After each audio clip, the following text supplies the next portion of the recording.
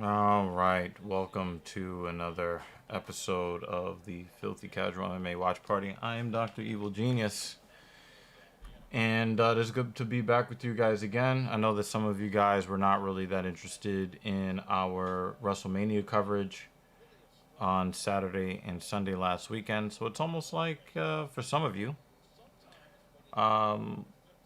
we haven't seen you in 2 weeks. So it is good to see you again. Hoping that, you guys are having a wonderful start to your weekend. It seems like winter is finally going away. And things are looking up. All right, y'all.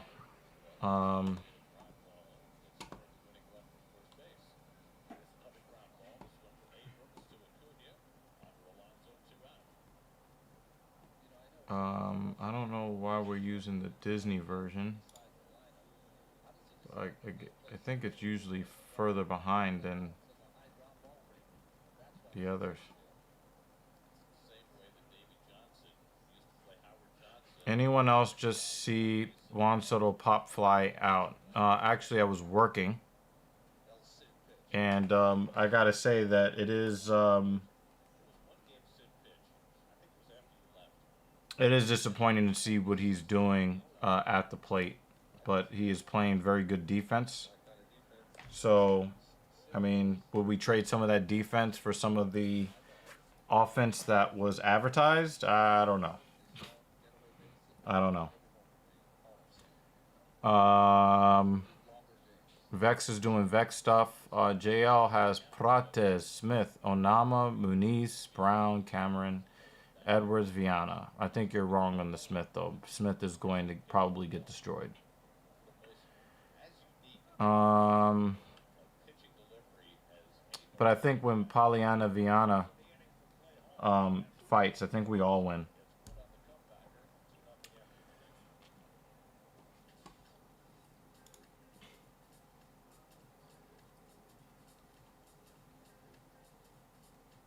So,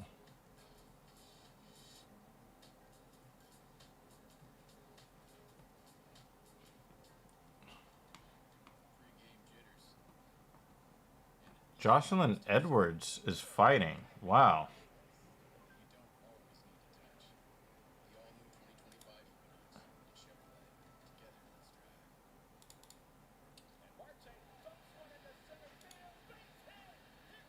Wow. I'm surprised. Yeah, Ricci, she's really pretty. Tabitha Ricci. Mm-hmm.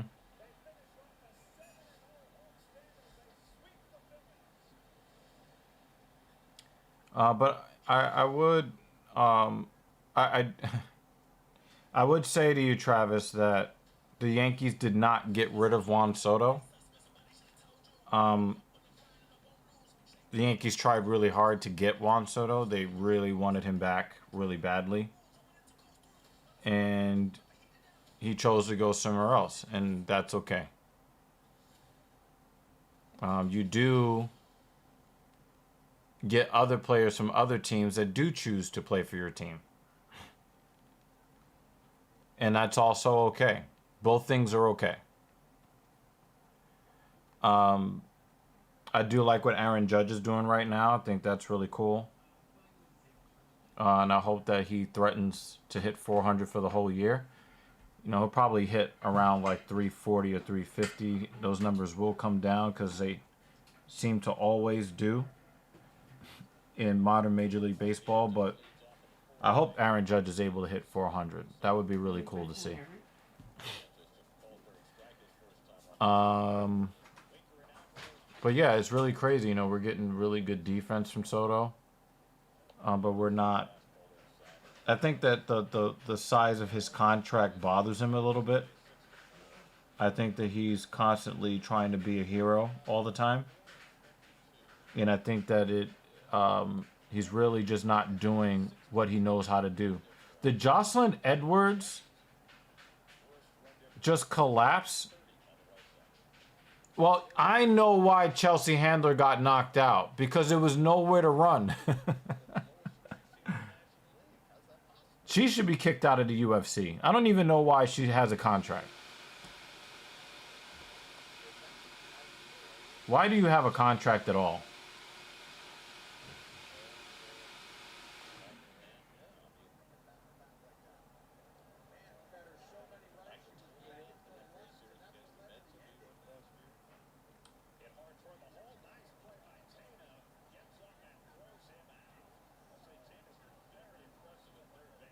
If you're getting knocked out by Jocelyn Edwards, you suck. She gave up. Nah, that wasn't a knockout. She just gave up. As soon as a couple of the gloves started touching her, she was like, "Oh, please stop hitting me. There's nowhere for me to run." Chelsea Handler is getting cut.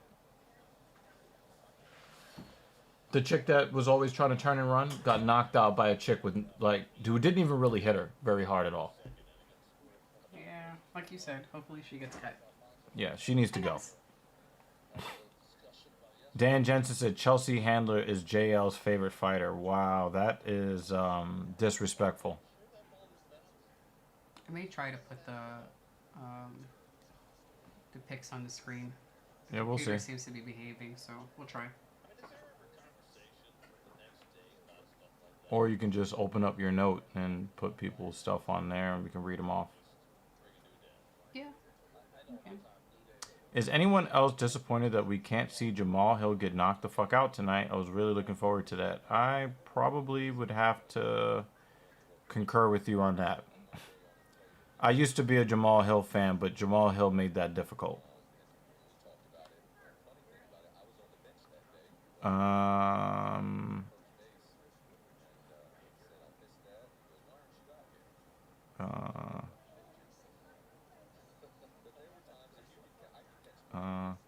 Is anyone else? Oh yeah, okay. You want to eat now?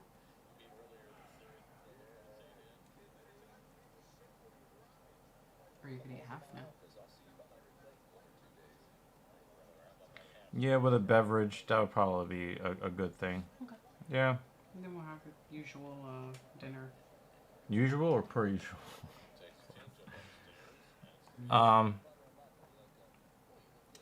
Bruce. He said, I know I'm just playing the salty Yankee fan role. I've got all of the same picks as Banner except for his last one. I got Prates knocking him the fuck out. Okay.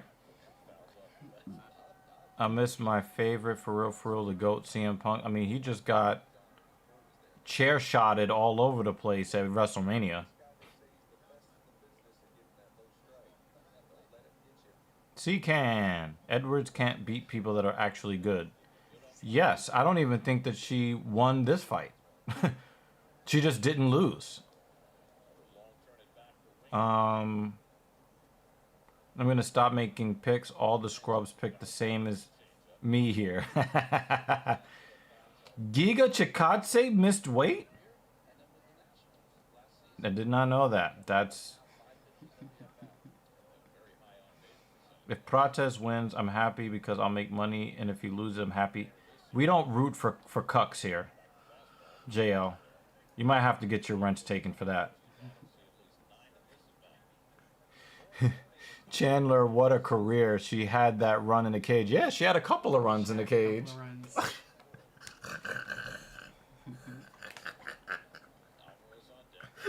Terrible. It would...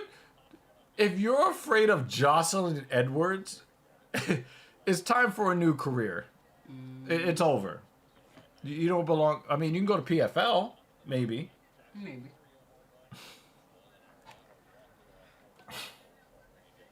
Brown is going to piece up Dalby? Probably. Who you guys got? Dustin or Matt? I really wish that they would not fight again. I don't want to see Dustin lose his last fight, and I don't want to see Max lose any more fights.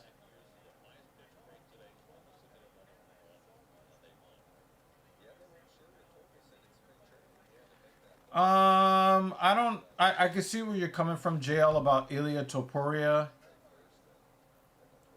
But I don't agree. Chase after him. I think that he won a title fight.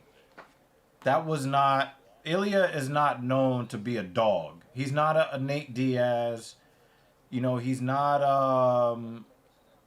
a Dustin Poirier. He's not a Justin Gaethje. He's not even a Barboza. He's not a Cowboy Cerrone. You know, who else would get that dog title? Who else would get that? Anybody a heavyweight? Light heavyweight. I'm trying to think of like all the guys that have come through these divisions. Jose Aldo would be a contender for the BMF. And as much as I don't like him much these days, Jorge Masvidal, he will be a contender for that. These are guys who are like, they're not combat sports athletes. You know, these guys are fucking brawlers. These are like street brawlers that will stand in there because they got the warrior gene. Ilia Topuria doesn't have that. He is a very good wrestler, but an excellent technical boxer who's got great footwork. Ilia Topuria is an athlete. Another guy that would be for BMF would be Hamzat Chimaev, right? But I wouldn't give that to Makhachev. Mm-hmm. You get what I'm saying? Even though they've got that strong sambo, you know, overpower you, you know, they got like a lot of skills and stuff like that, right?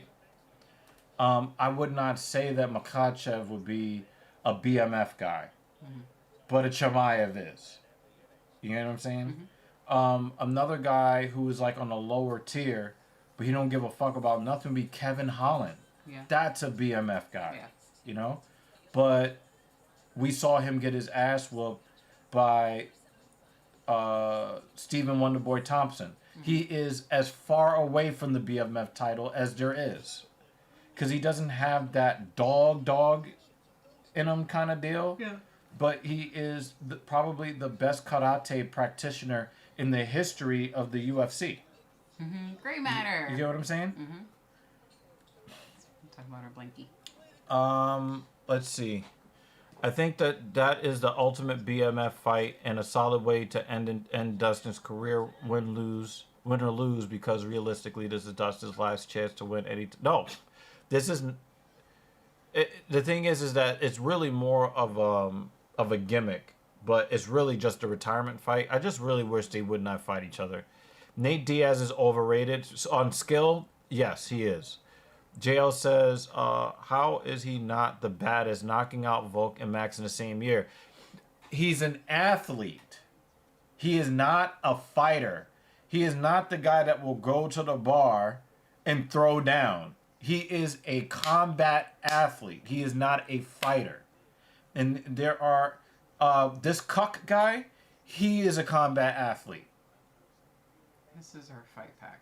Watching him play golf. Right, he's not a fighter. He's a cuck who knows how to win mixed martial arts matches by the unified rules of MMA. But he's not a fighter. He is not a guy that goes into a firefight. Right? Max Holloway is not a combat athlete. He is a fighter. Justin Gaethje is not a combat athlete. He is a fighter. JL, please learn the difference. Buckley would definitely be a contender for BMF. That'd be fine. Usman is more of a technical fighter wrestler, but he's got that badass attitude. I wouldn't mind seeing him try. Yeah. But I'm saying that It would these be are a fun fight. But those are the guys that are guys that are in that ilk of guy. Like D-Rod, Daniel Rodriguez, right? Why? Guess how he learned how to fight? The same way that he ended up in fucking prison. Right? Like that's a BMF guy. Yeah. Right? He's not, and when you look at him, he's not a very skilled technical fighter. He is a brawler. He wants Tai Tuivasa. Yeah. Who is more BMF than him? Win, lose, or draw. Mm-hmm. I guess you could say in a lot of ways, Derek Lewis. Mm-hmm. You know? Yeah. Another fun one. These are guys that get their dicks get hard from wanting to do violence. They're not combat athletes. They are fighters. After Buckley beats Usman, he should get the title shot. Now I think there's one guy in front of him. The Shavkat versus Brady winner. Shavkat should already be in the title fight, in my opinion. But you know, Buckley would be, you know, kind of in that. But I don't know if he beats Usman that easily. If he did, I'd be super impressed. Gray Matter 88 says, I need that Coheed and Cambria blanket fire emoji. Yeah, man, we wanted to like put something up there that's really cool. And we also wanted to be sure that the glare from the Ring camera doesn't go off the back of that screen. It makes it look pretty bad. Thoughts on Cena versus Orton? I'm not a fan. I don't really like this matchup right now, but I get that they need to do one more Cena Orton angle before Cena careers ends. Yeah. I'm not as excited about it as I really wanted to, but the promos from Friday night were very, very cool. Hamzat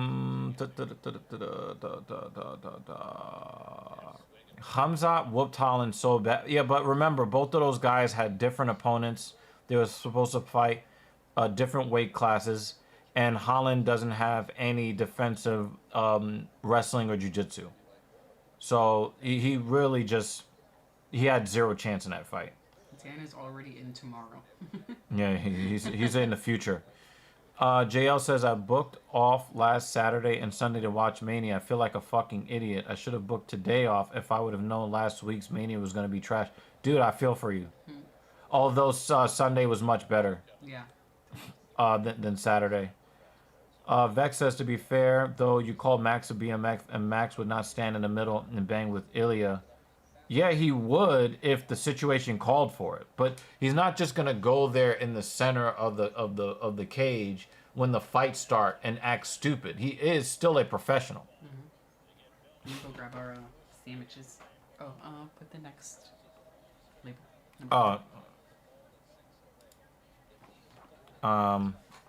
If they're at the end of the fight, Max will stand with anybody and swing and bang. But you want him to just act like a fucking mindless idiot as soon as the fight starts? That's dumb.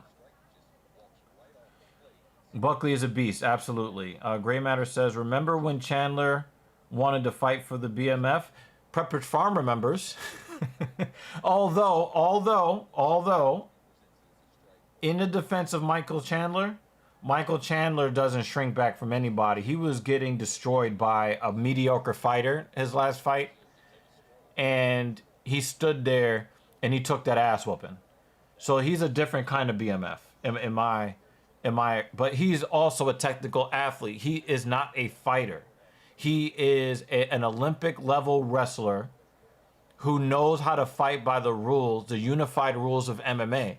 But Michael Chandler is not a badass. He is a high level combat athlete. Different. John Jones is not a BMF. Yes, he commits a lot of crimes. Yes, he harms women and all that stuff. But in the cage, John Jones is a combat athlete. John Jones is a combat athlete with a mean streak. I will give him that. But BMF, nah, he's too technical. John Jones is way too technical and way too skilled. Just too much. So, you know, John Jones... You know, he's going to make a lot of different lists. He's on, you know, different, you know, combat fighting, Mount Rushmores and all of that. But he ain't a thug. He ain't a thug like that.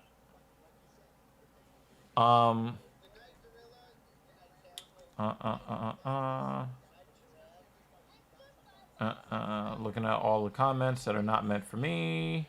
Gray Matter said, that is true. Mike will stand and bang, but he could have been a BMF contender if he dropped the Fate nice guy. No, I think that actually is who Michael Chandler is. I think that he's so much of a nice guy that in the cage, nobody's afraid of him. Also, Michael Chandler's really short and stocky and compact. So he's constantly fighting guys that have a reach advantage on him. And Michael Chandler does not like to use offensive wrestling anymore because he wants to make money. And I think that that is a huge, huge mistake for his career. Like, I can understand why Justin Gaethje doesn't want to use his wrestling because he wants to get as many fight of the night and performance bonuses as he can because he really did not intend to be a professional fighter this long or this deep into his lifespan. So he wanted to fight in a style that was going to entertain the fans so he can make more money. Well, Justin Gaethje has a comparable reach and height to the guys that are in his weight class. Michael Chandler is much shorter with a much shorter reach, wanting to, strike with the lights of, Edson Barbosa. You're not gonna win. I don't care how big and bad you are. You're not gonna go out there against world class fighters who are both taller and have more range than you and not use your wrestling. If he really wanted to have a chance in his last fight against that weirdo that he just lost to, he would have to implement the grappling, and he just didn't. And any guy who was taller with more reach and has any semblance of skill, which is pretty much everybody in the UFC. But then again, I also have this issue that I believe that Michael Chandler is a Bellator level fighter. Patricio Pitbull is a Bellator level fighter. And that's just the reality of it, and we just have to accept it. MVP, Michael Venom Page, is a Bellator level fighter. Period. These are not the cream of the crop. They're just not. And, I applaud the fact that Michael Chandler is willing to die on the striking hill, and he's willing to go to war, stand-up wars with guys that have more experience striking than him and have more God-given abilities as far as height and reach. I mean, if you're cool with taking that ass whooping, then, all right, cool. But you're not gonna get any you're not gonna be a kid. Let's see you at the top. At the top of what?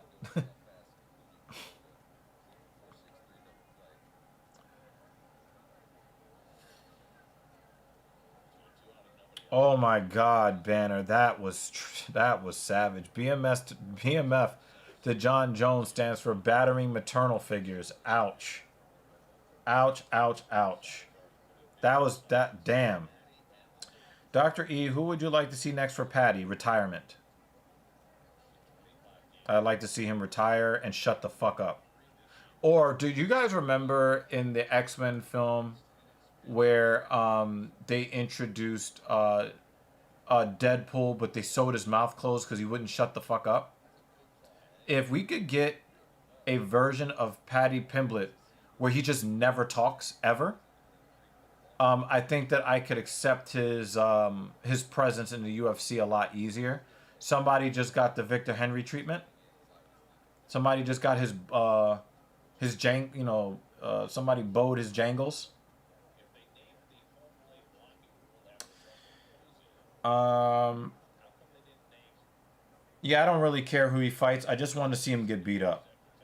That's all.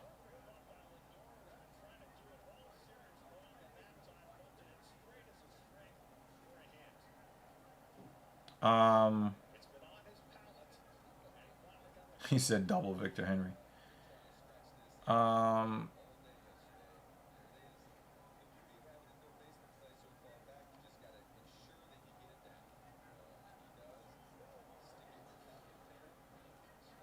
Yeah, he lost to Jared Gordon. Travis says apparently Islam's team wants the Paddy fight. Oh, ugh. I think that Makachev would only take that fight because it's easy. That's an easy fight for him.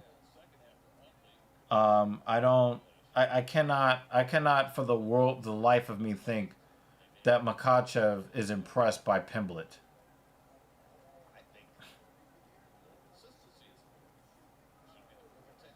Yeah, per usual. I have to agree with you there. Like, I can't take that seriously. Yeah, but I think they called for that fight because it's an easy win. That's an easy win for Islam Makhachev.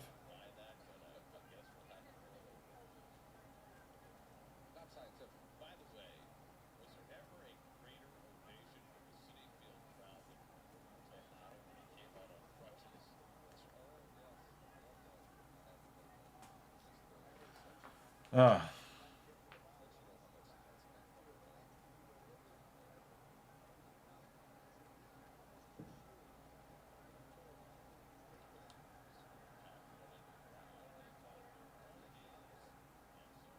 I think Ilya should fight Patty, and whoever wins that gets the Islam fight. I mean, that would be the first time I'd ever root for Ilya Topuria. I'll tell you that.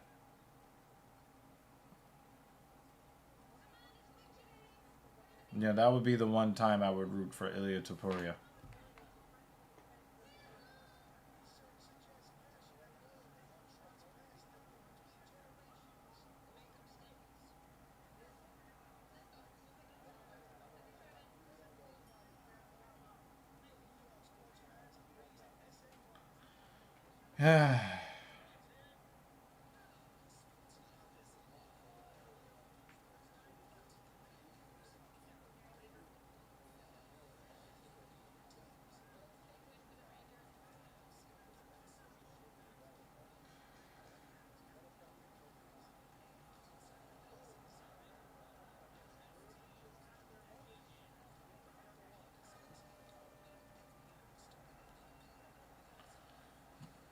I love the Dagestan team, but I think Islam is ducking Ilya. No, Ilya.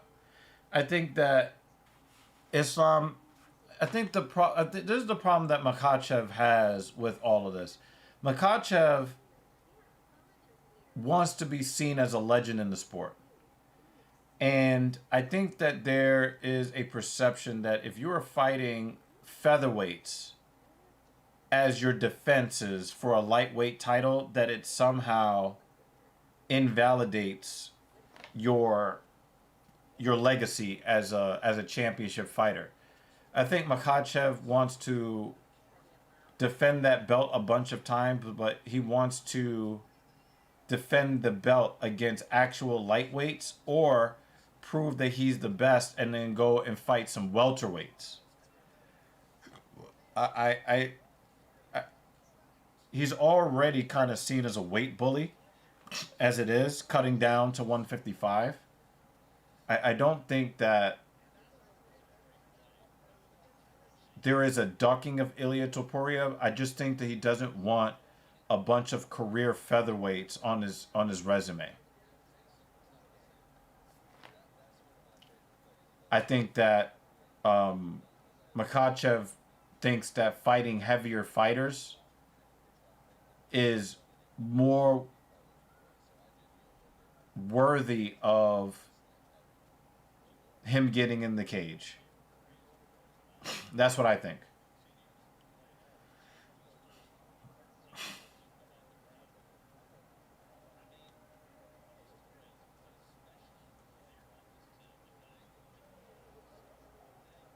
Now, I mean, when you're talking about why would Ilya have to fight Patty? I get that. But the fact of the matter is, whether we like this reality or not,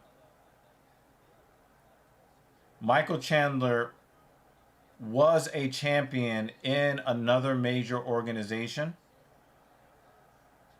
And he talked a big game on the mic and created a hype train for himself. And Patty made him look like he never belonged in the UFC to begin with.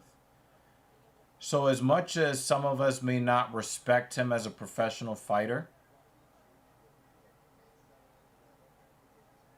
reality is what it is. And so you may have thought, in the past that, he's a nobody. But unfortunately, he's no longer a nobody. And that's just the bottom line, because Stone Cold said so. And we all have to live with the fact that Pimblett has Houdini'd his way into relevance and prominence. And the only thing that we can do, that we can hope for at this point, is that he loses 7 or 8 fights in a row, and that'll get him the fuck out of here. That's the only thing I can hope for.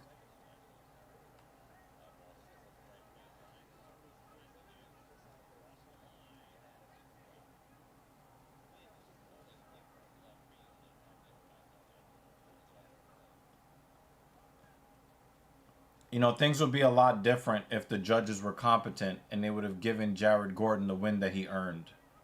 Things would be a lot different in the UFC concerning Paddy Pimblett if they would have put the loss on his record that he earned.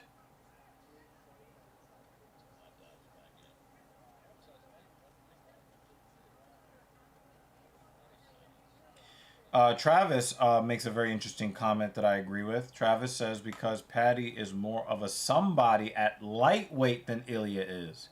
And that is just the reality of the situation.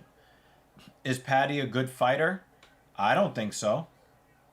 I don't want to see him in the cage. I hate his personality. But he's won fights at lightweight. Do you know who has not won fights at lightweight? Ilia Topuria. So Ilia Topuria is not a somebody at lightweight until he, wins a fight at lightweight. Oh! Hold that! Whoa!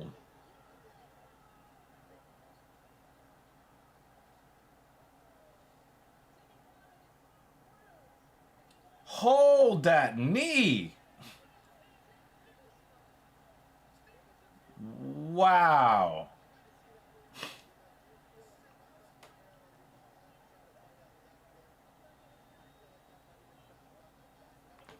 That knee was insane. Hold that. Hold that.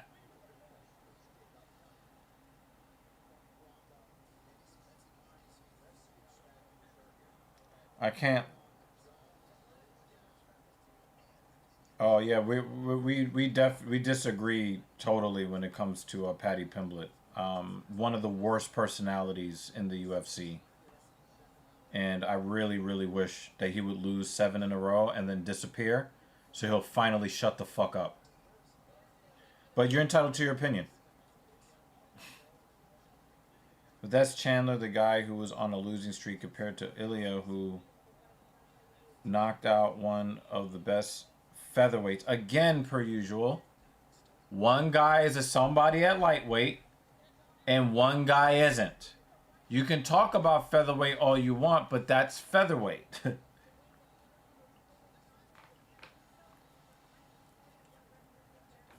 Do we think that Ilya is a better fighter overall than Paddy Pimblett? Yes. I think we all, but guys at lightweight want to fight lightweight contenders. And to be honest with you, I don't really think that any of these guys are interested in being the first lightweight to lose to him. If they want to lose to a lightweight. They don't want to lose to a featherweight.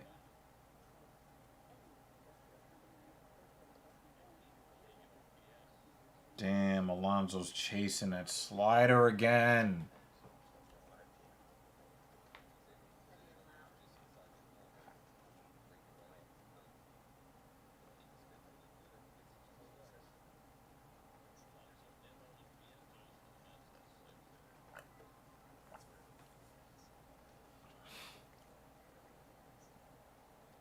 Yeah, I knew he was going to try to go further outside. He overthrew it. You got that drink in your cup? It is protein. It is diamatized ISO 100, 2 scoops. I think they put some ice cream in here. A scoop of vanilla ice cream. So it's whey protein isolate, and ice cream, and probably some creatine and collagen.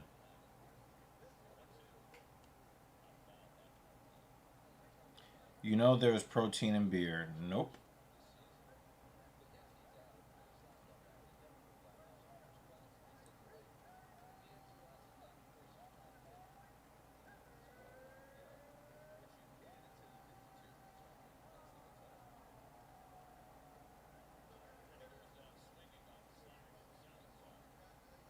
Yeah.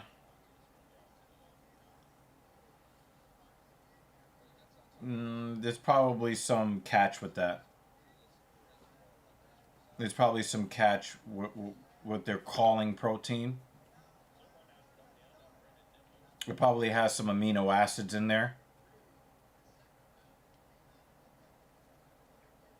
But I would be absolutely shocked if there was any kind of whole protein in there.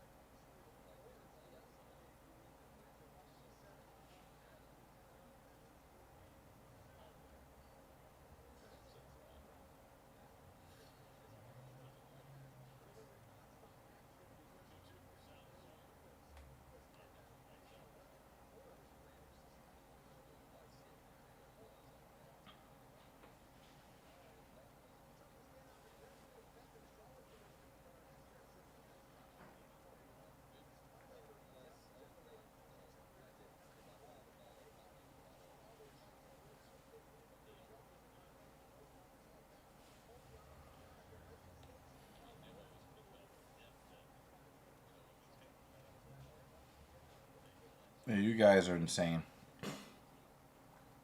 It's almost like Vex has another account called Travis, and he's talking to himself back and forth. That's what it looks like today.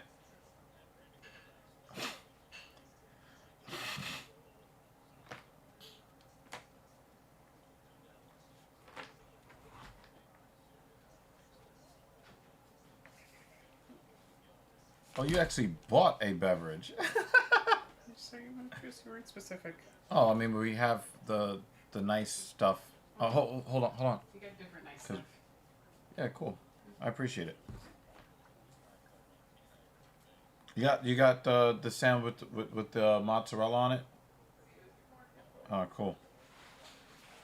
I don't even know why I'm eating this shit, but it's cool.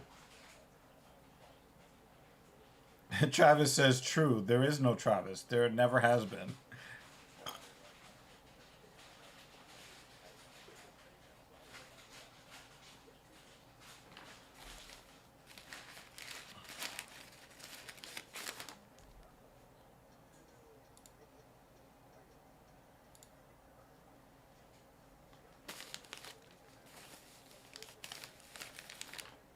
Uh oh wow, two hotties at once?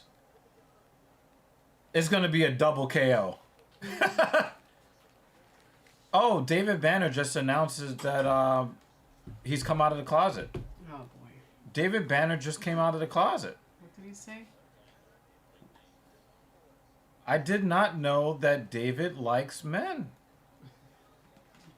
Oh, Travis said the same thing. Travis said the same thing. Travis said the same thing.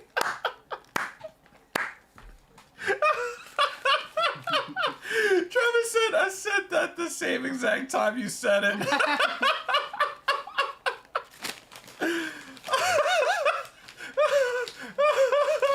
Oh man. You know who's the happiest person that David Banner just came out as gay? Dan Jensen. Oh, God. This is what I came out to. Oh man. Well, hey man, we accept you. As long as you full of hate. as long as you love hockey and MMA, we still accept you here. Dan said, no, I'm not hateful. Oh man. Oh wow. Look at Marab. He's like, I definitely want her to Marab my Dvalishvili. God. I'm enjoying my sandwich. Just want to fucking enjoy the sandwich. Oh shit. Oh my god. Oh my god. Oh my god.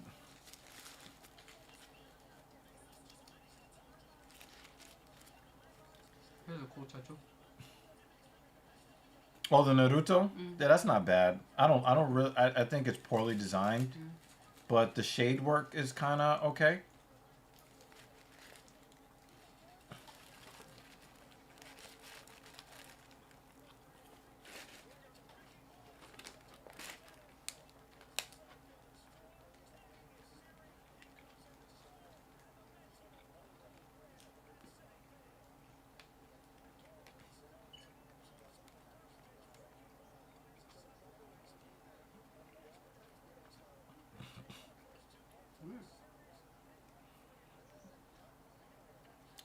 Vex says, I'm starting to not like you, Thang one. First, you walk racist. Okay, I let it slide. But the way you eat that sandwich, I just know you hate Mexicans. Sorry. How about the way I eat my chips? You say I'm racist against someone else. Also, it's a big ass sandwich. What am I supposed to do?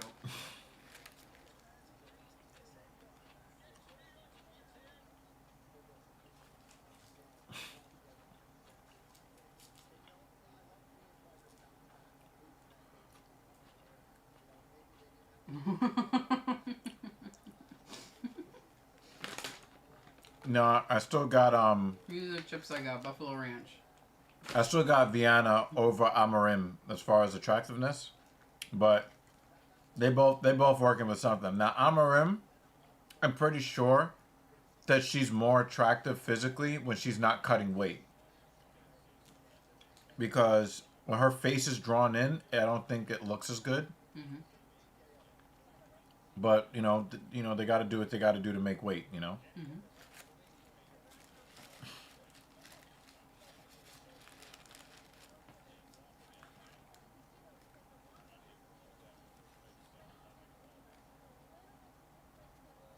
When this fight is over, I'll copy paste the pics. I didn't make the document yet. Just went straight to get Food. sandwich.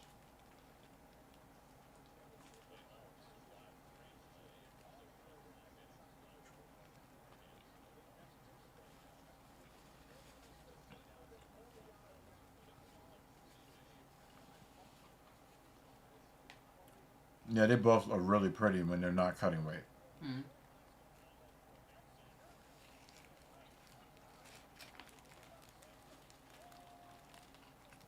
That jacket looks weird. Mm. I'm giving that jacket like a 5.5 out of 10. Mm-hmm. The colors are just weird. Mm-hmm. Not his best outfit.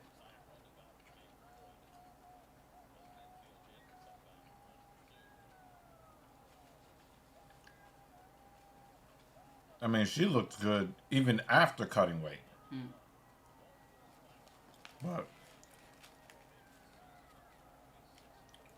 nobody can say that TSP is not inclusive. Because we got a gay banner as a moderator. Nobody can ever say that we're, anti-Rainbow Brigade.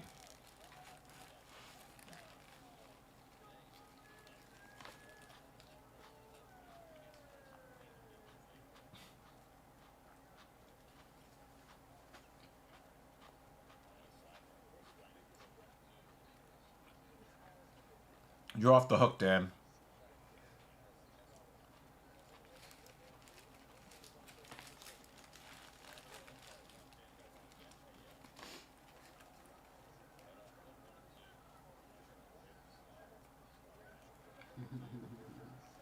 Immediately to the ground. Wow. That looked kind of hot for a second.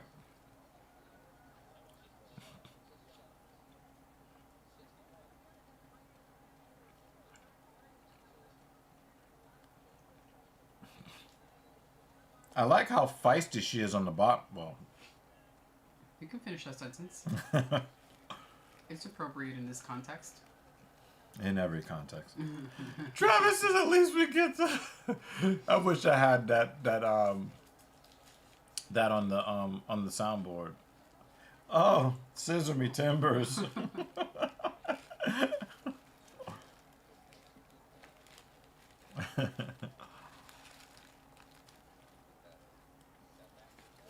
Jake Miller comes in. He's like, I love the 12-6 elbow.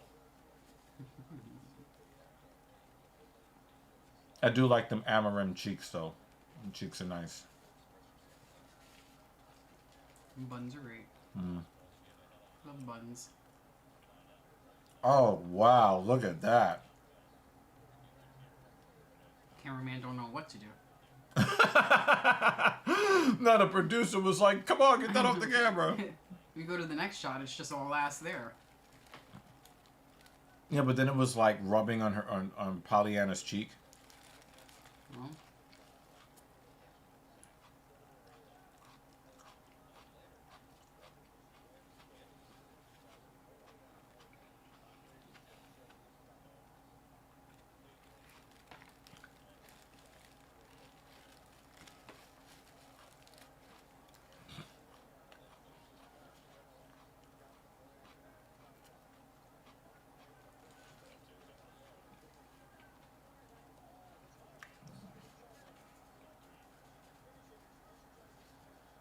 that arm might be in trouble.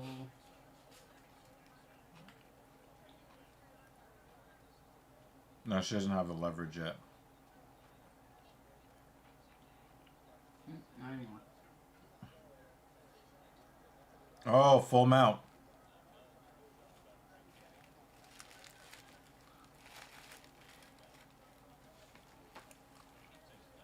Not a position I'd be unhappy to be in myself.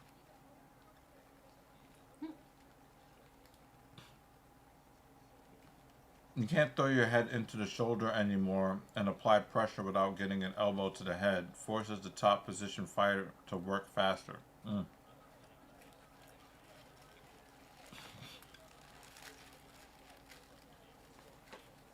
But sometimes they'll try to hide their face behind their opponent's head so only the back of their head can be struck. Mm. They'll still do that though.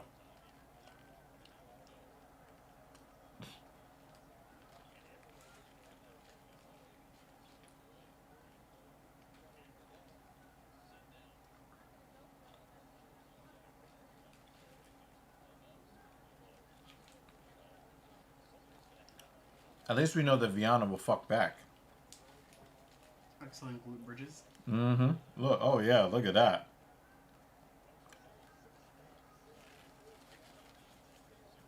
She ain't giving that Starfist action.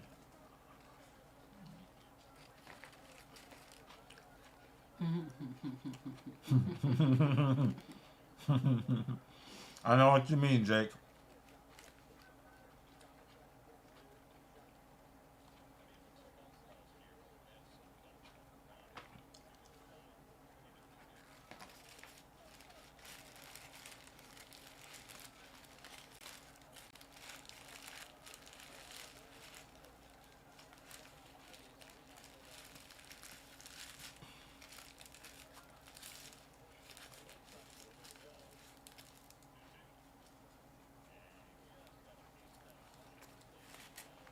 That's the right pick, Jake.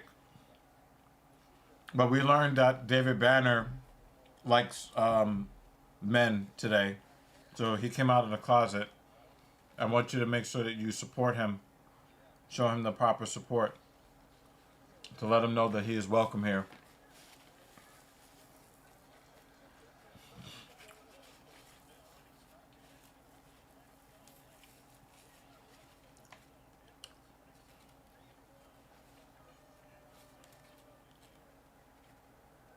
What happened there? I don't know. She turned around and said something. It almost looked like Yana was apologizing.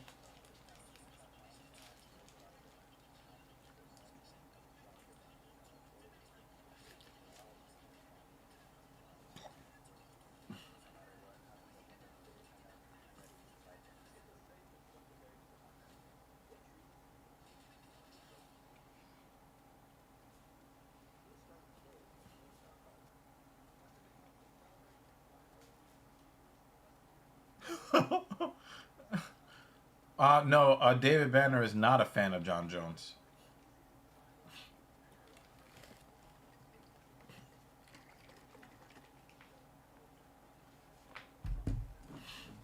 I almost bought a couple of small bags of chips, 2 different flavors, Mm.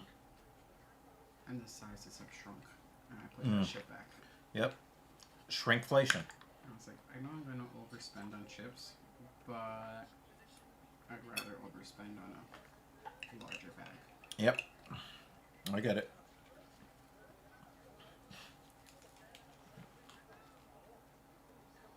Ron Darling on Sesame Street. Is that Sesame Street? Yeah, it looks like Sesame Street.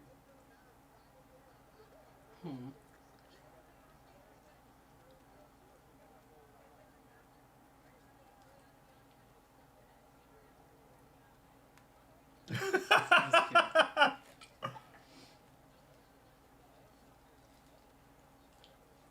That was funny.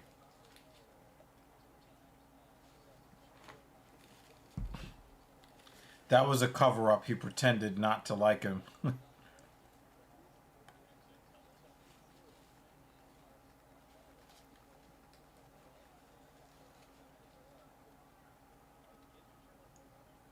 Well, I'll say this. At least we know that Pollyanna will accept bottom position.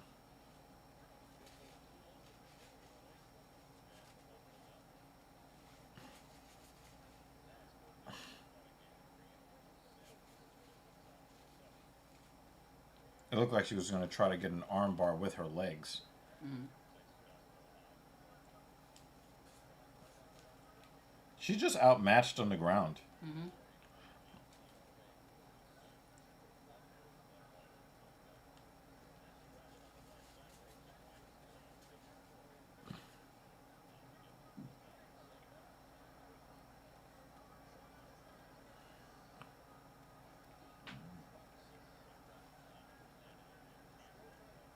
Oh, we got lumpy space princess action here. Oh, she's underneath the chin, and good night. Good night.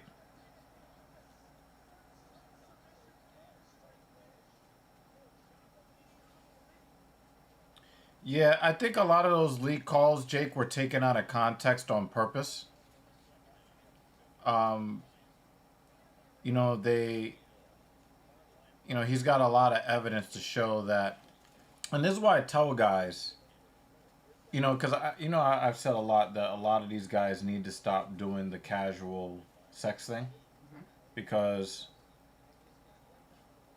she can just have buyer's remorse, and all of a sudden now, you've got charges because she's not happy with the fact that she chose to lay down with you after the fact. But we had a New York City politician about 10 years ago basically be erased from the political landscape because he was in a BDSM relationship with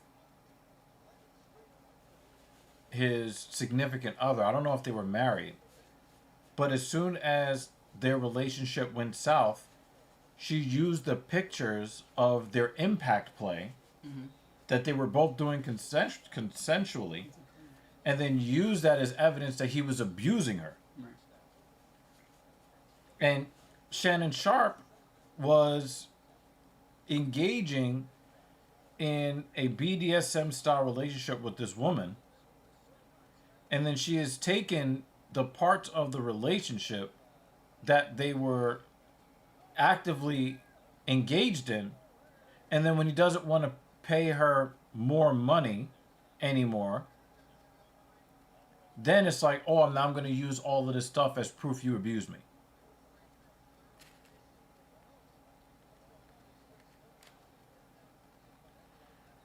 Jake Miller says, for sure, out of context, the BDSM relationship with a woman who just turned 19 is still a little weird. No, it's not weird. Like, we tried to make this weird in society so that older women can still feel like they have value in the dating market. The fact of the matter is that that's not how reality goes. That's not how reality is. Men are always going to prefer younger, more attractive women. Always. It has always been that way throughout the existence of our species. It is never going to change. You're never going to change men and be like, oh, I want that 55-year-old. It's never going to happen. So we've tried really hard in society to shame men into wanting to get with older women, but it will never happen.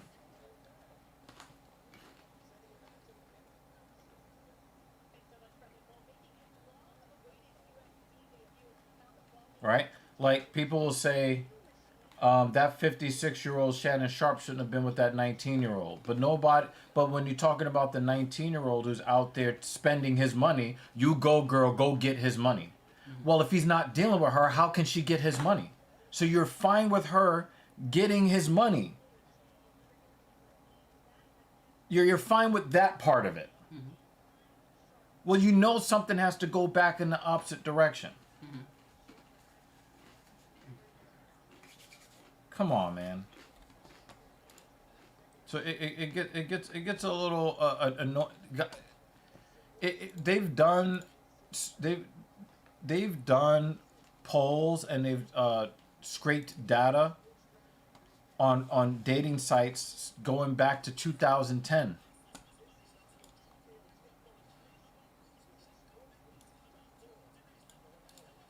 Women overwhelmingly prefer men who are older. Why? Because they have more access to resources. That 19-year-old girl could have also chose a 19-year-old guy. She didn't do that because the 19-year-olds don't have the access to resources that the 56-year-old guy has. That has been the reality since the beginning of human beings. And now in the last 10 years, you want to change that dynamics because he's got more power than her. Women want men to have more power than them. That's what they want. And you can shame it all you want, but it's not going to change the reality.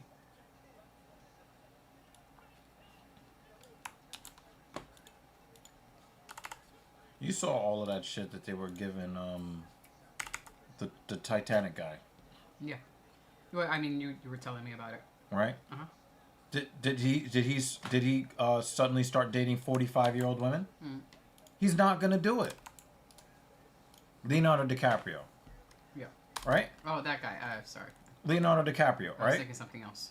Oh, Leonardo DiCaprio is a bad guy because he dumps the women as soon as they turn 25. All of that hate that he got, and what did that result in? He is still getting the women that he wants. You're not going to shame men into getting into committed relationships and giving away their resources to women they don't find attractive. You can try to shame it all you want. It's never going to change. And the only guys that agree with, oh, you should get with older women, are guys who are broke, that have no money, or that have regular everyday man's money. because they don't have access to any woman of any age, and they would love to get the attention of the 42-year-old single mother of three. But she is waiting for Leonardo DiCaprio, who will never pick her. Oh, yeah, I think all guys should date older single moms. Yeah, you're fucking pandering because you don't have access to anybody. But the choices will still be the choices. You can try to make women feel bad about their choices, but they're always going to prefer guys over 6 feet tall, who are built, who are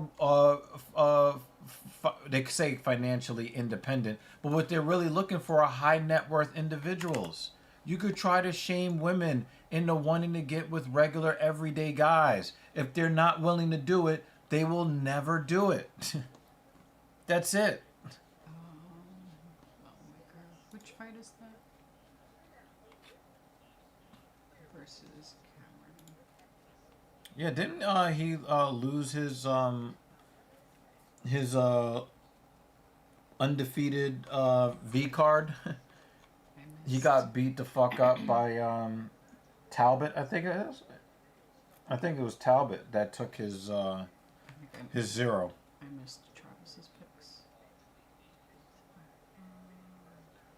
Oh, he said he has all the same picks as Banner except the last one.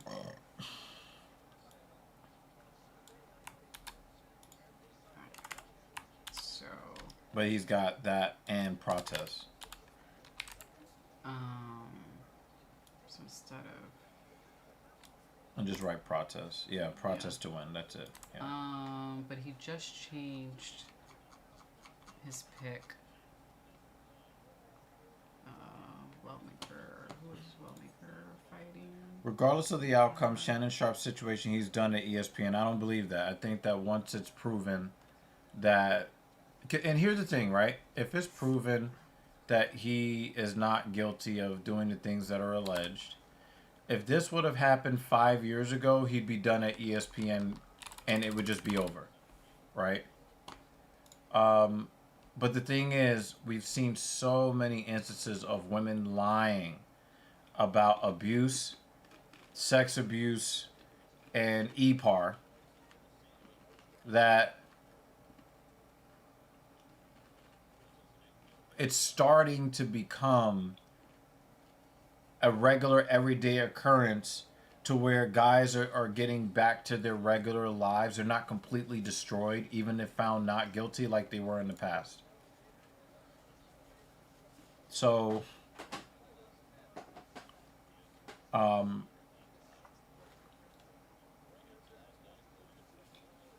think that once all of this is put to bed, he'll have his career back and all of that.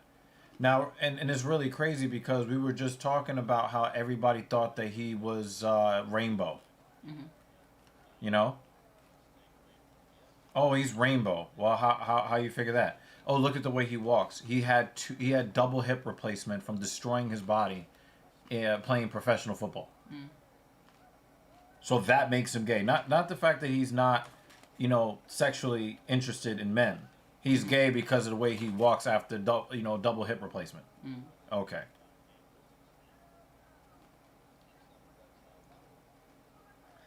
If she didn't get that video in her hotel, he would have some control here. Yeah, but this is another reason why I keep saying, guys, like, not only do you need to avoid having casual sex, but if you get with a chick and she's like, choke me daddy, the answer is no. And I'm not your father. And I know women who are very much into BDSM, and some of them complain that, guys refuse to do certain things. Well, thank the women that are using your particular kink as ways to frame men for abuse that they're not committing. You guys should not be, guys, you really should just kind of stick in the, tab A and the slot B. You guys really should stick to that. All of that, rough housing and choking and all of that. Mm-hmm. But the thing is, Dan, it doesn't even matter if you pay for it or not, because they could just say he forced me to do it. You know what I mean? Because because everybody wants to tell these women, well, we want to see proof. Well, they're using, impact play results as the proof. So you guys should stop with the impact play and the choking. I mean, you guys, oh, she wants to be tied up. No, they're going to use that as physical evidence that you restrained her. So now they're going to add aggravated kidnapping charges uh, to the ledger. So I just really think that you guys are really playing with your lives when you engage in unorthodox relationships with these women. Um, it's just not. It's just not smart.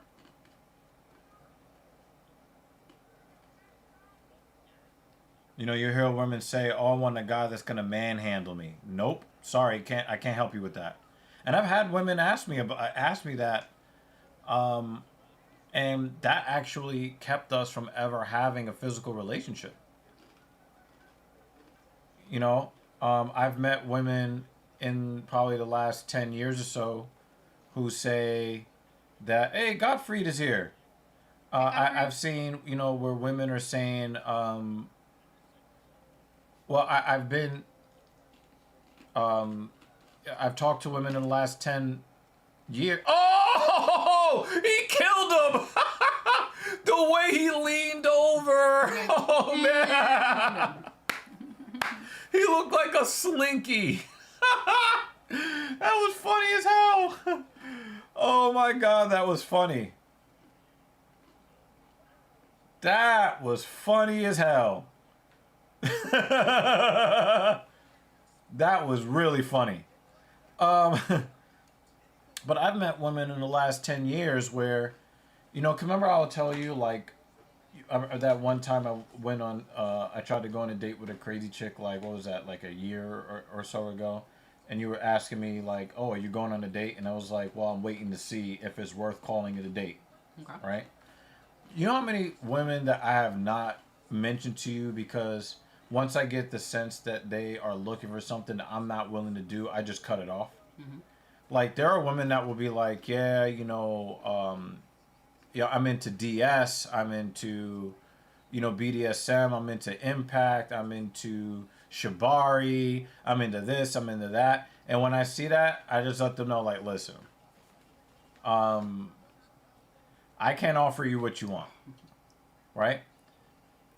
And the way he fell over was so funny. Like I just can't, do it. Mm-hmm. You know, um, if you're into stuff that's just not, I'm sorry, that was funny. If you're into some of that stuff that I will not be able to sufficiently explain to a criminal investigator, Mm-hmm. we can't do it. Mm-hmm. I just not going to do it. Jake Miller says, also get your own hotel. Don't leave when someone else is there, and make sure no camera or setup can be done when you're not there. I'll go a step further, Jake Miller, especially for guys that like to go down to Colombia or Brazil. Yeah, Jay, I agree with you. Talbot broke him. I'll say that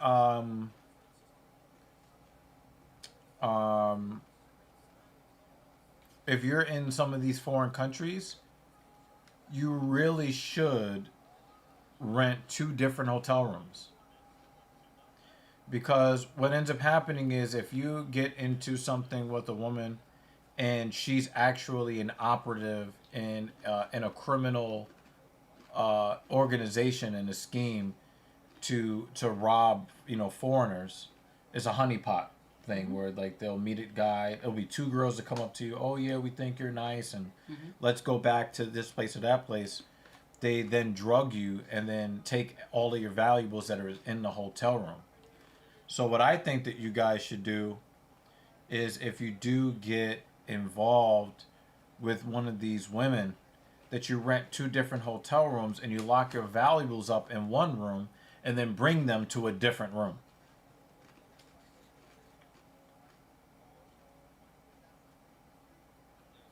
porn, if the activity is that risky, Why do it anyway? why do it anyway? But that's what. But I'm saying is, but No, guys won't listen. But guys won't listen when you say don't try to clap. Well, you know.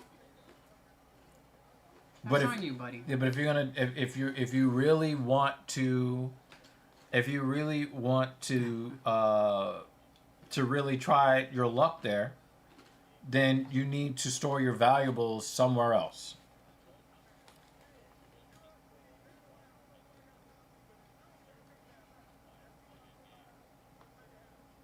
We have a battle of the alter egos in Yeah, it's really chat. weird.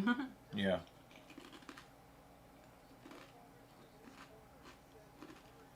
Yeah, and the crazy thing is, right? Oh wow, that's a problem. Oh, okay. That was running track. Oh man. Um, didn't Cardi B drug and rob men, and nobody condemned her for it. Mm-hmm. So, if you're committing crimes as a woman, it's okay. But if you're committing, you don't even have to commit crimes as a man, and they call you, we need to get you investigated, like the Tinder swindler. Mm-hmm. He did what women do every day to men. And everybody thinks that it's cool when it's done to men. But if a woman gets swindled out of some money, dealing with a guy that she's super attracted to, that's not cool. Mm-hmm. Right? When the super attractive man is able to get a woman's money through his attractiveness, that's not good. But women are expected to just take stuff from men, and that's okay. Well, that's what it is, JL. She actively admitted to serious felonies, never an investigation. There was no canceling. There was no cancel Cardi B. She got more love from admitting to committing heinous, violent crimes, but it was okay because she committed them against men.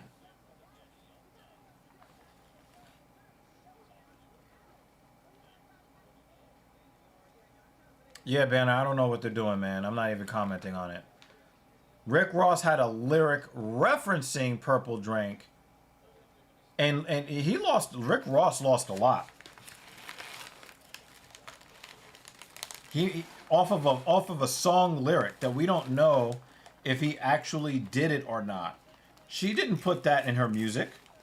She just came out and said, "I committed violent crimes against men." Mm-hmm. And everybody cheered her for it. Yep. And I was gonna say she got more more sponsorship opportunities. Yep.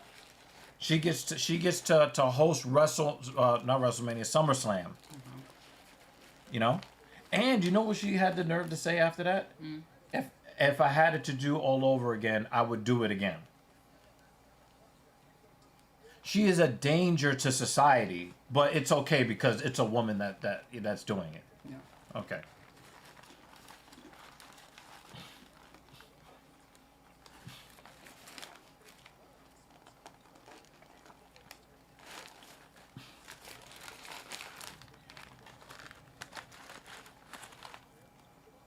And then when they talk about the red pill is evil. It's making men, it's radicalizing men.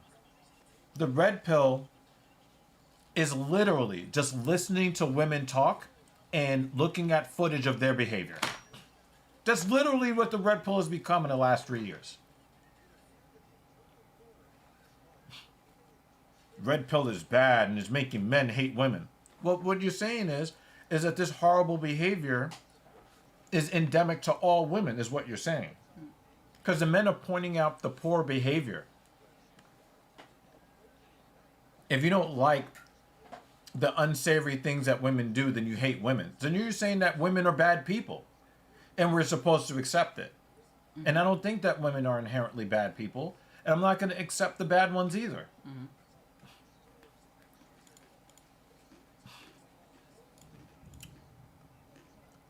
And they're starting. That was a bomb. Okay. JL says, I've heard the argument, oh, she's a woman, she's X amount of weight. Listen how I see it. It is an adult committing a crime. I don't care what's in between your legs. Yeah. I feel like an idiot picking Cameron. Buddy got slept badly. He's cooked. Yeah, I think that like um, once you lose, once you're no longer undefeated, Uh-huh.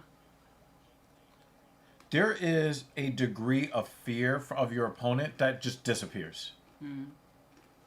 And then you have to deal with the fact that there's now a blueprint that people see because they're going to, all of these coaches are these high level coaches, when they break down the film, they're just not looking at the fact that you got punched in your fucking face. Mm-hmm. They're looking at how you got out of position to get knocked out by that punch. Guys get punched all the time. Getting punched all the time is not really a big deal. But when that punch knocks you the fuck out, we want to know. Okay, let's break this down. How did you get knocked the fuck out? The opposing coaches for your next fight can see what your footwork is. They can see what your tendencies are, what your weaknesses are. And now dudes are just going to be... I mean, he basically just tipped them over. He cow tipped them. He just said, ah! So, yeah, Simon is pretty much finished. I will never not see him as the bad guy in The Punisher. Mm-hmm.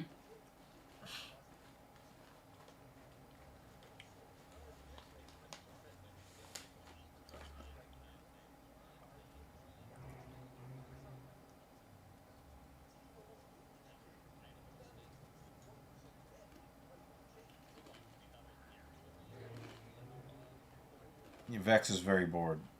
Vex is actually making spoofs of his own account. I know.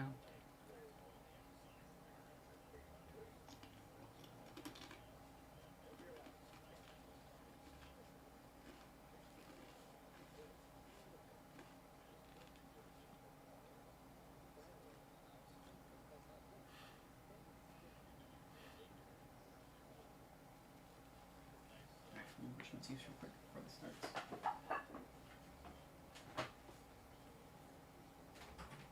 No, Secan is not also Vex. He's spoofing people's accounts right now. So he just spoofed Secan's account. Godfrey says over here they are about to change rules to lower the punishment for EPAR if the violated person ain't able to get...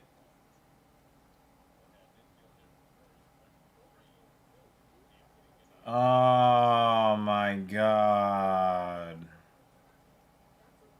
So basically, Gottfried, what that does is...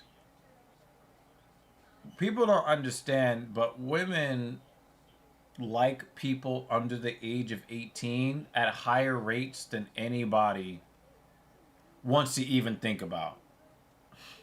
No, like, they don't want to think about it, but more and more women keep getting caught out here doing the Mary Kay Letourneau thing. And that's really messed up, Gottfried. That's really messed up. That's really messed up.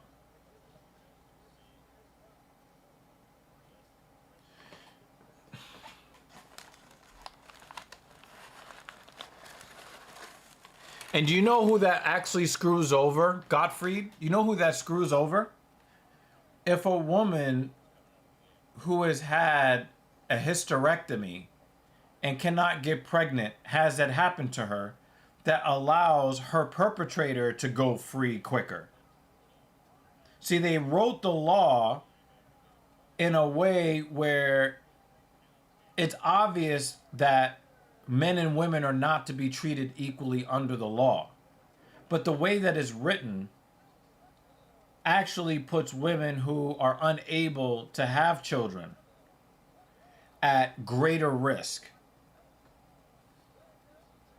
That's crazy. That's crazy. I hope that doesn't pass.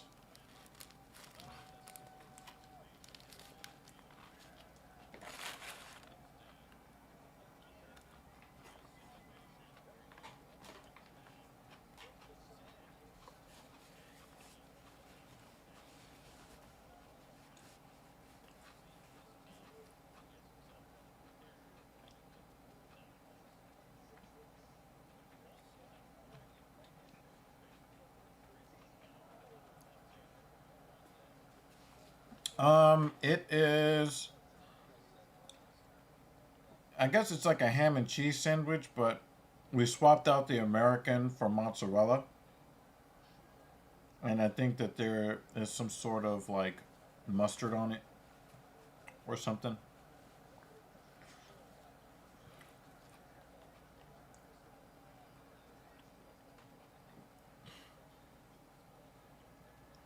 In high school, the hot new Italian teacher fresh out of college who I worked the wedding reception for found a seventh grader and took his innocence. She got a 2 year teaching suspension.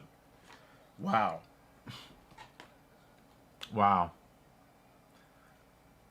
Oh, and you get a lower sentence if if you force a manual transmission. That's crazy.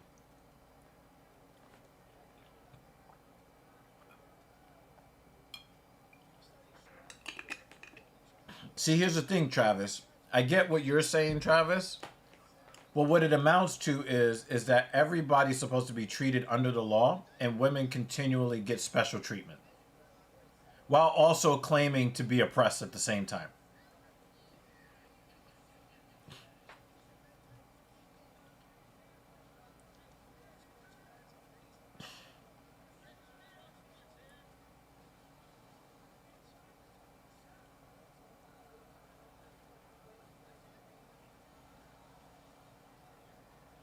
I don't really see how Alatong Haley has any chance of winning this fight. But that's why they have to do the fights.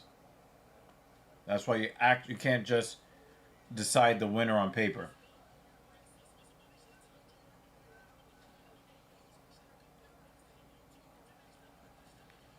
But the thing is, Travis, if you were a female and the teacher was male, all of a sudden everybody's upset.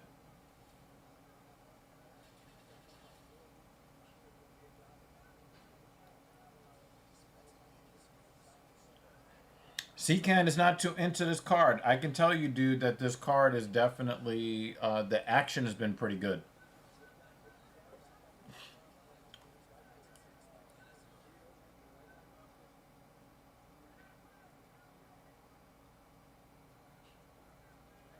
Good for that kid until everyone knew and he was pulled out of the school. Yeah,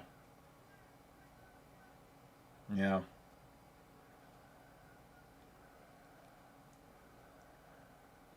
Damon Blackshear is really using that leg kick.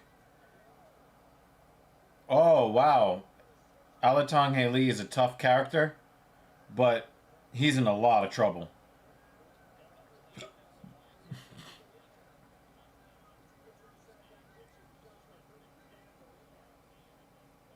Leg kick should be coming soon from Blackshear. Oh, a knee up the middle.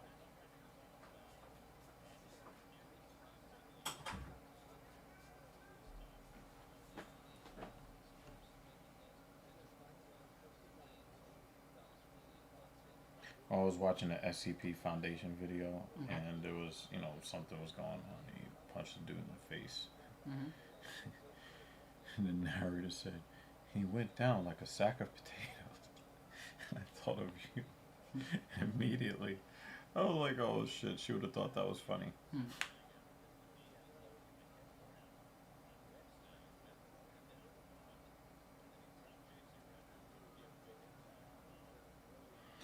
Miller says, plus, once that mom found out, she is mega protective of her son, and he will never be alone with a woman again. Yeah, not until he's like 40.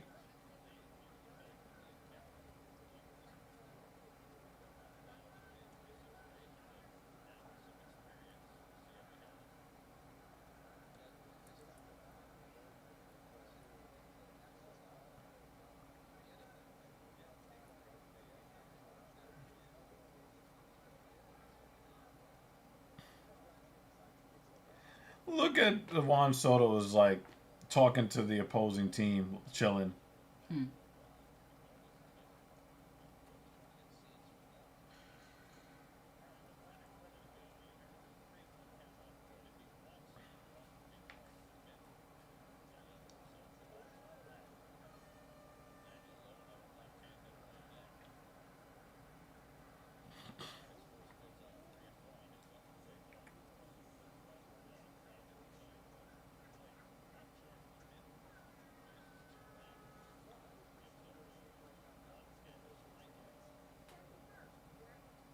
Travis says, I'm tight. I completely wasted my boost on Tinder. I didn't realize I started the boost, so I wasn't swiping at all. Tinder is a scam now anyway.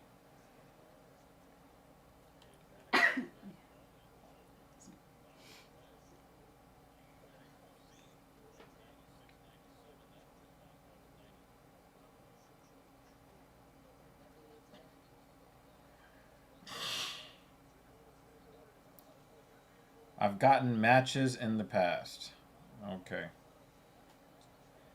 And, you know, there are a lot of bios on Tinder that are not real. And what I mean by not real is like scams and also working girls. You know what I'm saying? He said, and they've led to places. Oh, okay. Hope you didn't pay too much.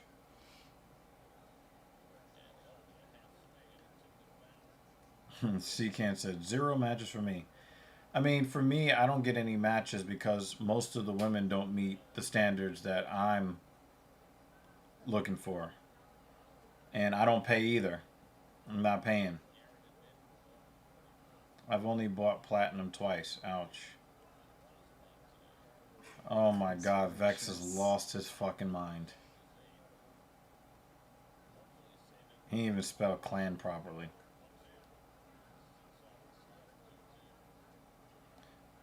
No, I have not seen her fight because she fights in PFL and I don't care about PFL.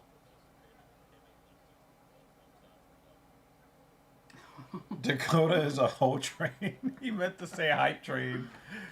Wow. I'm about to say. I'm about to. Yo, that's very, very different. Okay. That's two very different things. I thought he meant what he meant. Not, I didn't realize it was a typo. Yeah. I watch one kickboxing and Thai boxing. I watch that sometimes.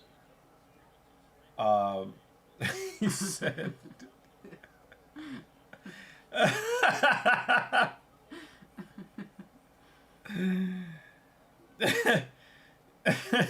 That was a great typo. Yeah, that was Best great. One tonight. Yeah, because that you literally means Comments of the stream. Dakota's a hoe train. I'm taking that. If something better doesn't come up, you are the quote of the stream. Sorry, fighters. Quote of the stream. But then you got to put. Yeah, you fucked that up. Nah. You fucked up. I did. This thunderstorm has me wanting to just go to sleep. Mm-hmm. But then you got to put the part when he's actually put. You have to put hype train underneath it. Yeah. I don't know if that's gonna fit. No, just put it underneath. I know. Well, I Right put it there, on the screen. Yeah. No, but I want to put it on the screen later. That's why. They can't see this. Oh. Wow. Yeah, I'm not reading that. Y'all need to do more combat sports other than UFC so you can have more watch parties. But the thing is, like, we actually, this is a job for us that we don't get paid for. Mm-hmm. So we've committed this amount of time that we can commit. But we only show up here every week because you guys are here every week. Mm-hmm. Y'all are a great group. Yeah. To make it worth coming here every week. Right. But it is a job. And while a lot of people are out doing date nights and doing fun stuff on Saturday night, we're sitting in my office in front of my large monitor talking to you guys. All right? Now, if Travis puts in the comments that DEG and Mrs. Evil are going to win the Powerball in the Mega Millions. Oh yeah, that would be different. Type seems to be coming true. Yeah, then you know what? We would cover everything. Yeah. Every night. I mean, if we had more subscribers and we didn't actually have to pay to work, because we lose a lot of money. We lose. Consider yourself paid. Thank you, sir. we I love the additional Fs. yeah. um, Nah, it's the office. We have a 2-bedroom apartment. It's just the second bedroom we use it's used as an office. Yeah.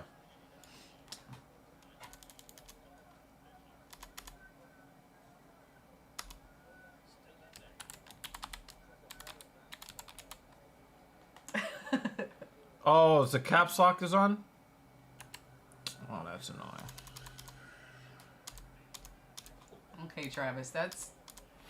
I guess that's fair, but, you know...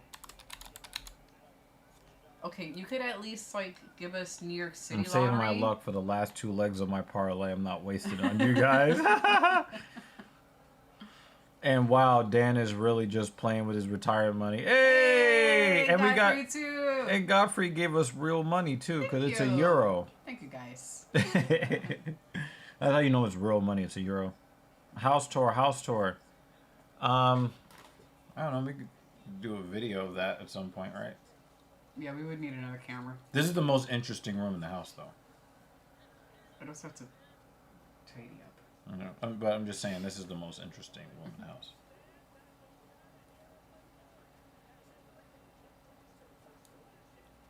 You really just see a lot of plants. That's the apartment. Plants.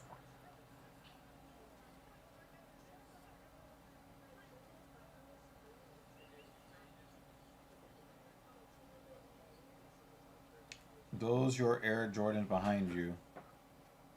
Well, I mean, it is my... Imagine if I had other people's sneakers in this room. That would be kind of crazy. It could be mine.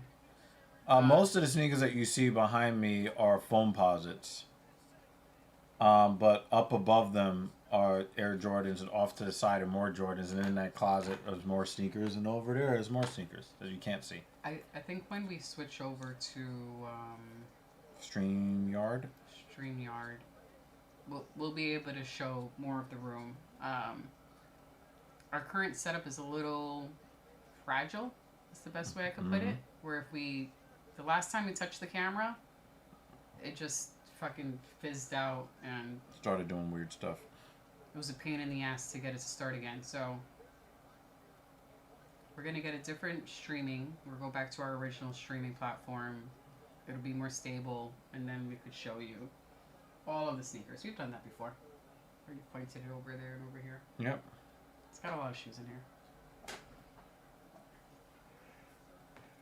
Thank you guys for contributing to the stream. Nice. Well, yeah, I've got work with other clients. I got to train, because I train a lot. I nap during the day. We try to go places.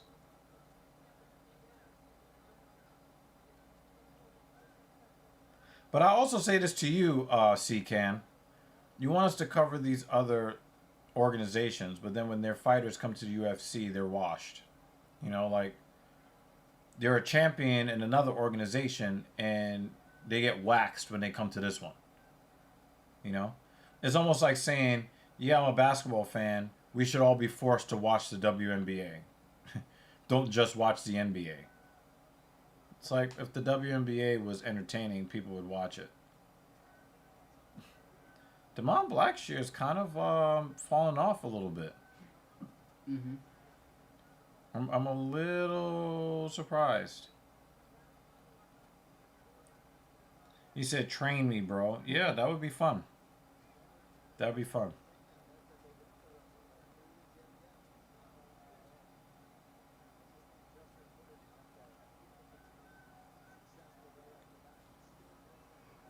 I think Blackshear might be frustrated at this point in the fight. That mixed with some fatigue, I think that he thought that he would have had him out of here by now. Mm-hmm.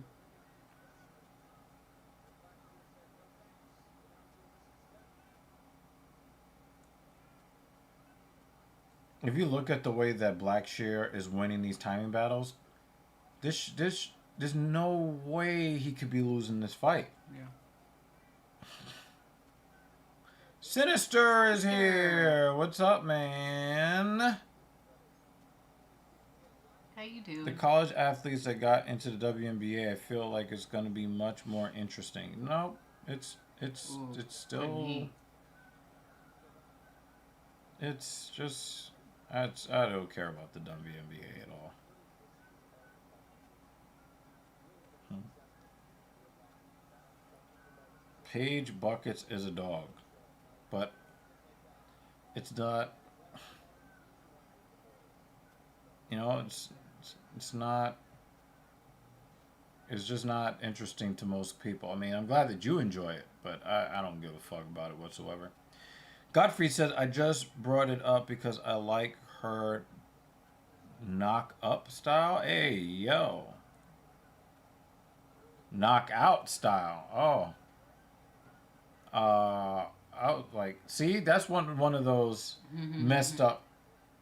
You're talking about a hoe train versus a hype train, and knock up style versus knockout style.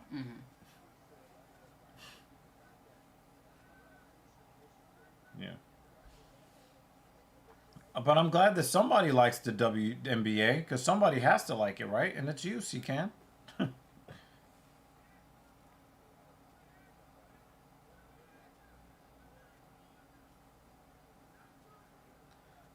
So certain names for me, but not the NBA, WNBA as a whole. I get it. I get it. Like I don't really like women's gymnastics, but there are some of them that are like, fine.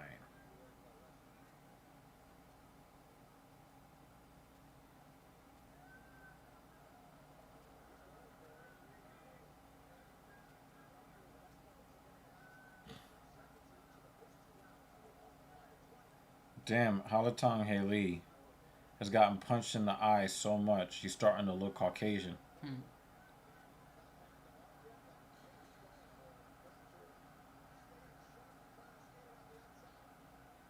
He's trying to finish that fight too.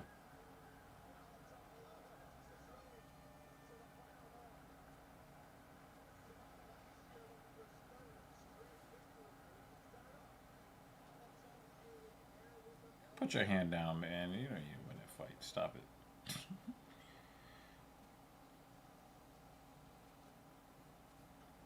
I don't think that Mr. Blackshear is going to be happy with his performance. Even if they give him the win on points, Yeah, he's not going to be happy with I it. agree.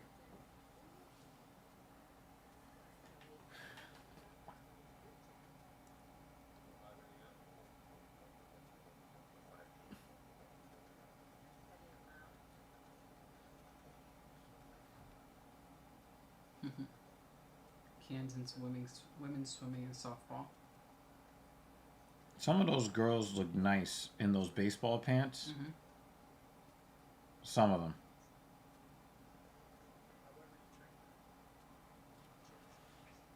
Women's skeleton. I haven't The watched that. the WPHL Uh-huh. or is it PWHL? Um, there's some cute girls in that league. Mm.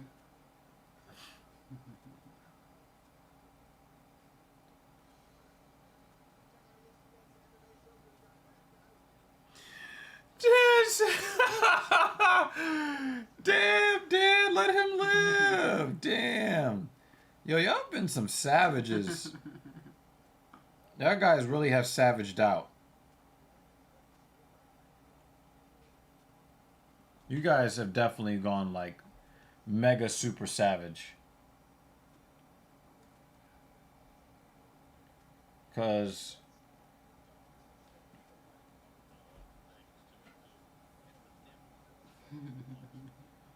that was wild, yo.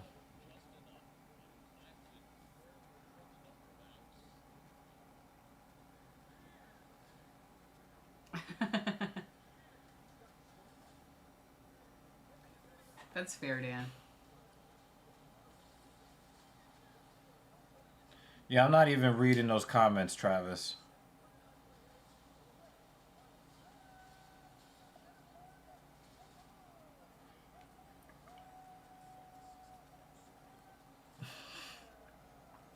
I think the right one got the nod by the judges, but I don't think that he'd be very happy with that.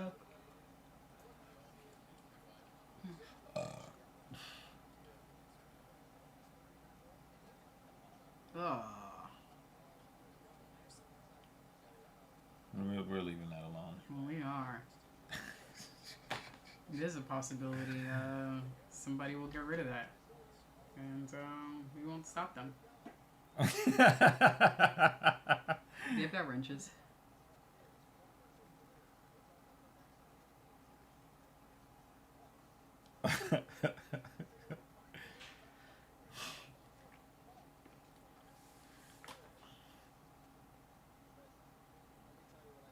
Sinister is an integral part of the OTS family.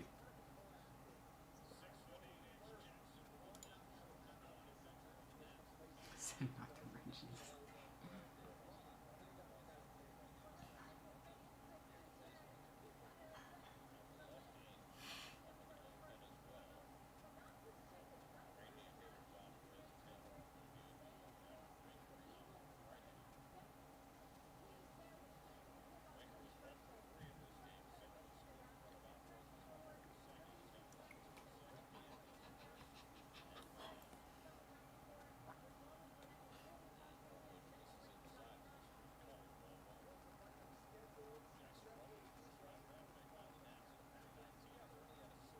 Just over an hour and 3 more fights. Yeah, you gotta be able to like decipher between them, Travis, and just block them. You don't swipe left. You have to actually block them so that they don't come back up on your feet again. I don't even know what skeleton racing is. Like, what the hell is he talking about? Same. Well, the wrenches have spoken. Enacted. When they timed him out?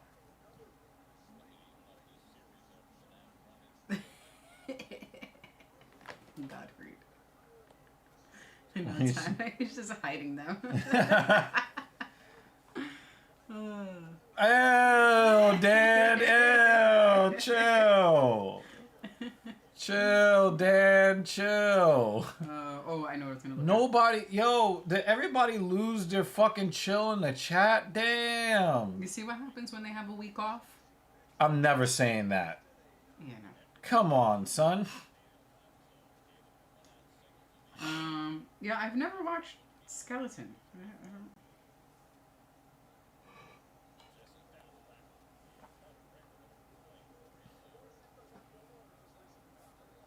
Skeleton racing? When you lay down on their stomachs, ass up, and race on their stomachs, it's an ice sport. I thought that was like luge or something. I don't know, that was the name of it. You got some aerodynamic booties. When's the Winter Olympics? 26. Okay. 2 years after Summer Olympics? Nah, Dan is not that mature, Travis. Alright, Can, because of you, we'll give Skeleton a try. Oh, luge is the one where they lie on their back. That's what it is. Ah. So you weren't too off. So what do they call it when you lay in your back?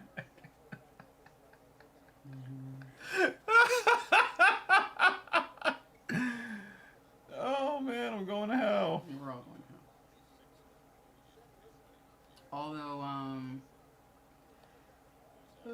Bex might be driving us. Yeah, definitely.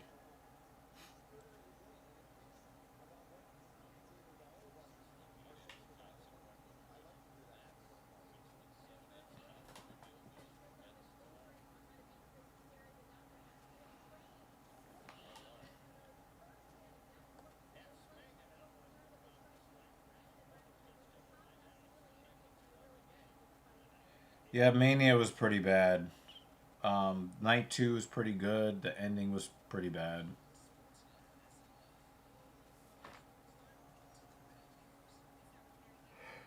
I do like the addition of Braun Breaker to this. It looks like they're building a faction. And it's also kind of cool, too, because Seth Rollins has been a tweener for a long time. Mm-hmm. Not a long time, but he's become a tweener. Yeah. And Braun Breaker has been a tweener as well, so they put them together.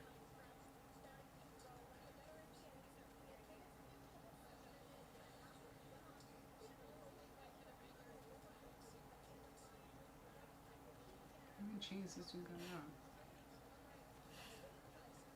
I don't know, but the thing is, we don't know which version of Gutierrez that we're going to get, and that's the problem. Oh, you're not a fan of Seth or Braun? I like Braun Breaker a lot. Seth Rollins I find to be pretty boring. Mm. Like, after the crowd chants a song that he did not make, and he raises his arms in the air like, he's some sort of,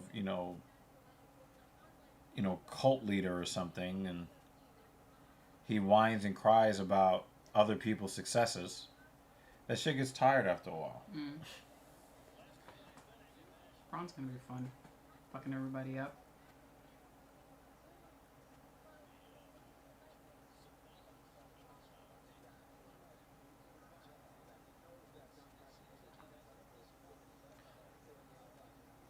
Braun is just because we don't have Lesnar. That's messed up. Nah, I like Braun Breaker a lot. Great value, Lesnar. That's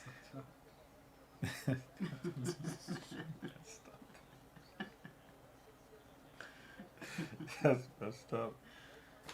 I can see the packaging on the shelf too. yes. Braun is a future world champion, definitely. The way that he's folded dudes in half with that spear, though, it just seems like every person that comes down the line, their spears get more and more violent. But also, like, the way he just flies through the air. Yeah. With ease. Yeah. I'd like to see a match between him and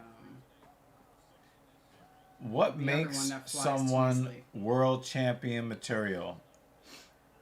You're gonna hate this, Can. You're gonna hate this. But I'm just gonna tell you the truth. You ready? You ready, Can? Being over with the crowd Good night, Godfrey. is what makes a world champion. All right, Gottfried, man. Thank you so much. Thank you for dropping that super chat on us, too. Thank you, sir. We always like having you around. I feel happy because we've already bought him dinner. That was a fun night. Yeah. Shout out to Gottfried. Charisma for starters, having the looks. Well, Sinister, I'm going to prove you to be a liar. Okay? I'm going to prove you to be a liar, okay? You ready? Charisma and the looks, okay? I'm going to say a name, and then you're going to feel real dumb. Okay, Sinister, you ready? Cody Rhodes. Oh. Charlotte Flair. Not a bad guess. Not a bad guess.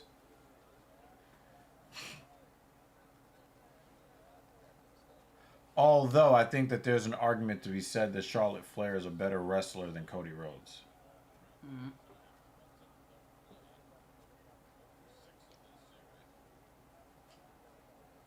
Yeah, I could. I don't think I'd be able to argue that. I don't know. Being able to move the crowd is important, yeah. And that's not Cody Rhodes. The more I watch Cody, some of the things that I dislike is everyone overacts. That's just the nature of this production. It's a novella. You're on stage, it's theater, everything is over the top. And then I think Cody Rhodes is above that, where it's like, we get it, dude. It's It's over the top. It's too much. The facial expressions Mm-hmm. are way too dramatic. Mm-hmm. It's by WWE standards dramatic. Yeah, and You know? that's not a good thing. And so you can see the overacting for a wrestler. Yeah. And I don't like that. I didn't feel that when I watched Charlotte Flair's match. Well, at Charlotte WrestleMania. Flair has no personality whatsoever, so Right, there is no overacting for just her. comparing the two, you know, like that's if we're putting them together as similar types of performers for the sake of this example. Okay. That is one thing that I dislike about Cody Rhodes. Right. And Cody Rhodes does all of that overacting and still has no charisma, no character, not exciting. So yeah, that makes him look even worse. Yeah. That you're overdoing it and it's still nothing. Yeah. And when he comes out to the cage, like it's gonna sound terrible. Like his mouth is all open. He's like, Yeah. oh, like, Yeah. stop. Yeah. You're right about that. No. Bro, I can make Sammy the world champion if I'm in charge, and I hate Sammy. He doesn't have the look, but he does have the charisma to some degree. EO can't talk for shit, and she's the champion. That's a good, EO. Oh, Jacob Fatu. That's who I was thinking of. I would love to see. But she looks good though. I would love to see Fatu fight Braun. Do you see Jacob Fatu become a world champion one day? That's a really good question. Here's the problem with Jacob Fatu. And I think that this is going, if he ever does become, part of that,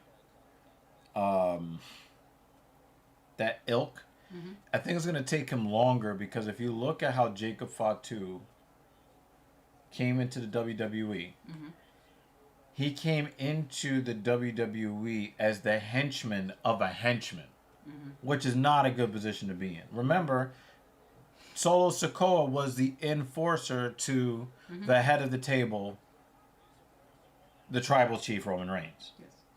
So now you are the loyal henchman to a henchman. It's going to take him a while to kind of get out from underneath the shadow of Solo Sikoa and then out from underneath the shadow of Roman Reigns, right? Like it took Jey Uso a long time to get something that wasn't with his brother, Yeah. And then to get out of the shadow of Roman Reigns. But it seems possible because he's doing very well so far. He has some good momentum. But it takes a long time, right? I'm just saying he's on a good path. But I think that Jacob Fatu is a way better wrestler than Jey Uso. And I think to some degree he's a little bit more over than Jey Uso. Or maybe they're both equally over, but in completely different ways. Yeah. Jey Uso is over with everything that has to do with everything except the wrestling, and Jacob Fatu is over because of the wrestling. So excellence in the cage, which is why I said I would love to see him and Braun. I don't even care about the storyline. I just want to see the two of them in the ring. That would be entertaining for me. Right. So yeah, I mean, I really enjoy Jacob Fatu's work. I'm not sure if it's because he's a heel that he goes all out. I would love to see what he's able to do as a babyface, but it might be that he's just a tweener. He might be the Samoan Steve Austin in a way, Comes out, no fucks given, That wiggle shit that he does is funny as fuck, and man. Crazy eyes. Yeah. And also his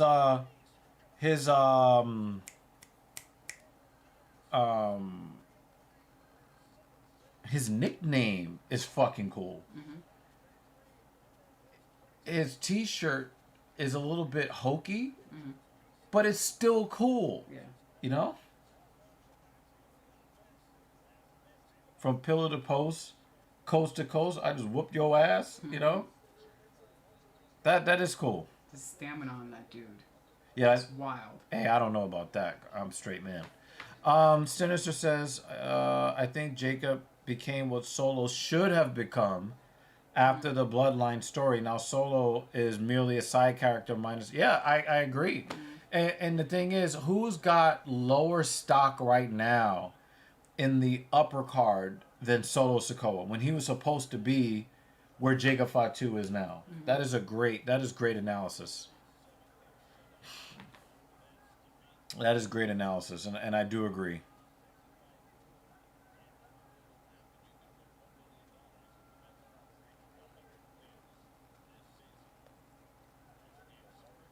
Ooh, almost got victored. Yep. That was Oh! great.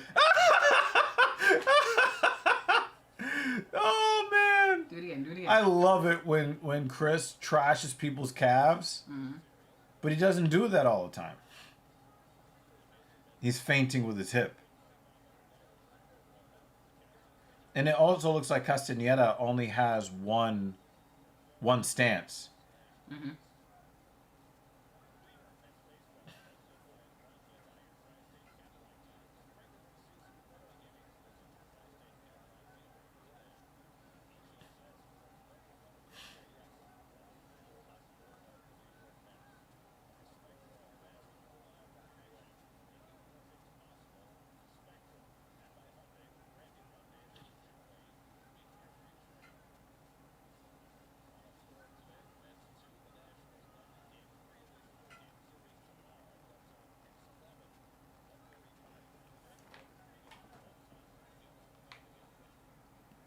Again, no offense from the New York Mets. It's really weird. Just none.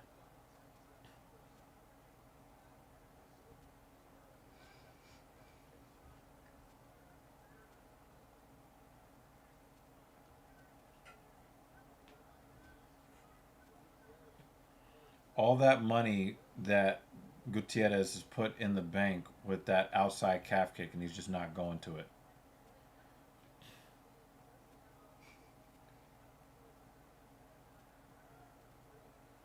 Yeah. Yeah. And you're not allowed to say anything about it, Travis. You're supposed to just say nothing. Otherwise, you get reported.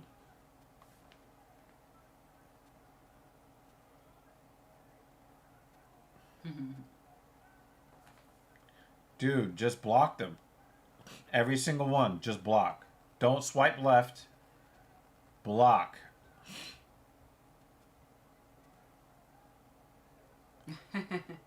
Wow, Travis doesn't give a fuck today.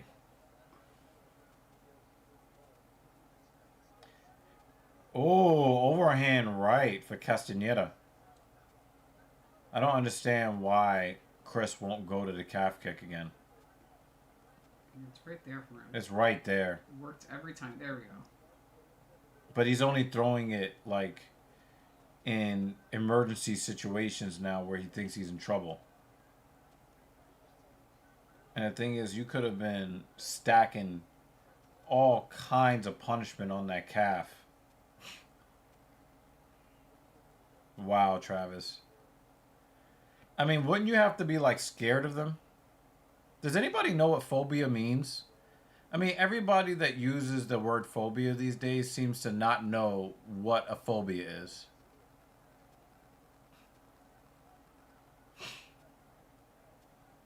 Now Chris is getting caught with leg kicks. But with the same leg that is damaged by his leg kicks. That's insulting.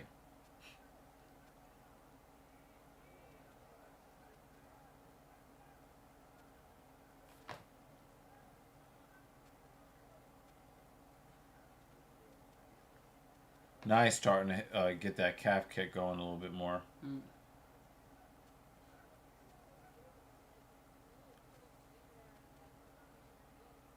Isn't phobia the fear of something? Yeah. But it's not just a fear, it's like a paralyzing fear that prevents you from living your everyday life. I don't think I've ever seen somebody who's a manual transmission and I'm just so fearful that I'm like, you know, frozen and stuck. You know, like they only use that terminology to try to shame people and to try to decide other people's opinions for them.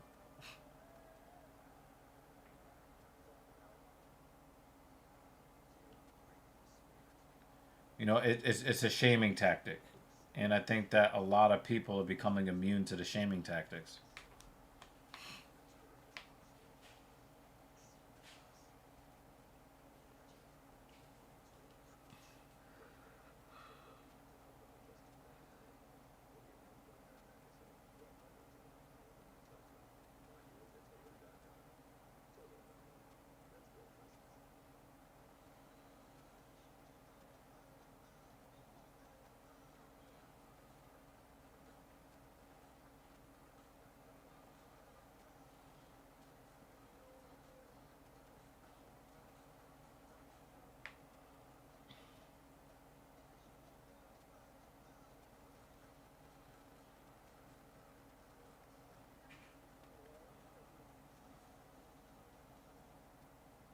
Dan thinks there's something wrong with Chris's left leg.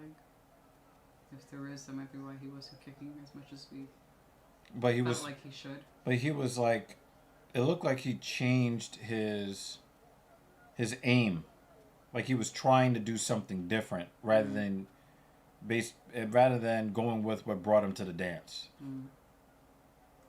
But we'll see, because I don't see anything wrong with his stance. I don't see anything wrong. He's still feinting with it. Remember, Dan was able to see things that we couldn't because of the commercial. Ah, So yeah, they okay, probably okay. showed something while he was with his corner. Yeah, that's fair. That's fair.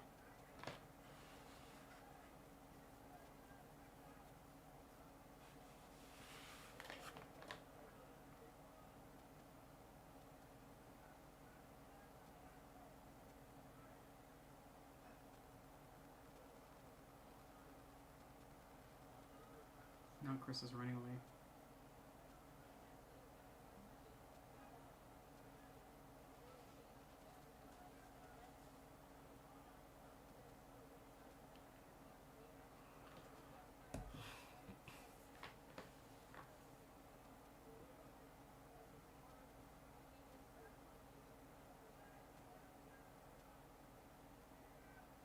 Mrs. Evil could probably take Chelsea Green or Meechin. Or I mean, I would like to see her take Zelina Vega to bed. Chelsea Green is really annoying. That's a really annoying white woman.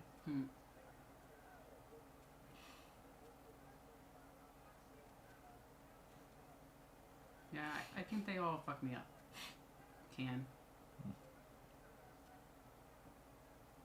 Yeah, I saw that. I saw that in a clip on YouTube. I wasn't able to watch SmackDown. Yeah, Her tagline is really annoying though, but I think she's very hot. I don't think my back and my lats could take that rope work. Second rope work. You're Yeah. not tall enough to reach I the could third. barely reach. If I tried, it would get me like just right in the armpit. The back of the neck. Yeah. Nah, I'd get fucked up, Can.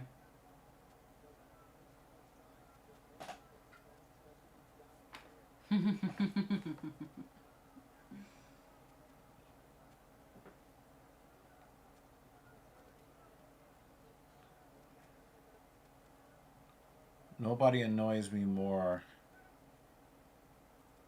than Seth, Odin's, Cody, Chelsea, and Sammy. I mean, Seth doesn't really annoy me. He just is not very compelling. Owens doesn't really annoy me. He's not very compelling. Cody Rhodes is annoying. Chelsea is annoying. Sami Zayn can be annoying time to time. But I would say that Charlotte Flair is more annoying than Sami Zayn. Yeah, there's not enough money in the world.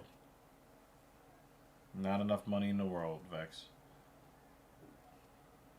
Yeah, but Logan Paul was annoying before wrestling, so... In fact, that's his whole gimmick because he's an annoying scammer. So... AJ Styles is a massive flop, though. Yeah, definitely. I don't find him to be very compelling at all. But I'd still rather see him with the title than Cody Rhodes.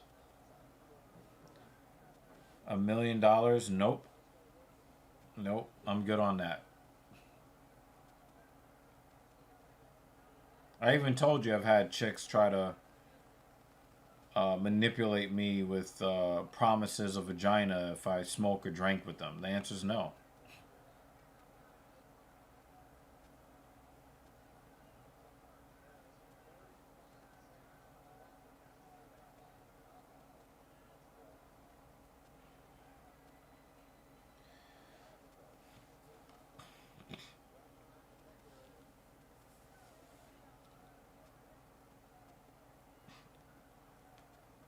AJ ain't good enough for NXT in my book. That's a little disrespectful. That dude has been in the industry a long time. C4 San Diego with a super sticker. Thank you, thank you. Welcome. Although, Welcome. from the timing of it, is that Vex? It's not Vex. Okay. No, Just he's for the hot dog. Vex is doing the Vex Day drinking again. That's what he's doing right now. True. Thank you, C4. I previously stated I've never had a drink in my life and don't plan on it either. Same here. I wonder. The best WWE duo in your opinion? That's a difficult question. I wish they allowed us to like the stickers. Yeah, you'd have to just go like individual, I think. All right, let me make a list of. That's a difficult question because obviously most of us are gonna like Triple H and Shawn Michaels together.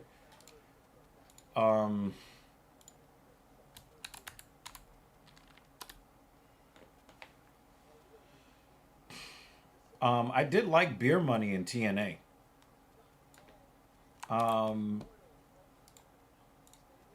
Duos. I mean, you have the Hardy Boys, right?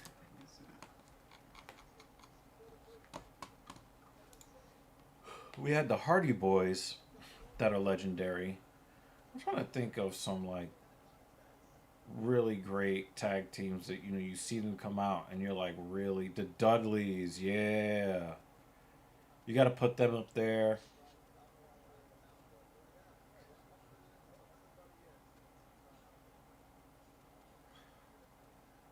I'm trying to think, man. There's got to be one tag team where I would just like. I'm very, very happy when they come out. C4 San Diego. This one's cute. If I'm not mistaken, I think that makes C4 San Diego our stream sponsor. That is correct. That's freaking sweet. A new sponsor. I'm trying to think. It was supposed to be lowercase c for San. Yeah. It's Google Docs corrected it for me. Even though it's I'm trying to correcting. think of the I'm trying to think of the tag team that comes out, and I'm fucking amped every time I see them come out. The sticker is so cute. I'm trying to think of that from like over the years, right? And Hardy Boys were my favorite. I think I'd probably say the Hardys until I can remember somebody else that I was just like super fucking happy to see them come out from the back of behind the marquee. I don't want to see Street Profits, Roar Raiders, New Day. Yeah, this current iteration of the New Day had a real chance to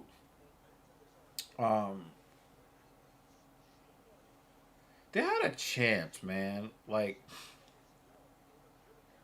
Let's see. to do something with this heel turn. And they're basically just boring guys now who cheat to win. Let's let's check out on WWE.com WWE's 50 greatest tag teams, just so we could also remind ourselves Of who's who. Okay. who.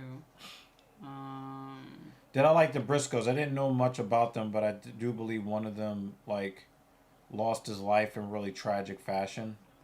That one. That makes me. Oh, I did like Paul London and Brian Kendrick. That was pretty cool. Head shrinkers, no. Moondogs, no. Booker T and Goldust, no. Yeah. Killer Bees, not really. Powers of Pain, no. Some of these are. Jericho, that was dumb. I don't remember that. Oh yes, Shelton Benjamin and Charlie Haas are very near the top for me. I thought they were real, like as a tag team, like I thought they were really, really good. That one I don't remember. The Body Donnas. That's got to be some Probably before 80s I shit. was, yeah. Some of these look very old. Yeah.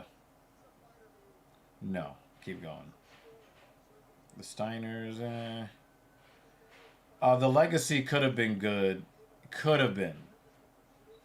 But DiBiase didn't do his part. Cody Rhodes actually did not suck. In that. Kane and X-Pac, no. I don't remember that. The Road Dogg and X-Pac would have to be. Eminem. Yeah. I did like this. Joey Mercury and Johnny Nitro.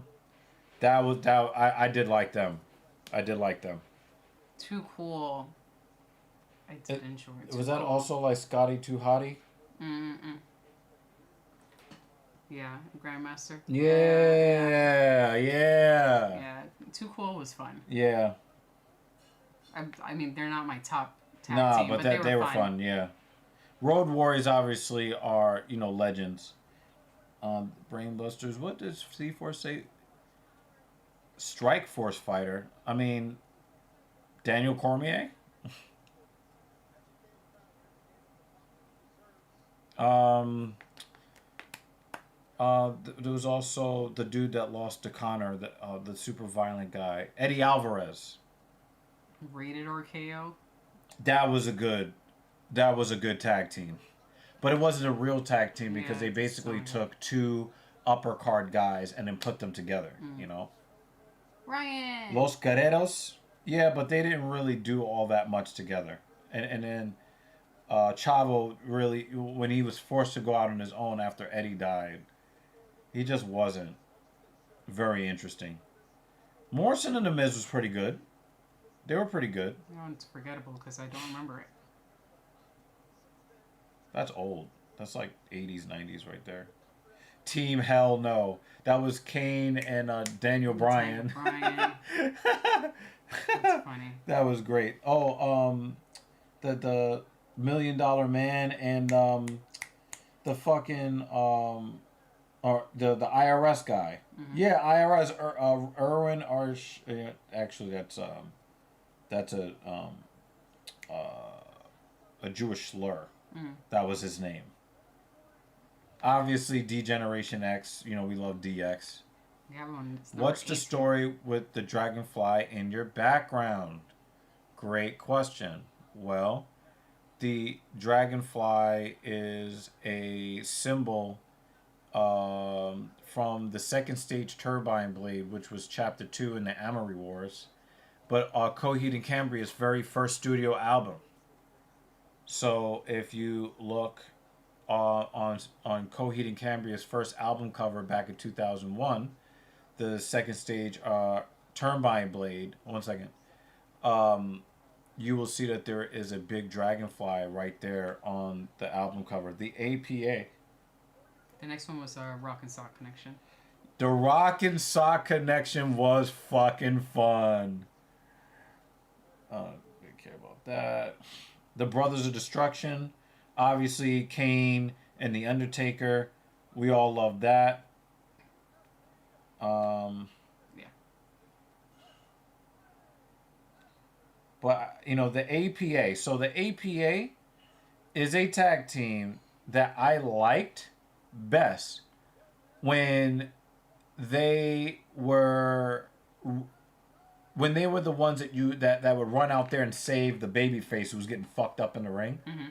It's the APA! Oh my god, it's the APA! They come running out, Yeah. the fucking dude's up.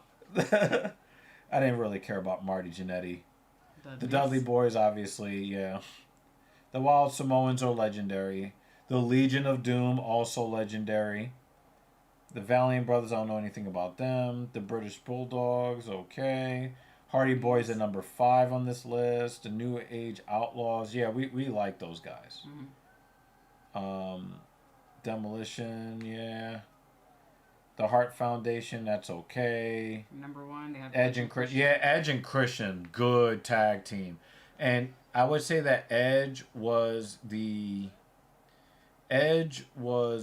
upper card guy, and Christian was the upper middle card guy that ended up coming together to form.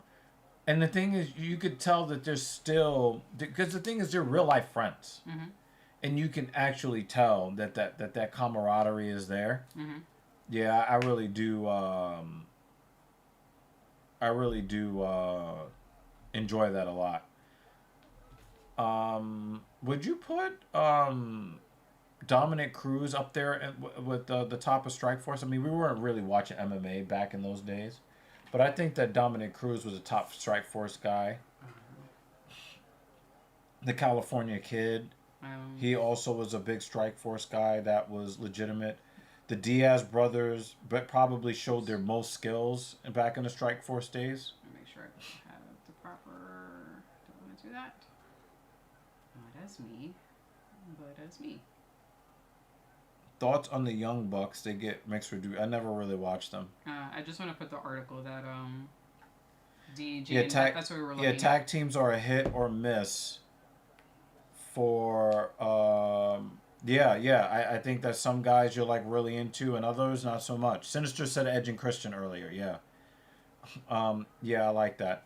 Kofi Kingston solo when he won the belt, it kind of felt cool, but I couldn't help but feel like they were pandering to black people when they gave him the belt. I liked Kofi Kingston, but I also think Kofi Kingston's boring. Yeah. And the thing is, again, like the heel turn was fucking beautiful, and then they just did nothing with it. Yeah. Nothing. They wasted, the whole Big E thing. That was disappointing. FTR, I mean, I hear that they're really good, but again, it's really hard for me to care if you're not in WWE. They make it way too hard to watch their programming. It would be nice if like they got on like, let's say HBO Max or if they got a Netflix deal of their own or something like that, and I could watch it streaming. Yeah, something. I would be more likely to watch. Yeah. But I don't have TBS in my cable package, and I really want to get rid of my cable TV altogether. Personally. We got a night book. I mean, that's really how I caught a lot of shit was DVR. Yeah. I mean, I'm not going to do that anymore. It's now the streaming. But if I can DVR it, yeah, I'd be more likely to watch other... anything that's going to help me cut the cord. You know what I'm saying? It is on Max.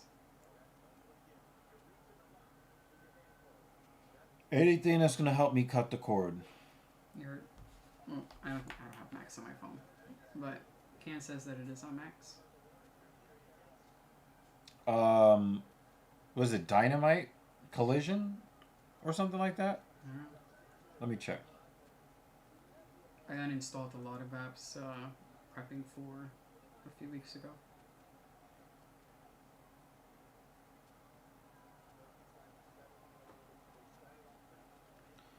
What is that called? It's called AEW. So we're going to search AEW.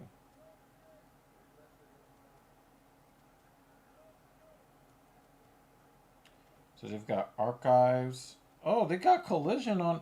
What? They got Dynamite Inc. Oh, shit.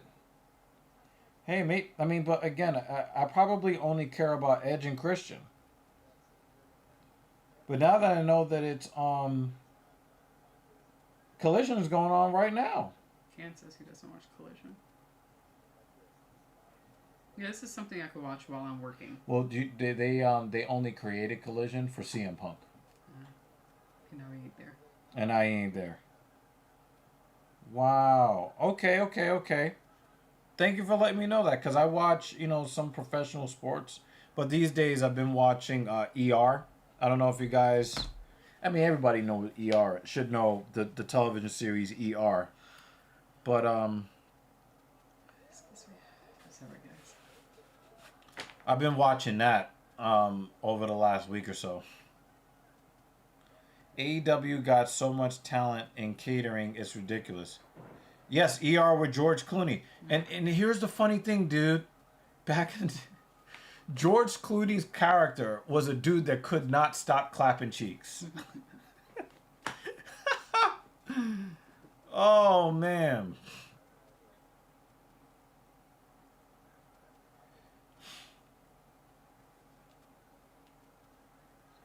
So I just started season 4. WWE is not in a rut like AEW is, but AEW seems to always be in a rut, and they seem to only be able to generate a little bit of interest when they make a big signing, and then there's no storyline for them to go into, so then people stop caring. The only thing I want to know is, in the patriarchy, um, is Christian actually smashing the MILF chick? That's all I want to know.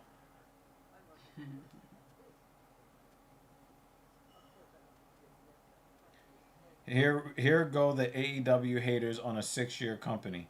But here's again the problem is that there's nothing that makes me really want to watch. When Edge went over to AEW, I was really interested. But then when he walked out there and he was like, "Oh my God, I'm so excited," and there's nobody in the crowd.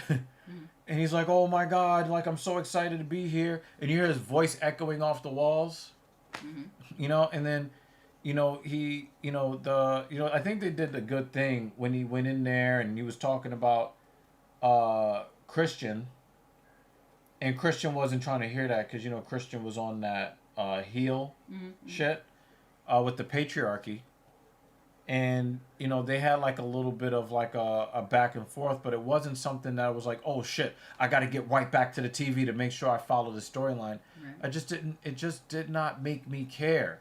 And even the guy that I care about the most, which is Maxwell Jacob Friedman, like I don't care about the Hurt Syndicate. I cared more about the Hurt Business.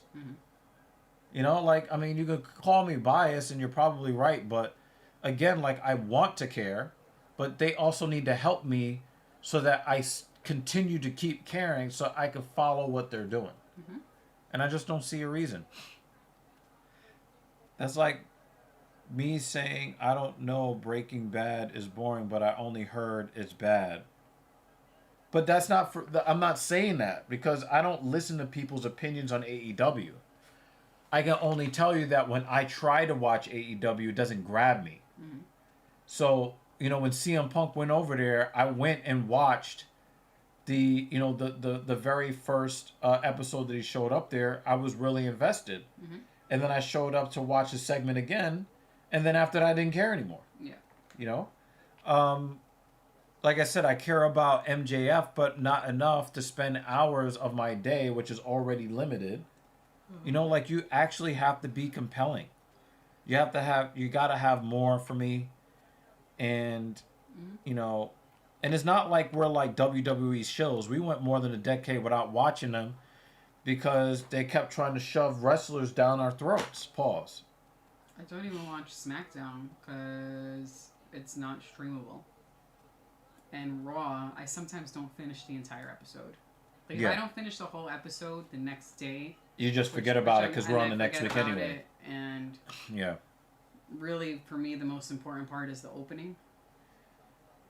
I'm more likely to give AEW a chance because it's on HBO, and I'm already watching movies on HBO while I'm working because I work from home.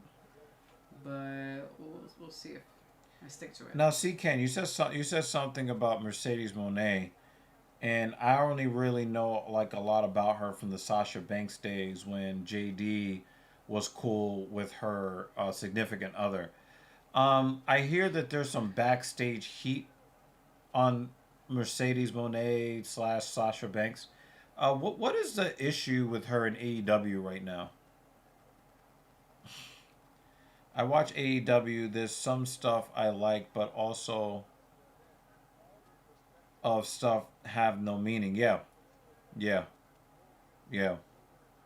I'll also fast forward through a lot of Monday Night Raw. She's been in AEW now what, a year and a half, something like that. I think it's less than 2 years. A year and a half undefeated is not unheard of in professional wrestling, but it depends on how they're doing it, you know. But yeah, the thing is, like, for most of the women's matches in WWE is a bathroom break, Mm-hmm. you know. And I've said this before: if it's not Rhea Ripley or the super hot chick from Judgment Day, Mm-hmm. I don't give a fuck. Well, the match that they had after WrestleMania between the two ladies, between Io Sky and the lady from the other production, Uh I really enjoyed that match. And that match makes me interested to see what else she does. Who? But I don't know Who? how to stream that. There was a women's match between Io Sky and she's on TNA, the Spanish woman. I don't remember her name. I just remember they both have really thick accents. She's a Hispanic lady, and she's the champion under her production. I think she was a double champ for a short time, and I think they stripped her second title. I am. I'm not. That was Not Stephanie Vacker. Thunder Rosa.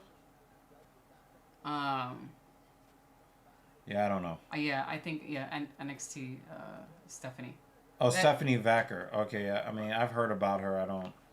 Well, I didn't know anything about her.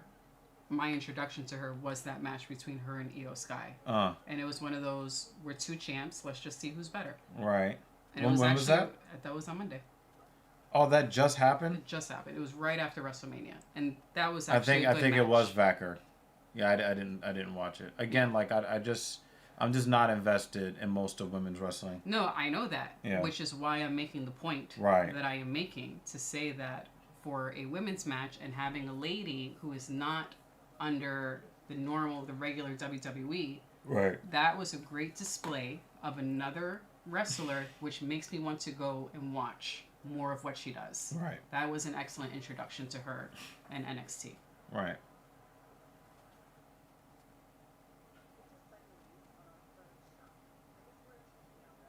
Yeah, I'm just ignoring them. Yeah, she got signed because of her match with Mercedes last year, but she chose WWE over AEW because WWE was her dream. Yeah. I mean, people want to see the best of the best. They're not interested in the secondary and tertiary organizations in anything in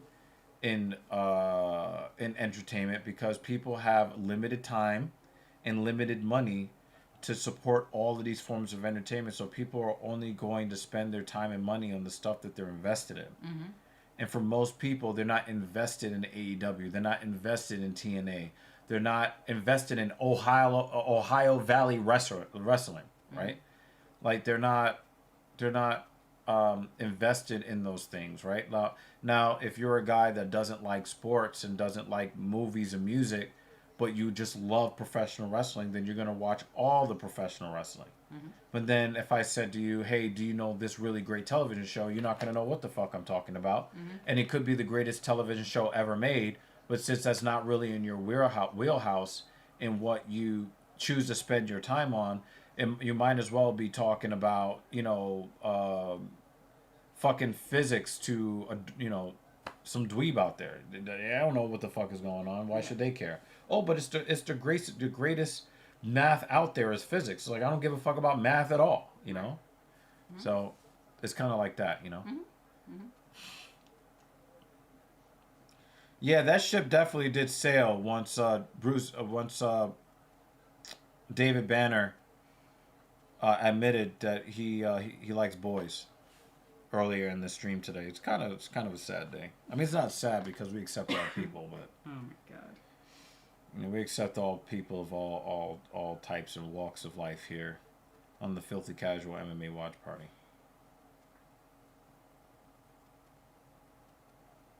Well, yeah, I saw the new face and I enjoyed the new face. Yeah. Yeah. But also, sometimes when I'm working, I just want to play something in the background that I don't need to pay A lot of attention a to. lot of attention to. So I could just focus on my work and not be in a silent room. WWE should end the brand split. I don't agree. I don't agree. I want to agree on some level, but I don't agree with that. I think having guys that are just on this side and then guys that are just on that side, because when they do cross paths later on in their career, you're not watching a rehash of a rehash of a rehash of a rehash anymore. You know, like, Right. you know that these two wrestlers have never, you know, competed on the mic or in the ring with each other, and you start to think, oh man, when this guy fights that guy, it's going to be so cool, but it's delaying the gratification. Not just that, but there's but so much space in the spotlight. So if you combine them, how many really great wrestlers Are going end to up get just buried. not Yeah. not being featured and not getting their moments, not Yeah. getting a belt, Not- not getting great storylines, Not being in the main event.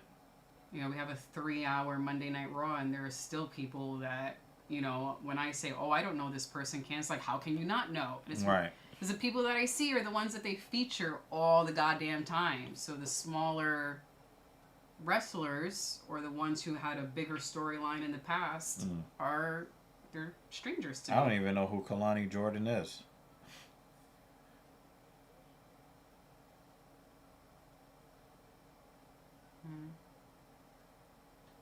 So I think it's nice that people get some fame and spotlight and their own fan base. Yeah, Chelsea versus Meechin for the 11th time gets tiring. I agree with that, but it also allows for unique matchups to only happen every so often, so that when they do go against each other, there's more gravity to it, you know. Kalani Jordan is another NXT girl. Yeah, I don't know who that is. That left hand from Elder is really hitting.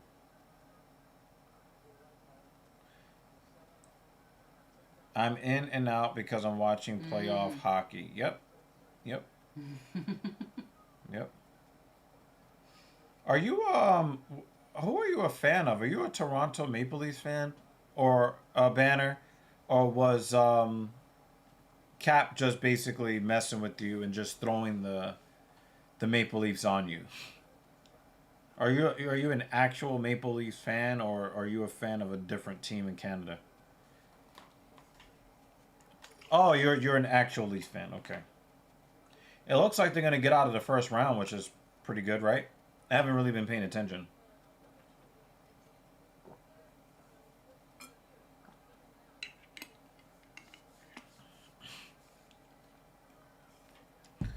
Austin Matthews is not just a regular season skater anymore.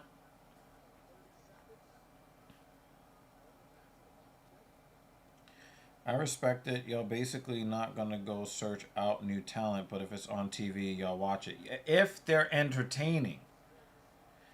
You know, if they're out there, they're holding their own, you know, they, you know, are raising the bar as far as like the in-ring performance. I think I judge the women on in-ring performance more than the men, because when you really start to think about it, the vast majority of the women's division has no storyline in it. It's a lot like AEW. So we're looking for a higher level wrestling from the women, but there are only one or two storylines that we care about in WWE that actually have women in it, which would be the Judgment Day and anything involving Rhea Ripley, right? She's a walking storyline because she just oozes charisma, right? But the vast majority of the women's divisions are, you have the title. I want the title. Let's fight. And then, you know, we're used to like the wrestling not really being that great. So it's like, okay, now we've got a title match. Okay, what are I going to do with it? Is it going to look heavily choreographed? or is it going to look, smooth? And, the women's wrestling has improved in the ring, but I feel like because nobody cares about their storylines, that it becomes more important for them to be more athletic and to be even better in the ring than even the men, because we care about the men's, we care about the men's. Wow, Daniel Cormier is looking fat as fuck.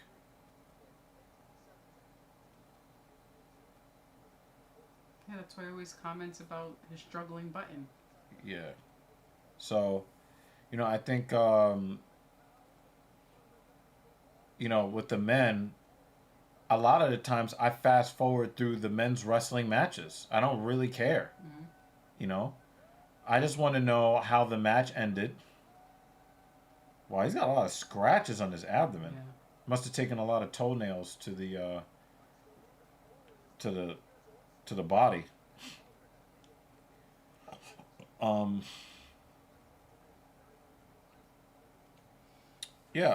I just want to know how the match finished, and how the match's finish leads into the either a new storyline or the maturation of a storyline that's currently going on. But I don't really care to see the men wrestle very much at all. But I do care more about the technicalities of the women's matches, simply because they. Well, if they're gonna shine, that's I when they thought shine. Matt Snell retired from UFC. Just gonna grab some water. You want water? I think I got. I can finish off the bottle that's in this bag right here.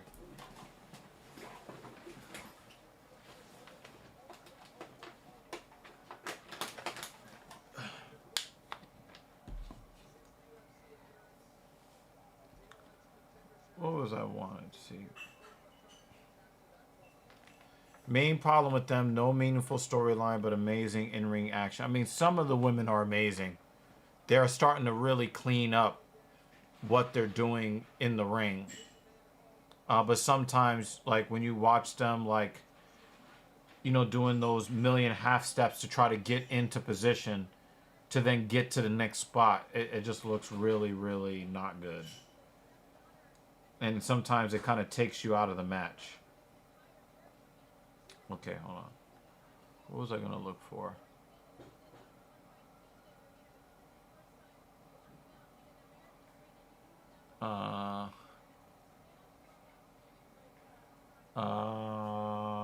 Shit. I forgot what I was going to search. Shit. You grabbed your phone and blanked out. Yeah. Yeah, I did that a lot. Although I usually put my phone down and then blank out on where the fuck do I put my phone. Yeah. All the time. And the thing too just looks at me like, not again.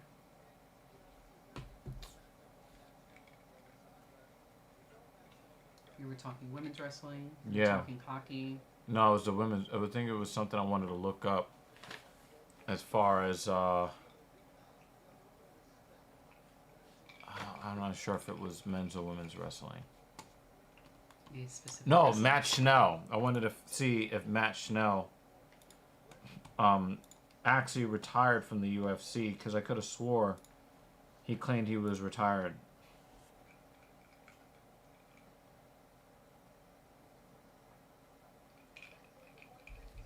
Matt Schnell retirement. Matt Schnell seemingly retired from MMA after losing a fight to Cody Durden at UFC Fight Night 242 on September 7, 2024. He left his gloves in the center of the octagon after the fight, which was announced as his retirement by the UFC broadcast. However, he later returned to fight Jimmy Flick on April 26, 2025 at UFC on ESPN 66.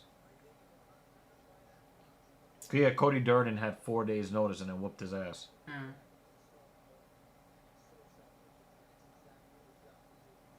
Yep, UFC Vegas 97 laid his gloves in the ring and... Well, guess not. Well, I mean, let's see what happens tonight. Yeah, if he gets retired. I'm going to let you take the captain's chair while I take a different captain's chair. Mm-hmm. I'll be here to announce the official retirement. Match now? Oh, shit. I mean, if he loses, you think he'd be like, all right, JK, I really meant to retire. You know how Dana feels about people retiring and coming back. Mm-hmm.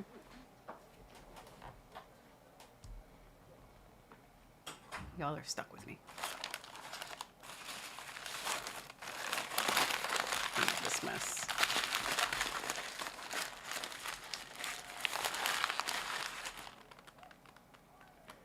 So many water bottles.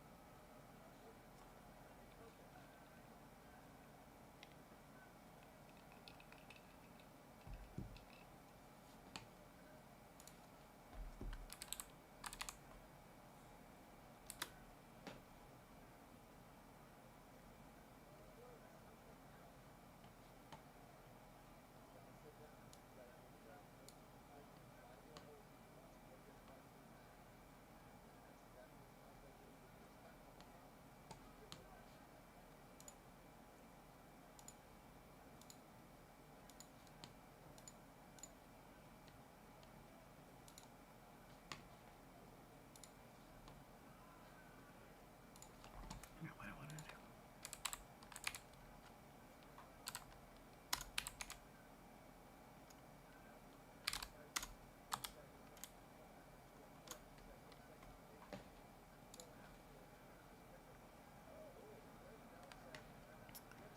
We have a prediction. Flick by sub.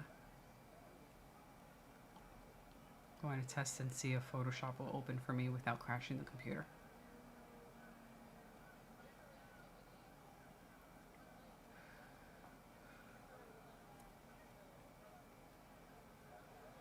Good trip.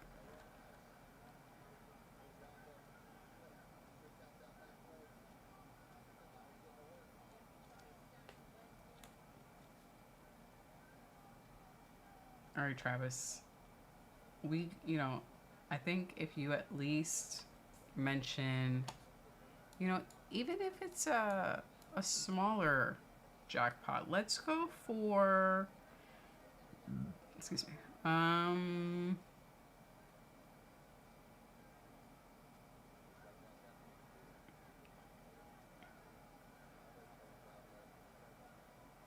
it could be a take 5, I'd take the take 5.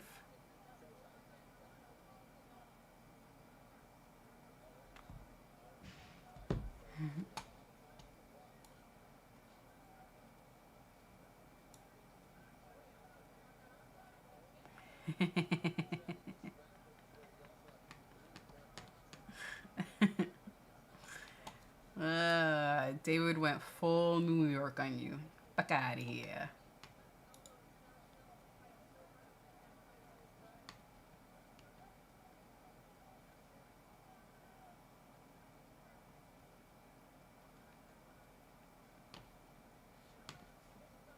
Actually, there is a timestamp on it. I have the timestamp of, in our time zone, 8:47 p.m. and it is currently 8:50. What's the timestamp I see?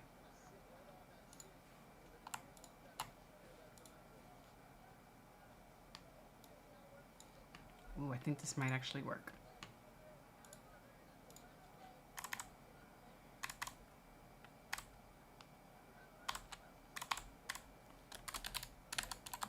Kansas City.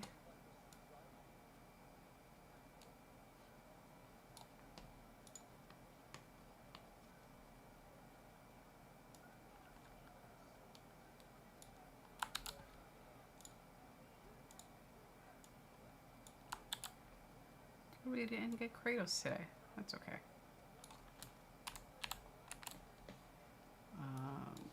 That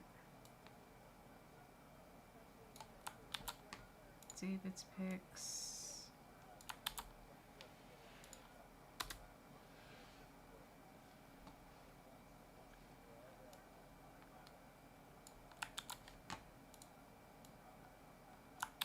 Jay's picks.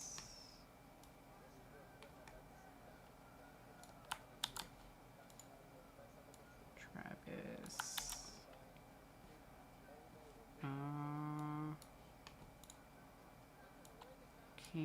I don't think Can gave us any picks. And no, we don't really have picks tonight. Woo! Photoshop is actually working. Thank God.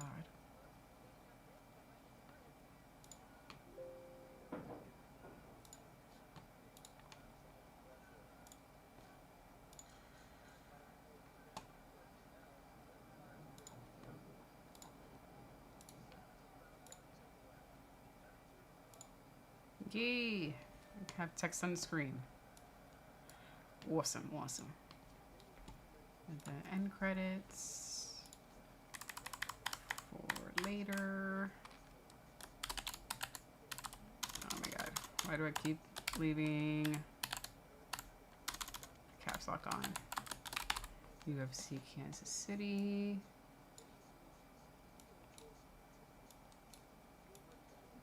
Over here. Stream sponsor, C4. San Diego.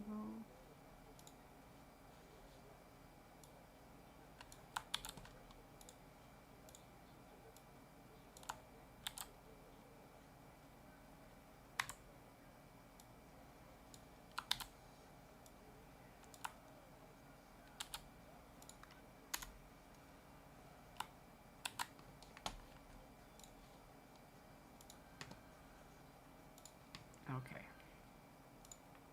Awesome. We accomplished that without the computer crashing.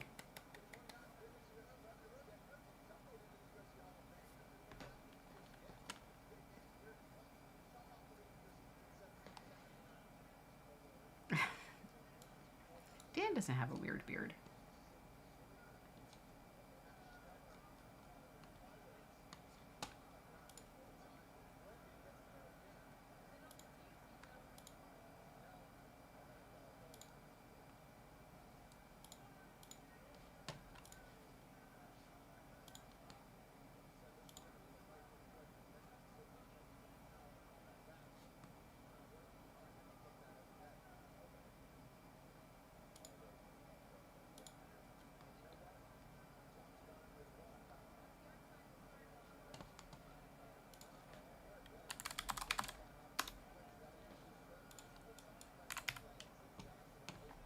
Oh, you are correct, Dan.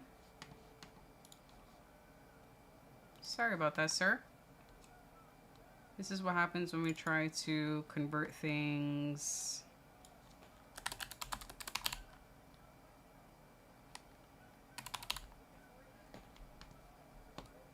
Nope, you are right.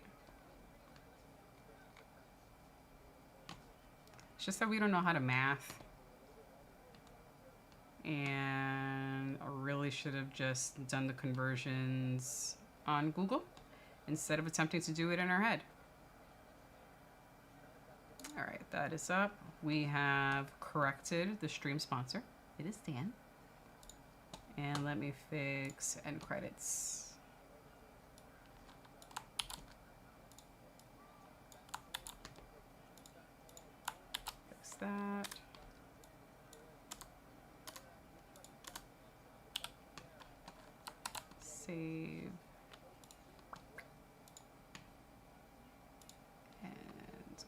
good. Is the fight going on any good? Because I'm just looking at Photoshop right now. Oh, they're on the floor.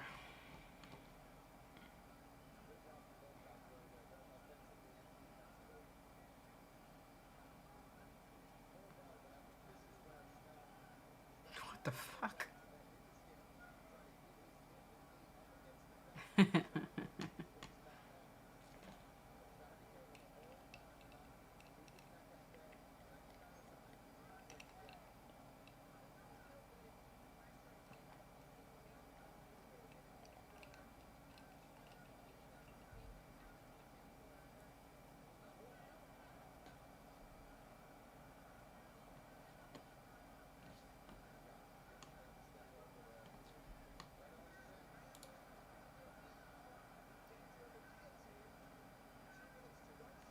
Flick didn't get it.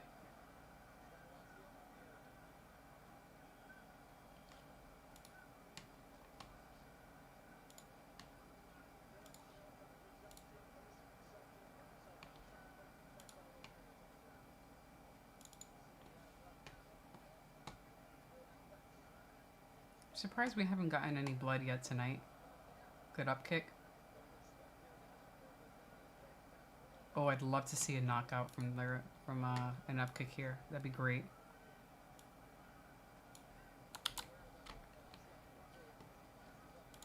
Want a little more. I'm greedy.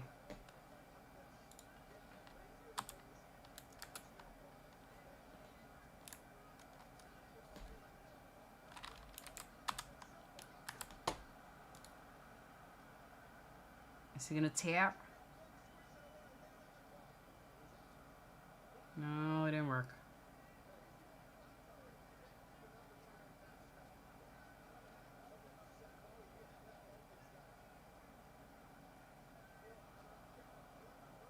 Oh man, I would love to see a knockout from that up kick. It's so close. Oh, there goes the blood I was waiting for. Whoa, what is up with this position? Guys. Guys.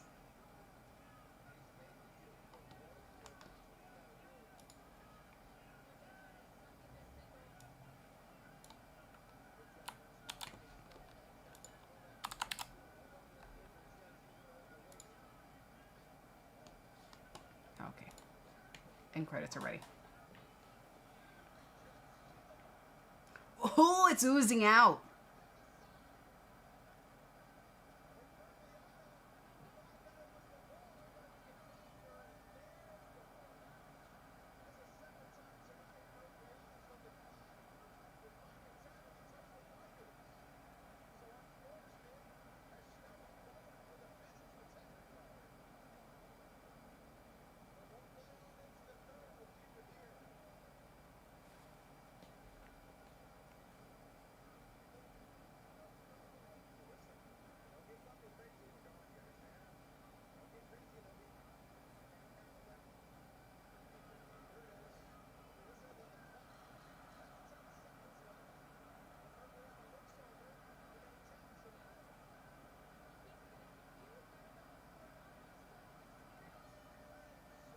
What was Dan confused about? I mean, Mergliata, the ref.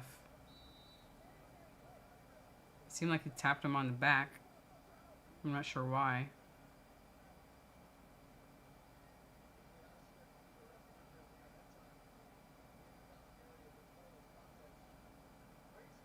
He thought he heard the bell.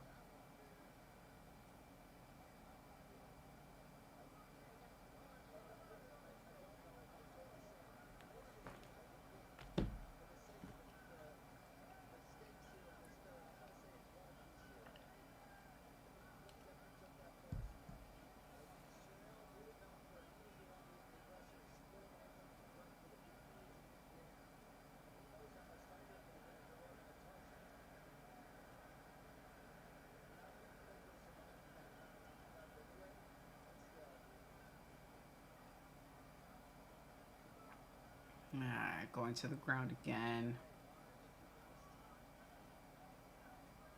Just gonna smear that cut so it could start oozing out again.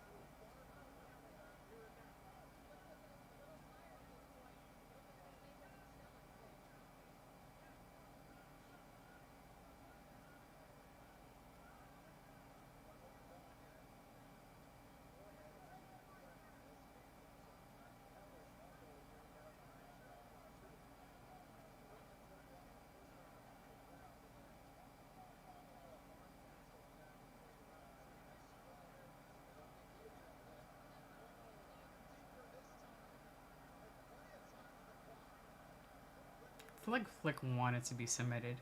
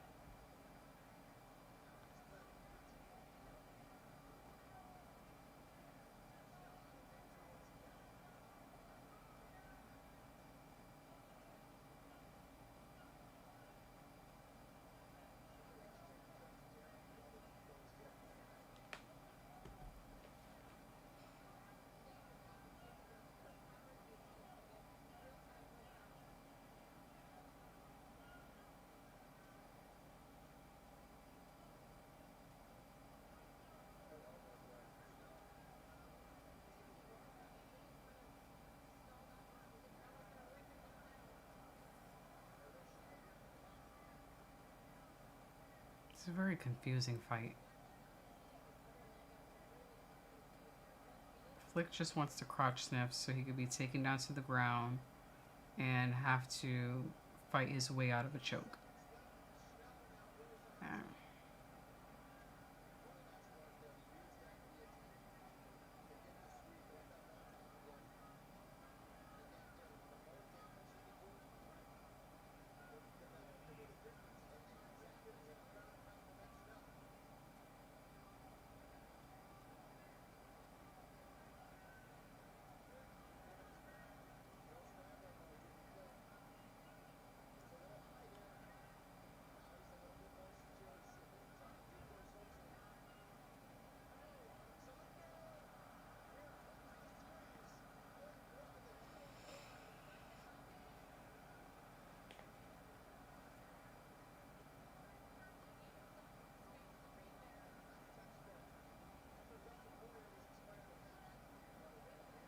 Make him tap. Flick can barely fight. Make him tap.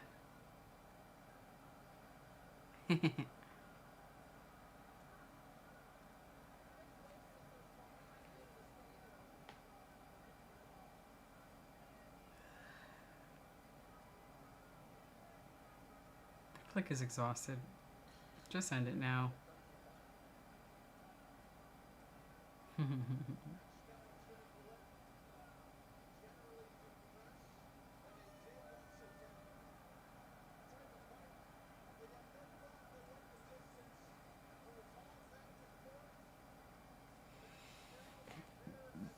Excuse me.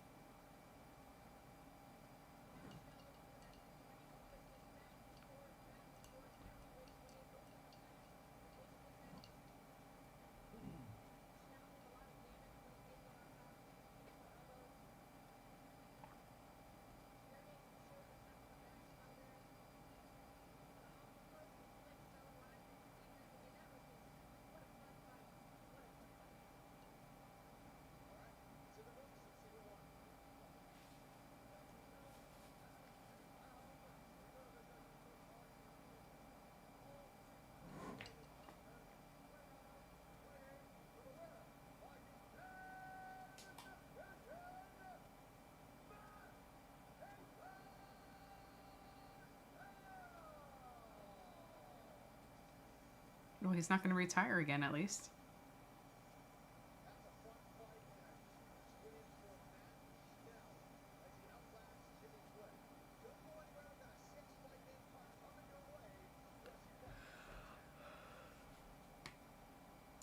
Oh, sorry.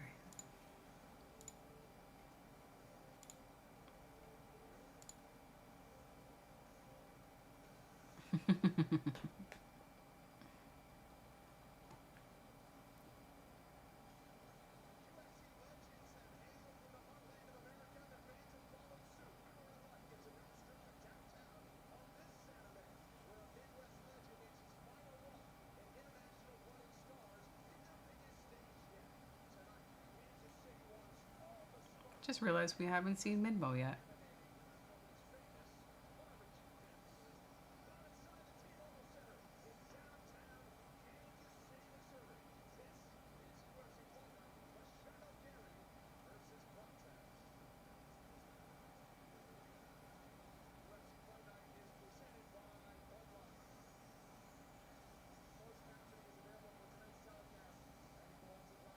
Oh, okay. Then I did miss him. Thanks, Dan.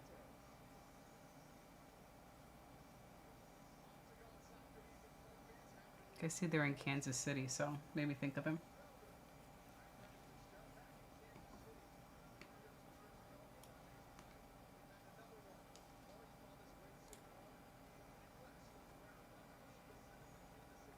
Ugh. Travis. Blech.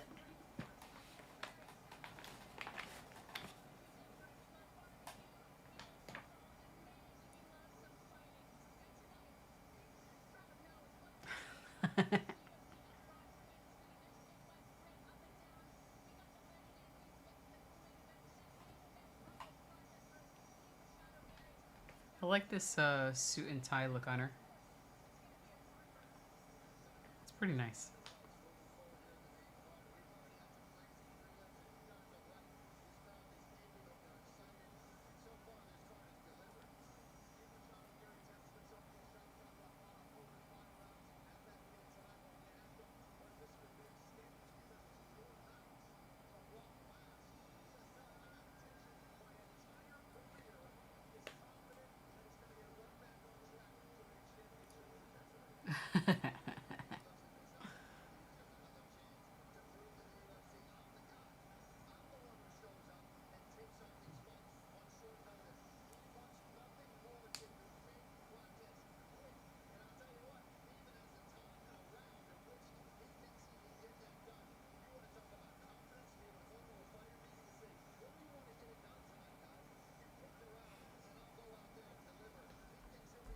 Alright, we'll be saving this for later on this evening.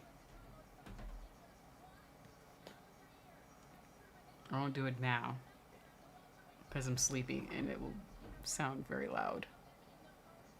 Don't fall. Okay, I got it up. We'll bring them out at the very end.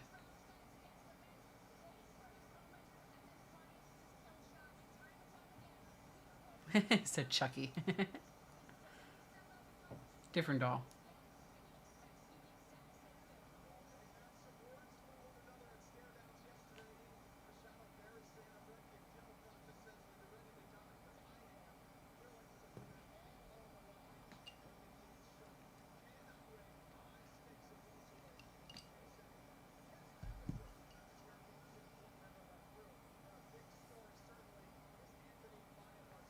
Oh yeah, I remember Megan O'Leary. She's not here because she's not able to travel anymore. At least not until after the baby's born.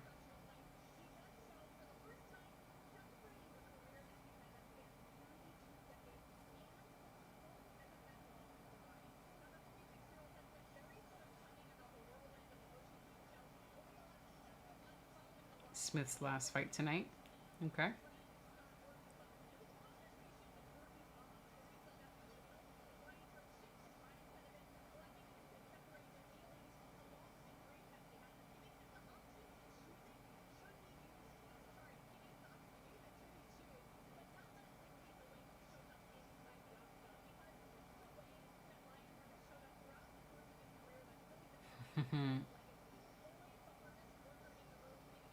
more Smith. That's a cool shirt that his kids are wearing. That is a nice design.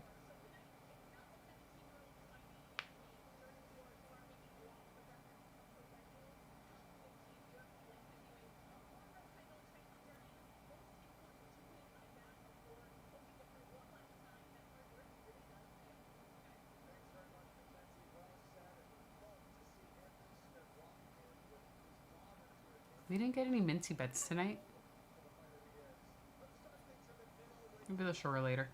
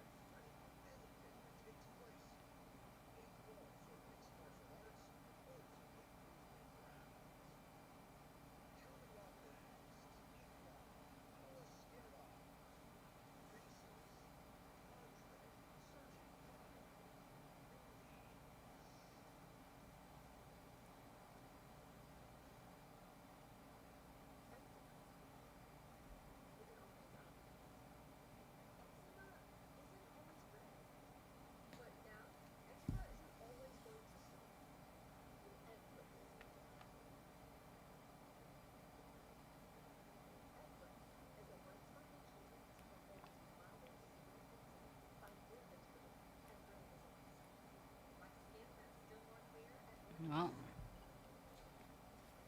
they found us.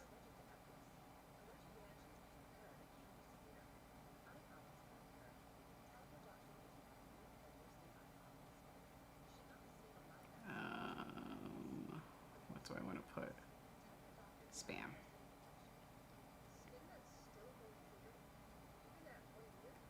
Spam.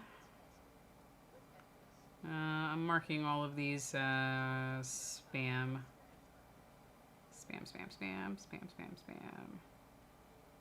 Spam and spam. Done. I don't think I could do that on the computer. I don't think so.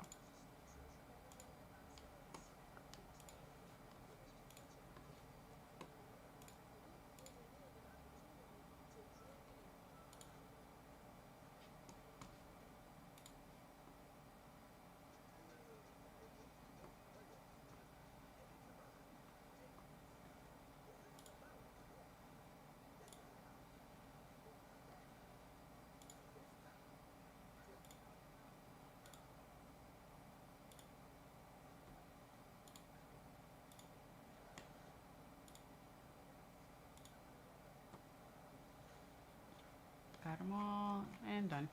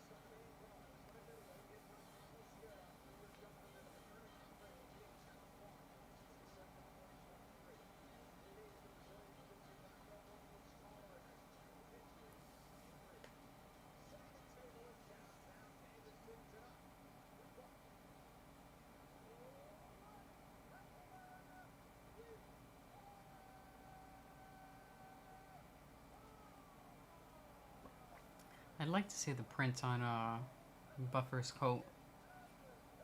It probably looks nice up close, but doesn't look great on TV.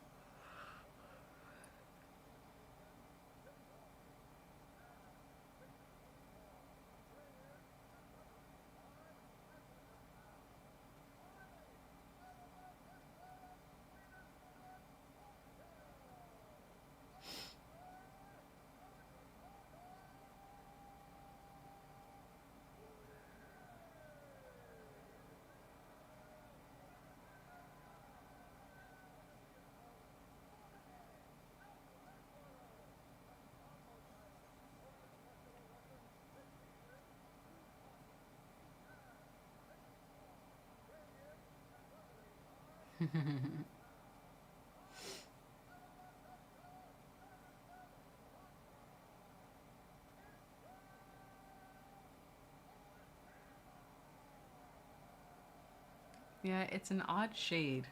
And you could kind of see that there's something on it.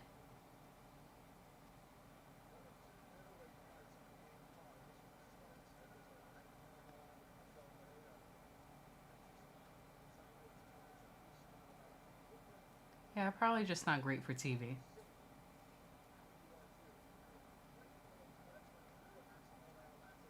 Maybe at like interviews it would be cool, but doesn't translate well on TV.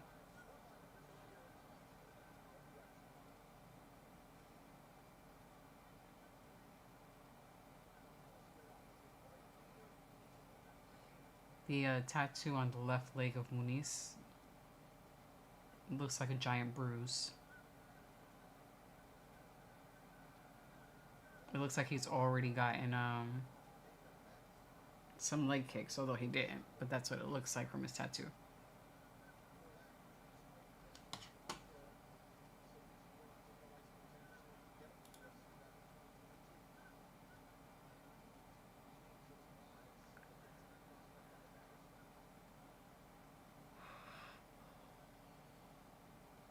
Sorry.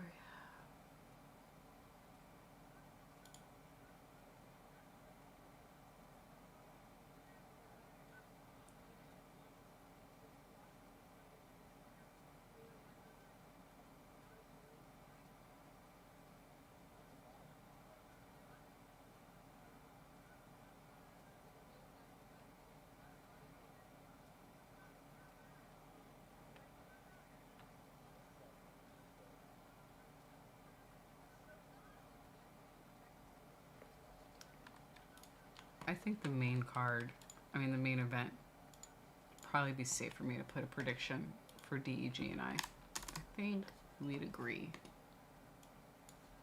on Prates.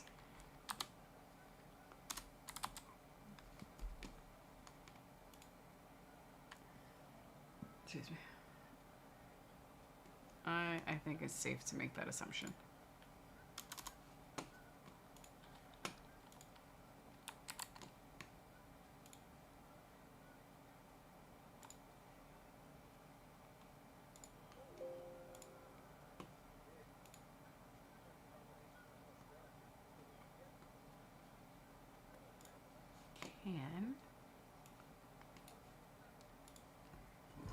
Can has Prates. You said you have Smith losing, so that is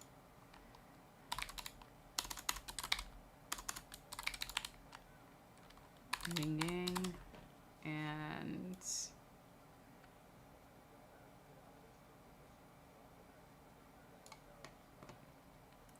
you have David Onama.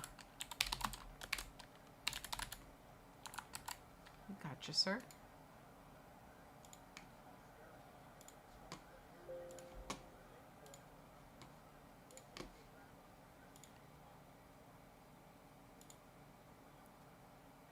Okay, Can. I have your picks.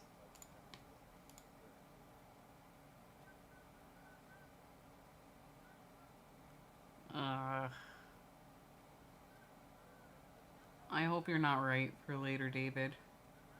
He says, I want Prates to win, but Kaki knows how to make exciting fighters boring and grind out a win. I really hope not. I am so ready for bed. And I'd like for them to finish as quickly as possible.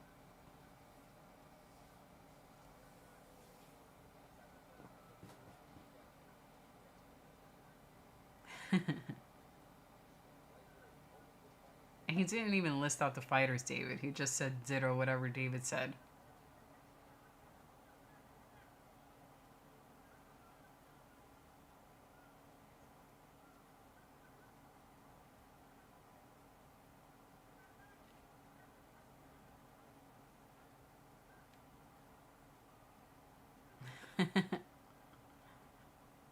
I know, Can.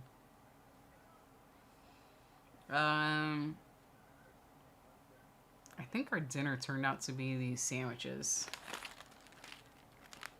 I think DG was trying to describe what it was, but it is ham, mozzarella cheese, lettuce, tomato, mayonnaise, mustard, vinegar.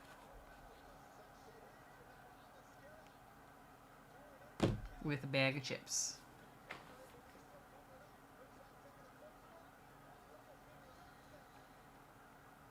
Muniz isn't doing enough. Yeah. Yes, oil and vinegar. Yes.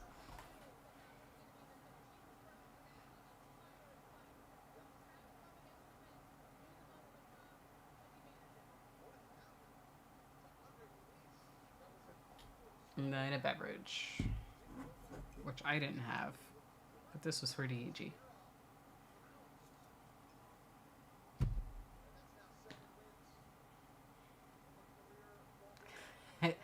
Yeah, Dan's at first big good despite Travis.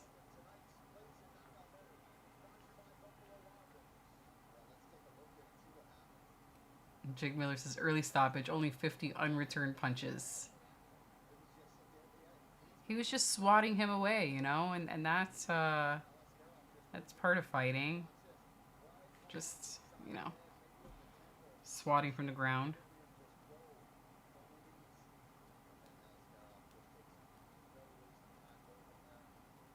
Actually, Jay has been quiet. Oh, Jay is probably working. Jay, are you still in the stream?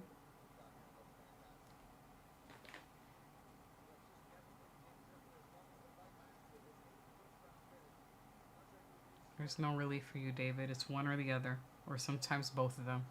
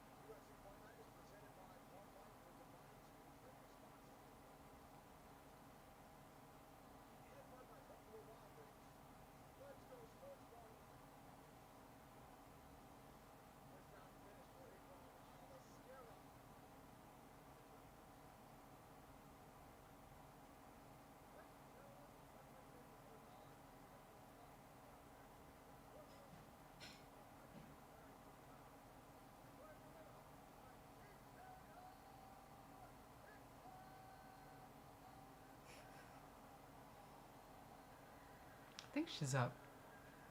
Thing two? I hear someone in the kitchen.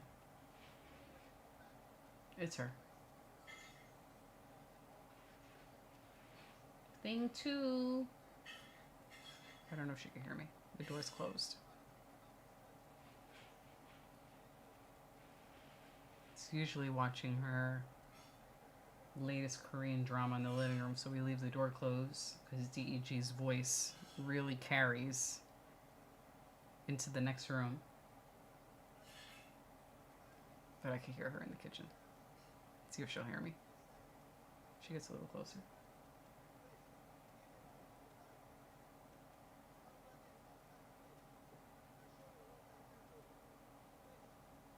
Thing 2.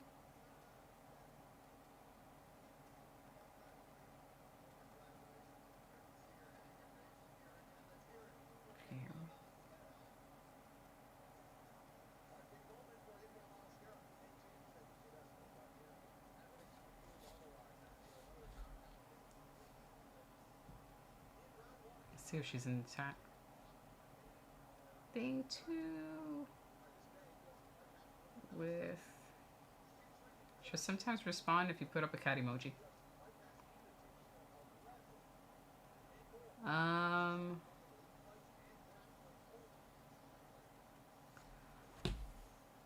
I will.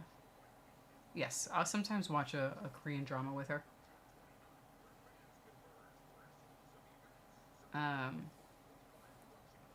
Or if there's a Korean film, a new Korean film, we'll all go watch that together. Before local movie theater opened up, we would drive over to sort of like the K-Town sections of Jersey. Because some Korean films would only play in limited theaters. So we'd all go together to watch it. Squid Game, yes. All of us watched the first season. She and I watched the second. I don't think DEG is. He watched the first one. I don't think he has any interest in the next season. So she and I watched it. We'll be watching the third one when it eventually comes out. Thing 2.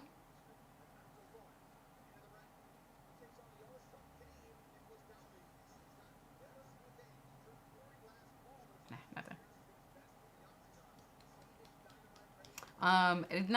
Let me not call it a special theater, but certain films pre-pandemic,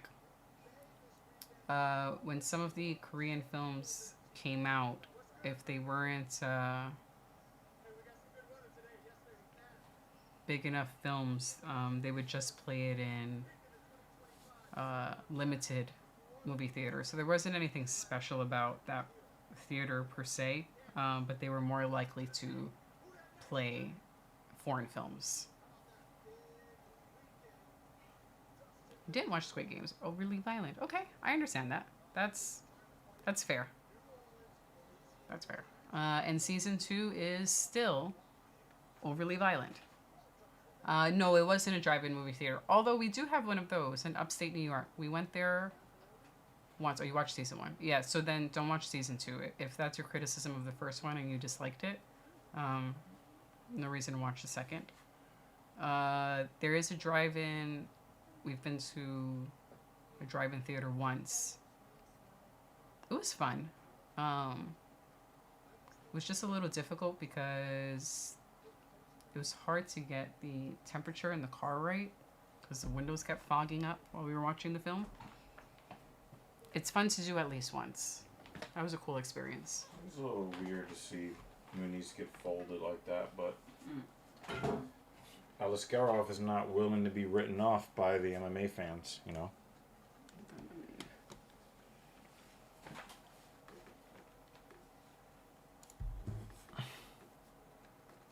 Yeah, if you ever get a chance to go into a drive-in theater, it's fun. It's cool. Yeah, my interest in Squid Games only went as far as the storyline is interesting. And I think that once, I watched, all the way through the last scene of the last episode of season 1, I had my fill. You know what I mean? Like I figured out what the whole thing was, what it was all about, and that's what made the show interesting for me. And trying to capture lightning in the bottle again and make it interesting, I just didn't think that it warranted a second season. Mm.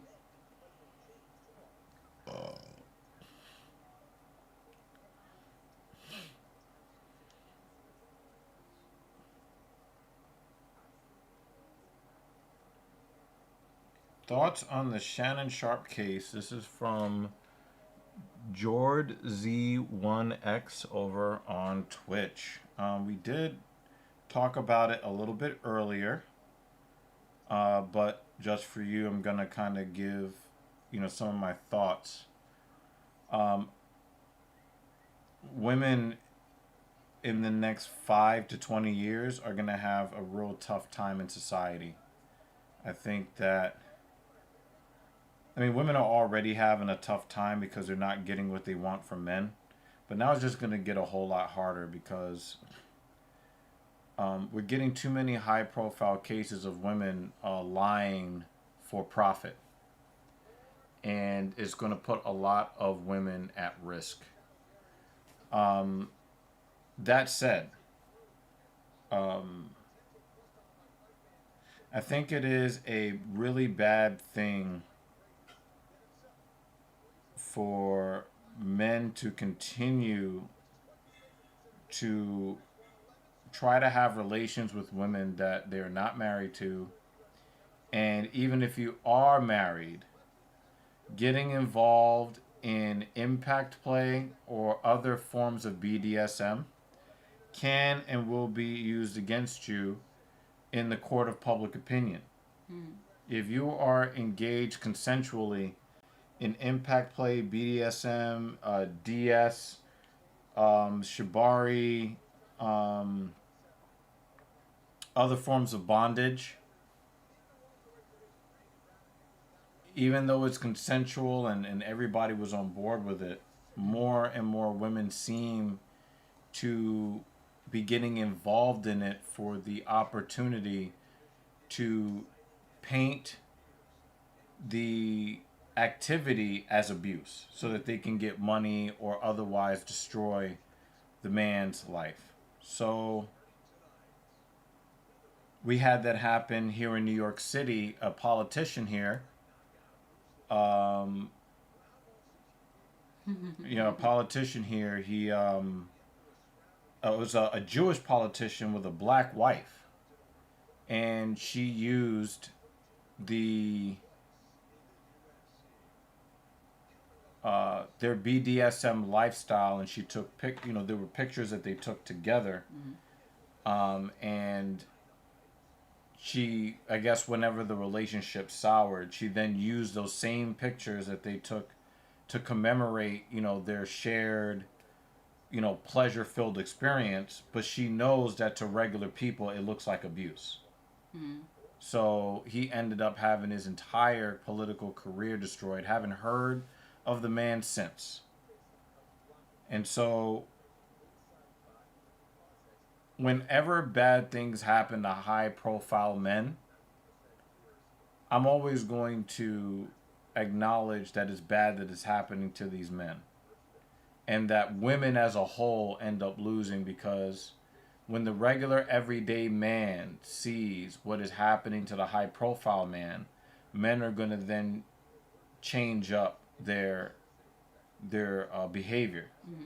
And the thing is that there are plenty of women who like non-vanilla sex. Mm-hmm. And those women are now going to start finding it harder to get those experiences, Mm-hmm.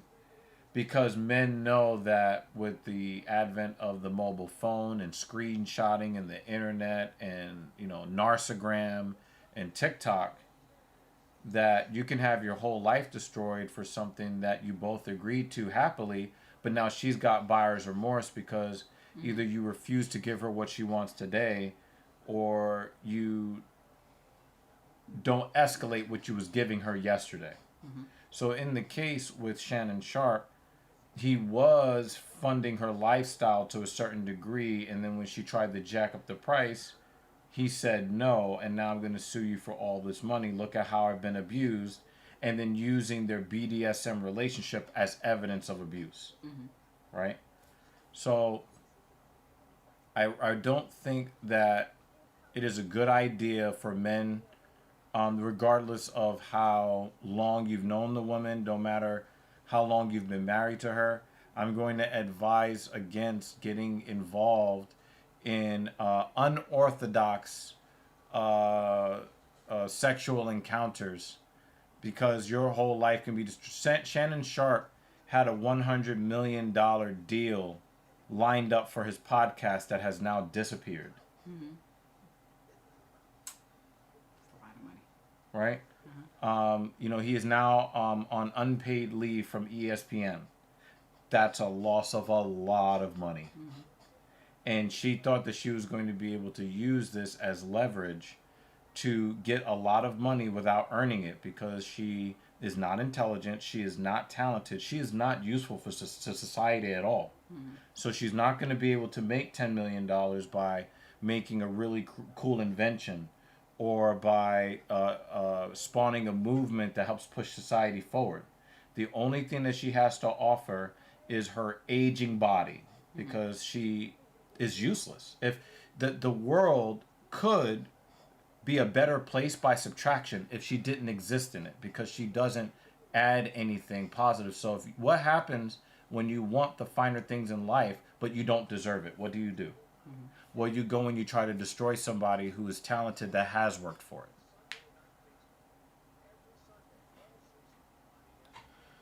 it. George Z1X says, I think BDSM as a whole should be avoided. Even from a non-sexual standpoint, men will be a lot more careful even dating. That's already happening. It's just making people more cautious. If I ever get famous, not going to lie, I'm not even getting into a relationship. Just a whole lot of trouble to avoid. And, I mean, you've heard me say this, right? Like we were talking, if we won that $2 billion, what was it, the Powerball, when it went up to $2 billion, I said, I would just stop dating, full stop. It's over, right? If I ever came into a large amount of money, now none of the women outside my home exist, because I know what time it is, right? And now you're seeing more and more of the more talented, wealthy, well-to-do men. Now you're finding these people are, and it's a hard economy, I get it, but instead of becoming useful to society, she's gone the other way to try to get money. And again, when it is found that she is lying about what she's done, there will be no penalty to her, but there will be a massive penalty to women in general. Women are going to find it even harder to get guys who are high net worth individuals to deal with them on any level. The high net worth individual is now looking at, these young women more as a massive liability and a danger to their own security instead of a good time. So that other 19-year-old that is willing to just be a fun girl and maybe get a nice bag or a nice trip out of the deal, that girl's going to suffer. That shit is not going to be available to her as much anymore. Not saying that it won't be available anymore, but it's going to be a lot more difficult for them to convince guys to deal with them on really any level. They're already online complaining that guys won't approach them in public anymore, that they're not getting as many likes on social media, they're not getting as many right swipes on dating apps, because the men are leaving the dating apps. Right? If a guy has consensual sex with a woman and they both have a drink, he's the rapist, she's the victim. So you know what? Guys don't want to drink with chicks anymore. They don't want to smoke with chicks anymore. You get a detective showing up at your door after consensual encounter, and now you're just like, you know what? I'm just going to watch the hub and stay home, because why take the risk? Oh, you're not a real man if you take the risk. Well, you know what? I just won't be a real man then. But I'm not going to have detectives showing up at my door. I'm not going to get served with a $50 million lawsuit because you wanted me to pay you $50,000 for sex. Fuck out of here with that. And and the thing is, everybody was just talking about Shannon Sharp being gay. Now we're supposed to believe that he's raping women. Get the fuck out of here, man.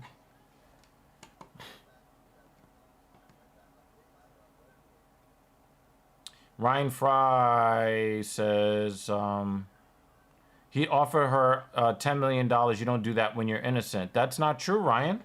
That's not true. He knows if a story like that goes public and you are found to be not guilty, you're still radioactive. For him, it's simple mathematics, which is why most corporations and most municipalities, they settle lawsuits whether or not they're at fault, because it is more expensive to litigate it than to pay a settlement, which is why the settlement part of the system exists. If he would have paid her $10 million to make it go away, he had another $100 million coming. But now that the issue has gone public, the $100 million is gone. That's why he offered the $10 million. Making the walkers at the event. Hello to you, Mrs. I hope that makes sense to you, Ryan. For Shannon Sharp, is simple math. Would you rather pay the $10 million and still be plus $90 million after the deal the deal goes through? Or would you fight a $50 million lawsuit? Everybody assumes that you're guilty because you're a man. And that's it. We got a broken schnoz. Yeah, Look at it. It looks pretty dented. So yeah, Ryan, I don't think you're right. You got hit again every time. Threatened to kill her during one incident and recorded their sexual encounters without her consent. Ex-girlfriend, revenge porn laws, all over that. But again, we understand that their relationship was unorthodox. So she can make the case that she was being filmed without her permission. She can try to make that claim. But a lot of what she said has already been proven to be false. So it's really difficult to know, which is why it's going to be litigated in court. But I very, very much doubt if the woman was feeling like a victim, she wouldn't still be trying to sell her cheeks to him. Her own words, $25,000 per cheek. A victim is not doing that. She is mad because she wanted to get more money from him and he said no. So she pressed the nuclear button. And we're seeing it happen more and more and more. To downplay what she is saying would be a shame as well. None of us know what happened behind closed doors. It would be unfair to rule out her. She is still trying to sell her cheeks to Shannon Sharp.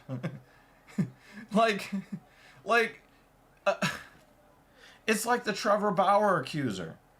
I drove over 2 hours. I drove over 2 hours from San Diego to Los Angeles and he raped me. And then I drove over 2 hours from San Diego to Los Angeles back to his home. What rape victim do you know is going back to her rapist's house after she raped him to get raped again? They have a close-up on the schnoz. Come on, Ryan. Come on. They've already released a bunch of text messages and a bunch of audio outlining what the nature of their relationship was. $100 cheek per hour. Yeah, that's crazy, right? He said, Max, I'll pay. That's what I was talking about. CPH, cheek per hour. Yeah, like the chick is talking about she wants 20. She said I want 20, and this is after all the. She's rubbing his nose. I know. Don't blow your nose, dude. Don't blow your nose. Yes, Dobby is tough as fuck. I mean, I would love Ryan Fry. I would love, and the thing is, again, it would be very, very difficult for me to believe that somebody who has been as careful dealing with women as Shannon Sharp would just be out here, recording himself. I think they put it back into place somewhat. Yeah, it's not as... Yeah, they put it, yeah. I just needed someone's broken nose to wake me up. You know what his nose looks like? I'm not sleepy anymore. You know what his nose looks like? You know when you eat all the whole chips in the bag and then you look into the bottom of the bag of potato chips? Mm-mm. That's what his nose looks like right now. So for me, the fact he was willing to pay out of court is damning. It's not, man. It's not. Do the math, Mr. Fry. You lose $10 million in settling, and you get the $100 million deal to go through, or you fight the $10 million, or you don't do the $10 million. You get sued for $50 million, and the whole $100 million deal falls through. There is a reason why he was offering $10 million. It's simple math. Dan said I would hire this guy right now if he was seeking work. Yeah, he's a tough guy. He's a tough guy. I mean, he could theoretically. But the thing is, I question trying to put his nose back into place, and then it gets punched back out of place.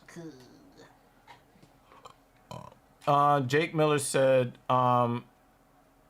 he offered her $10 million, and then she found out he was getting a new podcast deal worth 10 times that.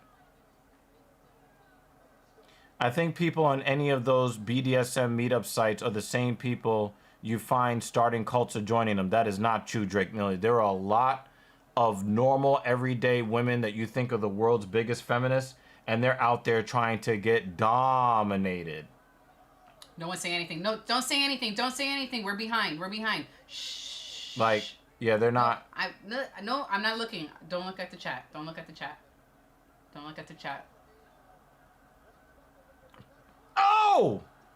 We're behind. We're not looking at the chat. Ugh! Oh, that was a Mortal Kombat uppercut. He killed him! Oh, he's a dead man! Nose. Oh my God! He landed right on his nose. He'll never be able to breathe again. We're caught up now.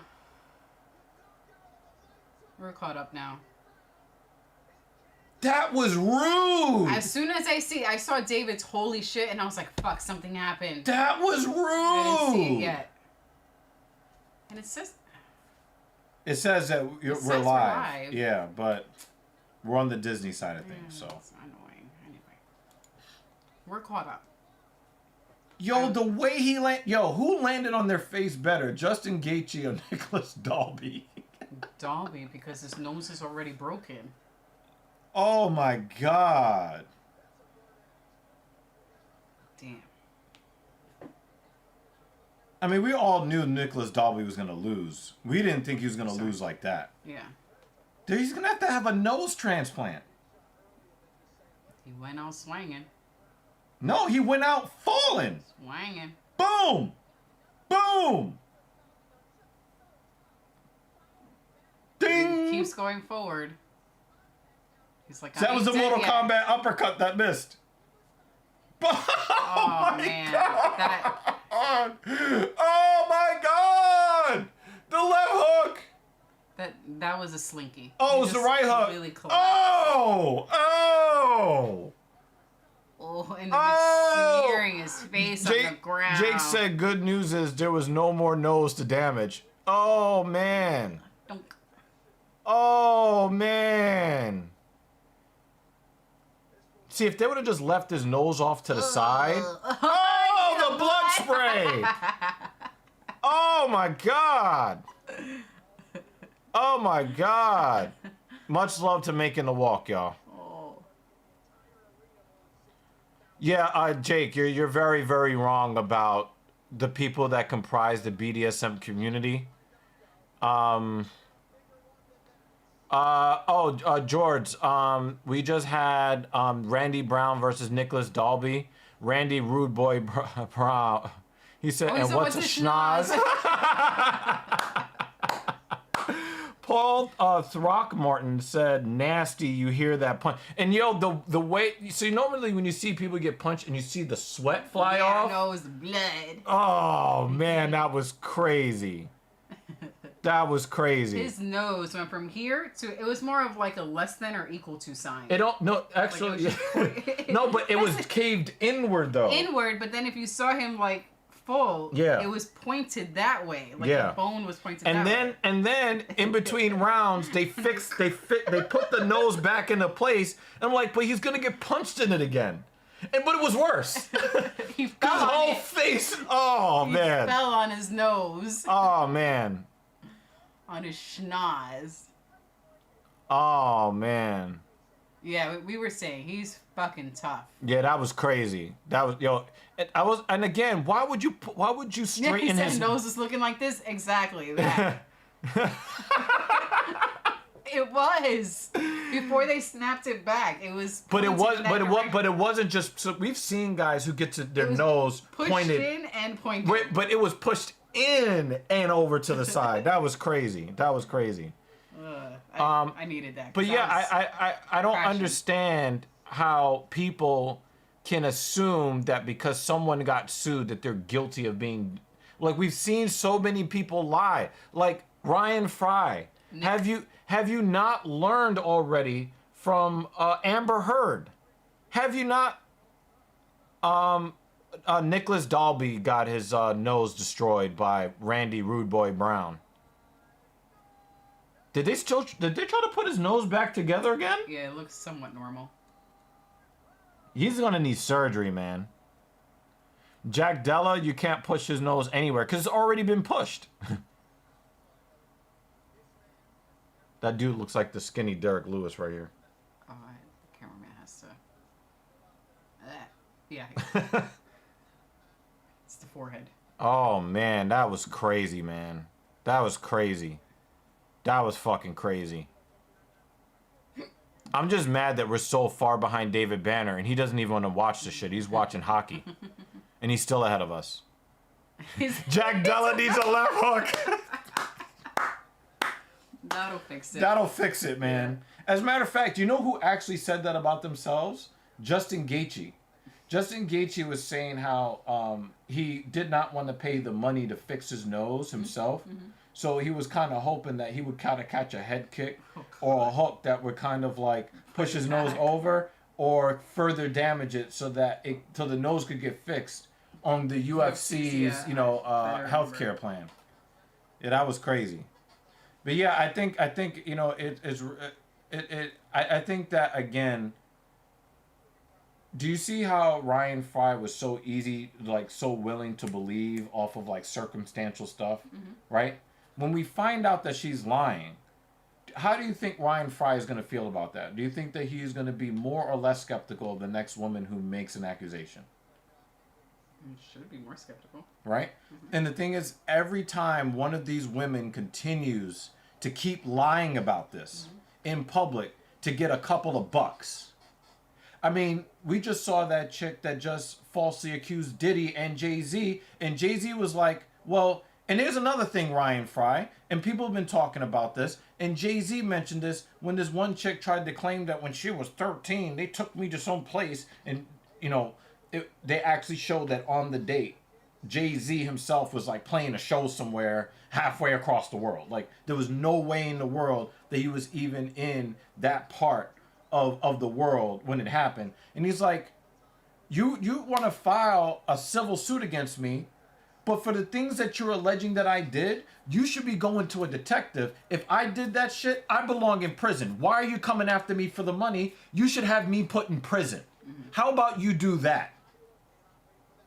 And that's what Ryan Fry is not understanding. She already made it clear she doesn't want Shannon to go to prison. She wants his money. When Amber Heard was heard on tape, who is going to believe you? Look, I'm a 115-pound girl. Who is going to... It's your word versus mine. Nobody's going to believe you. She said those words out of her mouth. And motherfuckers still just automatically believe the accuser. And this is why I've been telling you every single time one of these chicks lie, they're putting you at danger. Because I'm not with you all the time. Yeah. And if you get the people who are trying to, sneak in through, through the cracks, like, oh, I can do this to women now because the women aren't believed anymore. Then what? Jake Miller says, Aziz Ansari proved his innocence 7 years ago in court, but took a career hit anyways due to the text messages. Keep it private no matter what. Well, I don't believe that he's innocent. Aziz Ansari was guilty of what he was accused of. And I need to make this very clear to you guys. Very, very, very clear. None of us are likely to ever be wealthy on that level as Aziz Ansari. But when that woman went to his home, she went there with the intent of trying to do something that would entice him to give her access to his resources.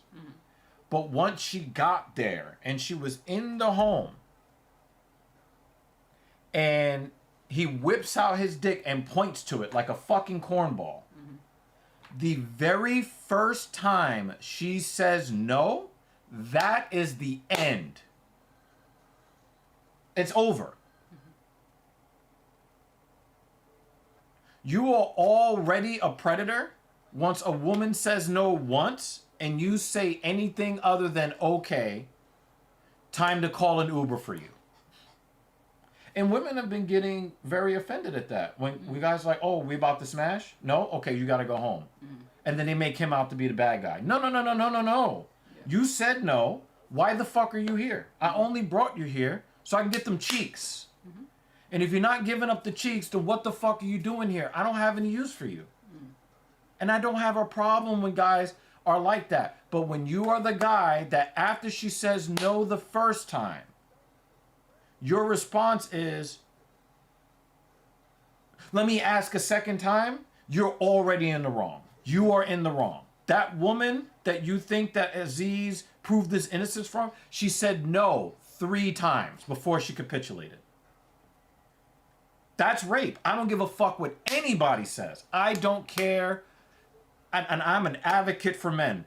But if you touch a woman after she says no 1 time, you have committed sexual assault. Straight up and down, no exceptions. And if you're one of these women that are like, oh, but when I said no, I really meant yes, go deal with that somewhere else. Go deal with that bullshit somewhere else. Either it's a fuck yeah or you get the fuck out.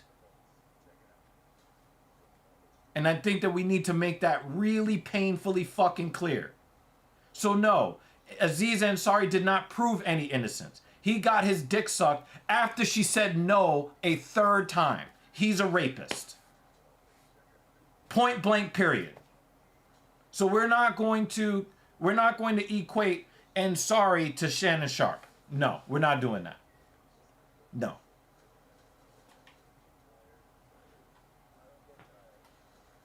And I need to make that clear to you guys. I know that, women want everything to be like it's in the romance novels and the smut books and, he chased me and I played hard to get. Once you say no, deleted. I'm gone. I don't need to hear that. I don't need to hear that. I don't. If I see that you kind of hesitate when I go to touch you, nah, we're good. I'm good. Nah, I'm good. Because then they'll say, well, yeah, I gave consent, but I really didn't want to. And now everybody's saying that you're a predator. I did say yes, but I didn't really want to. Yes, he's a rapist now. Nah. Nope. Nope. Nope, we're not doing that. The very first time a woman gives you the body language or verbalizes that she is not interested, tell her to kick fucking rocks. No, you're not going to be her friend. No, you're not going into her friend zone. No, you're not going to be persistent and be, oh, but he just tried so hard. Nope. Bye. Bye.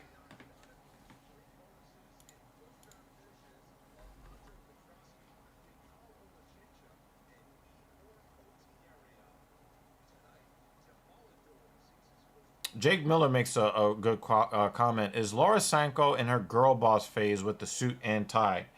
It's the same thing why I don't like the Irish chick that just came back to the WWE. Becky Lynch. Becky Lynch. I actually All of like this- Laura Sanko's look tonight. All of this hyper feminism stuff, I hate men, but the first thing I'm going to do is try to emulate one and look like one and dress like one. It's an automatic turnoff when I see women trying to dress like men and trying to be like men. How about, Laura, you be a woman on the telecast? She just got her Brazilian Jiu-Jitsu black belt. It took her almost 20 years to get it, which means she's legitimate. She's a legitimate black belt. She didn't get one out of the bottom of a box of Cracker Jack, right? You don't have to try to make yourself an analog as a man in order to be taken seriously. Your Brazilian Jiu-Jitsu black belt after, I think it was like 18 years of training, that legitimizes you. You don't have to try to, hey, I'm this facsimile of a man. No, just be you. She is unique on her own, but she always tries too hard to be one of the guys. No, just be yourself. I don't think that anybody thinks that Laura Sanko is a poser. She actually fought competitively. And I don't like, Becky Lynch. Like, what is wrong with Becky Lynch just being a woman? No, I'm the man. Fuck out of here with that. And we hear all of this anti-male rhetoric in the world from women that are just jealous and really want to be men, without the responsibility of being a man. Though they don't want any of the responsibility though. If she's married to Seth Rollins, right? Becky Lynch, right? If they got into a situation in the street, is she gonna step up and take the bullet in the chest, or is she gonna hide behind Seth Rollins? But she's going to go on TV and show how much of a man she is. Nah, I'm not with that.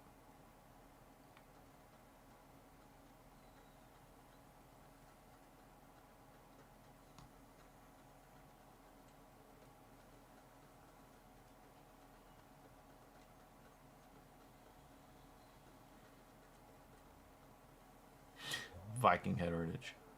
The details being out ruin his strong black man who was not fooled by the white girl gimmick. Yeah, I mean, O'Shea Duke Jackson is playing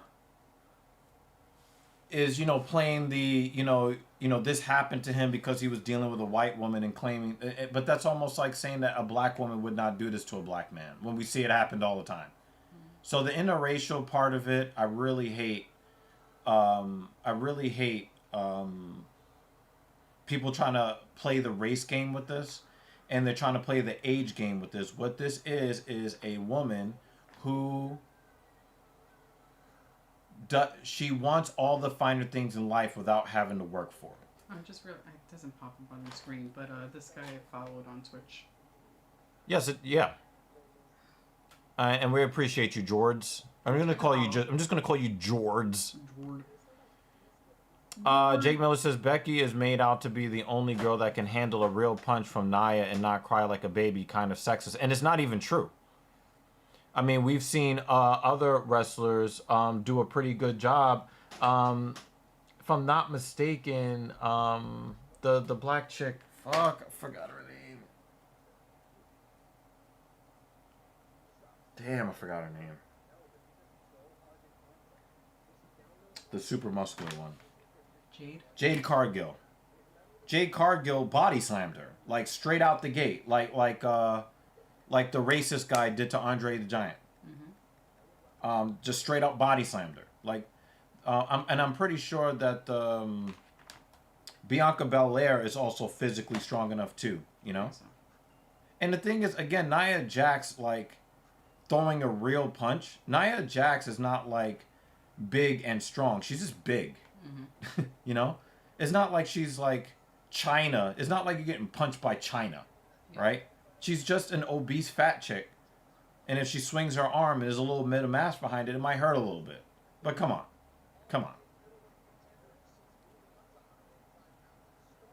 Becky Lynch is a little bit too skinny too. I mean, I like a thin woman, but there's just something about her where it's just like it's almost like she's missing 22% of her body. She's not. She's very slender. Yeah, and it just doesn't lend itself to professional wrestling and believability in professional wrestling. And any muscle that she does have, it's not. She doesn't have a lot of muscle. It's not visible. She's a slender woman. You know, if she. So it's hard to suspend disbelief. Muscle, you know, she gets some larger glutes and, you know, like Ripley, she doesn't have wide hips. Travis, we'll see you, buddy. Thank you. Travis. But she is filled in other places where you can ignore the fact that she's not hippie. Right. You know? Yeah. She's very like Kate Moss in Family Guy. Mm. Oh, somebody left open a window. Yeah. Oh, sorry. Oops, slipped through the cracks. Jake says Nia can't throw a working punch based on her in-ring work. She injures a lot of girls. Yeah, I mean, she's not the most athletic girl. You know, her movement is going to be limited and she's going to be more prone to mistakes. That's just what it is, you know? And you can also make the case that Nia Jax could have come into the WWE a better worker if they weren't so thirsty to try to push this fat acceptance thing and try to get a piece of the fat acceptance pie by throwing her out there when she wasn't ready. Because I believe that could be a problem with Nia Jax, that she could have been a legitimately good wrestler, but she was way too green when they brought her up. They just needed to, you know, try to get the fans of Lizzo to be on their side before Lizzo went and lost weight her goddamn self. You know? So, I don't know. I don't know. We just saw him get his ass whooped last time, which was a little bit surprising. The commercial saved us from watching his, what sounds like a cringy entrance walk. Oh, I mean, but he's always doing some... Remember, we used to, like, really get on him because he would basically use all of his gas tank in the dance moves on the way to the cage. And then flip around and do all types of weird stuff. And then get in the cage and then gas out. You know? It's fine. It's coming. Yeah, so... Yeah, so if anybody wants to know what I think about the Shannon Sharp situation, I fully believe she's lying, and but it's also something that you guys can use for your own safety. Anytime you see somebody in the public eye get railroaded like what's happening to Shannon right now. You can talk to your blue in the face about how wrong it is, but it's really your job to stay away from the pitfall that person ended up falling into. And that's it. And I think that a lot of guys are finally starting to heed. They're not drinking alcohol with women like that anymore. Or if they're drinking alcohol with women, they're not trying to have sex with them anymore. Not at the same rates as they used to. You know, they're asking a lot of questions of the girl before anything happens. And a lot of guys are just simply saying, you know what? These dates cost too much money for the risk that they pose to my health and safety and my freedom. And with the high failure rate. Because a lot of these chicks are broke and they just want to go to a nice restaurant for free. So a lot of guys is, why would I spend all this money going on dates and giving away free food like I'm a fucking charity when I can just keep all my money for myself and just keep everything for myself? Society can't work like that though. But how can you blame them? Is that a chicken dance? It seemed like it. Oh! Yeah, he's in trouble. He's in a lot of trouble. And Abuz is really trying to get him out of there.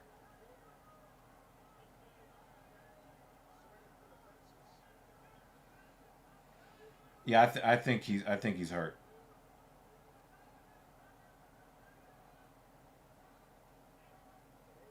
Yeah, he's hurt. but he might get a chance to recover here. And by he, I mean Pajeda. I think he's hurt. Mm-hmm.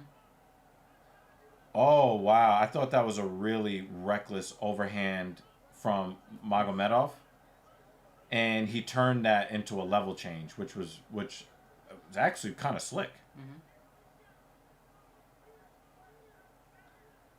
It looks like Michel has recovered, but he could still get dropped like a bad habit here, though.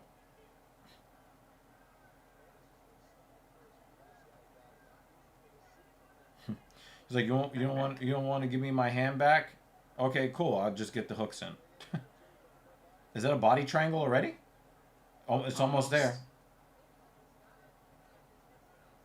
Oh yeah, almost. Quite, yeah.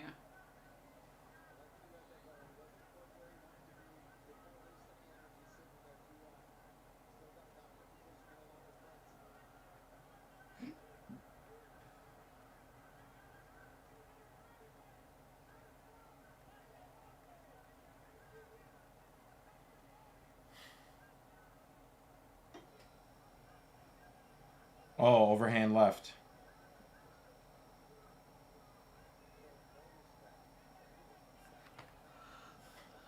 Magomedov needs to choose a stance before he throws a punch. He's he looked out of sorts there, looking for an in. But now that he's still thinking finish the fight mode, he's really waving really wildly. But Pajeda has definitely recovered. Mm-hmm.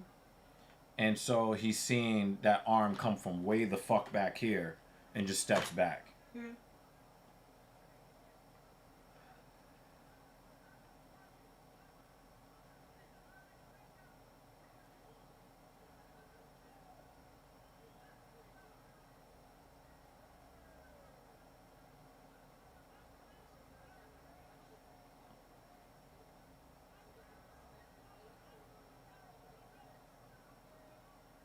This is definitely a Magomedov round.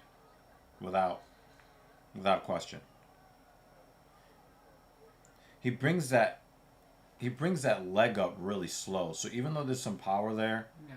everybody is just kind of like meeting him here Mm-hmm. to defend that high kick.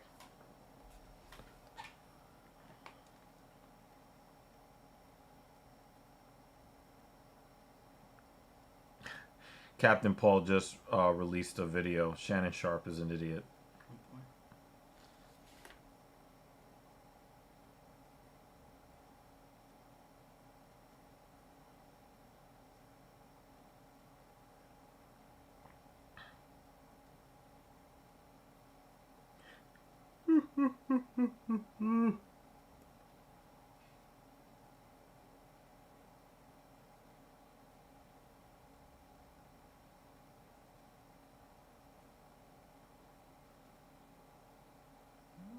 Duolingo.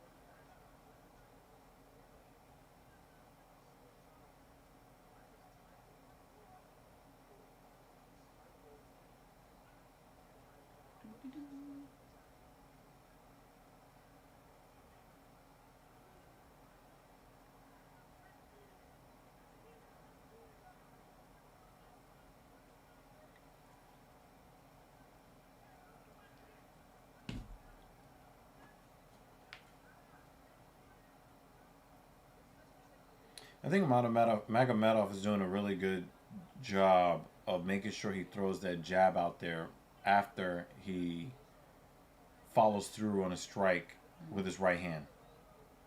Because as he's kind of stepping back, Pereira loves to kind of blitz you on the follow through from one of your striking attempts. And by sticking that jab out there, you keep him honest. It makes it harder for him to find that step in.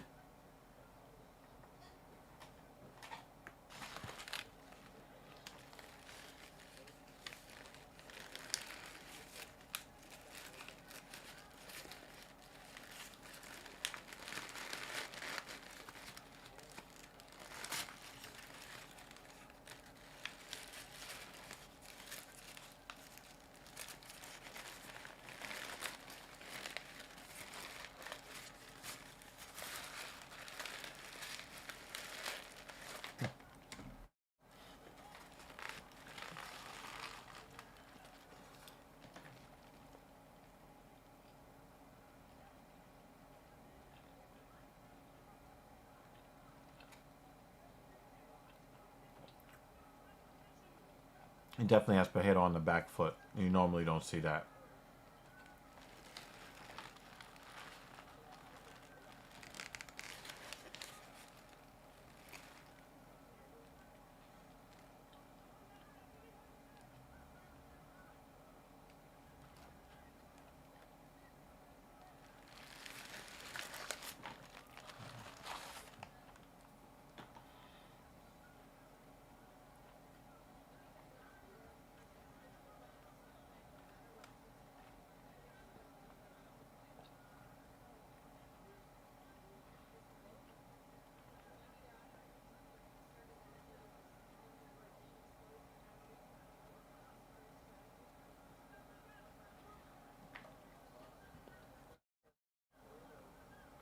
It's been a long time since I've seen Pereira tired like this. He looks tired. Is it because he, again, blew his tank on the way out to the cage? Probably.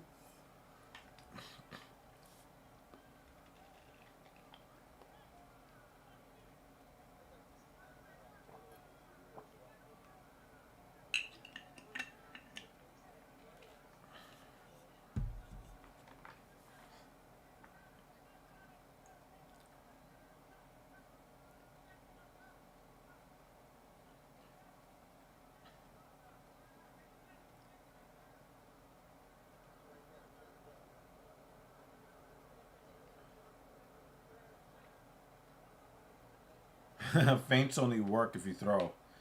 Yeah, I just think that it might be one of those situations, Jake, where he's just not.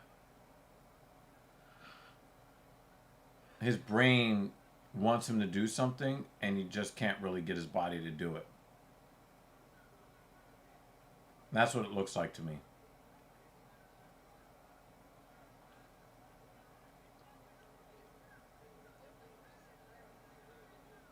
Props to Pereira for going to the body. At least he's got some sort of strategy.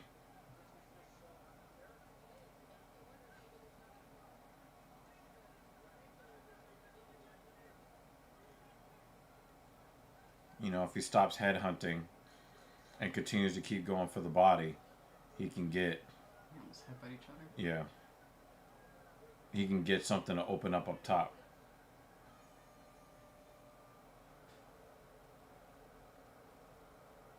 The crowd does not like this fight. Yeah, it started to look kind of. I throw my arm, then you throw your arm. We're all bored with it. Got me looking at how many fucking fights are left. Yeah.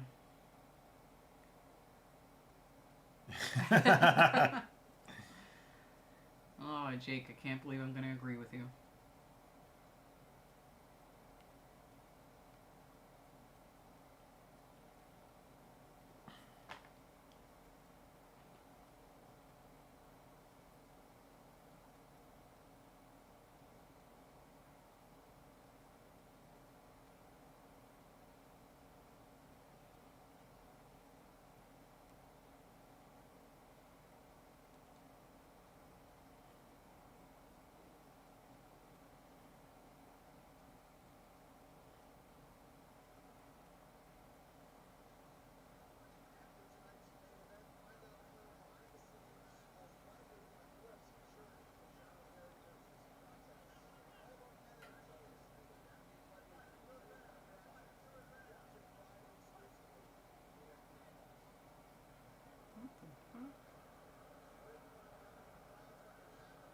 price of makeup went up to $5. The what of what? The price of a Make a Millions ticket went up to $5. This is new. It was never $5. It's $2.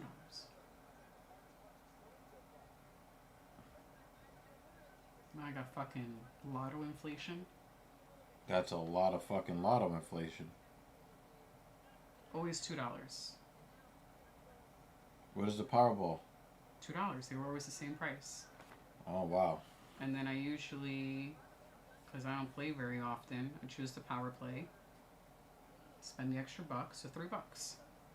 I'm like, fuck it, you know? If we win, it was worth it to spend the extra dollar. Right. But $5? I ain't gonna fucking win. Nah. The odds are still the same. Yeah. If I just paid more, nah. We go to that. I'd rather fucking do it on New York Lotto. It's $1. Yeah. You get 2 plays. Yeah. They could go suck a dick. Suck my dick. Suck a dick. No shot on Abu's here. He is fighting the fight he needs to. But it's still fucking boring. People are waving their cell phone lights around because they're bored.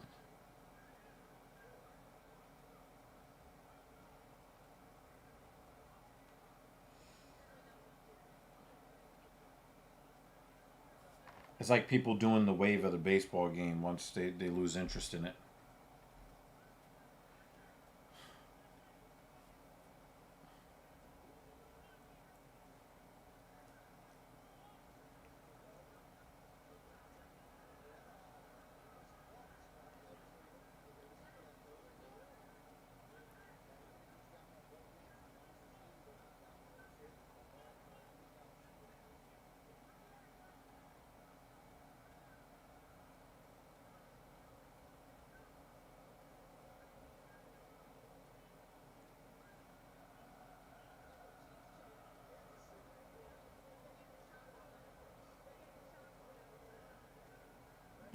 They're chanting.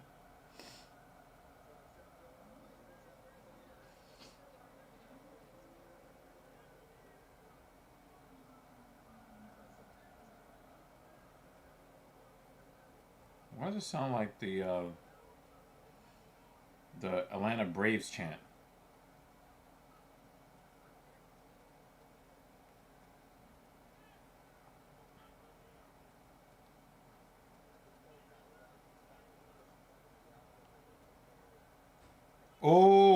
Oh, chicken dance. Chicken dance. Oh, another right hand landed. Another right hand landed. Pajeda might be punch drunk by now.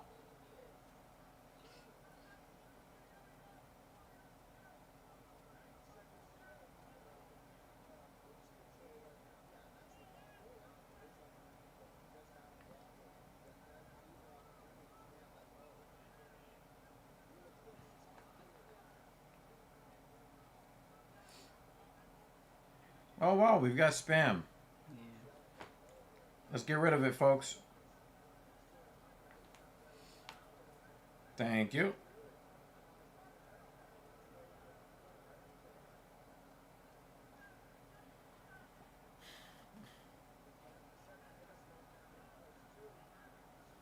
Yeah, it looks like Abu's gas tank is just not really there anymore. I need a snack after this. Well, I will say, Jake, when it comes to training, Abus came into the cage with a not fully healed shiner underneath his right eye.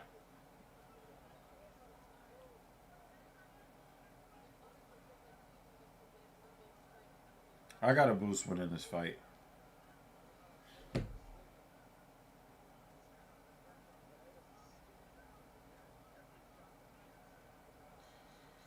Pajeda sucks. What happened to the guy that used to run off the cage and did backflips on the downed opponents?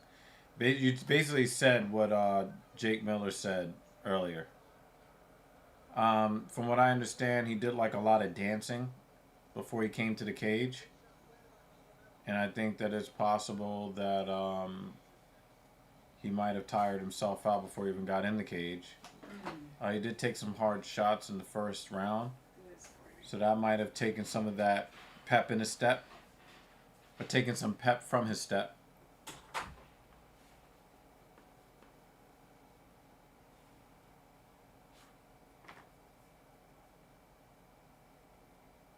You know, JL, that applies to a lot of different fighters, especially those that came from the PFL. Now we got Aaron Pico coming to the UFC, and it's kind of like, dude, are you UFC level fighter? I don't know.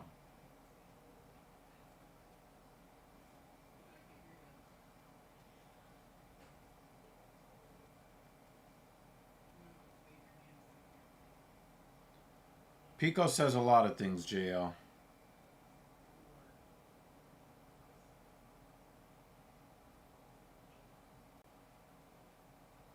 Yeah, that definitely took the air out of things. I thought this fight was going to be way more entertaining. But it wasn't.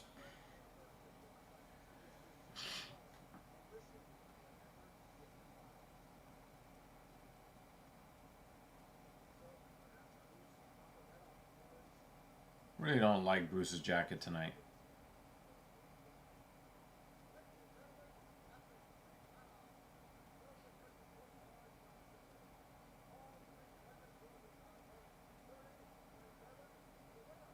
Yep, it's got to go to a booze.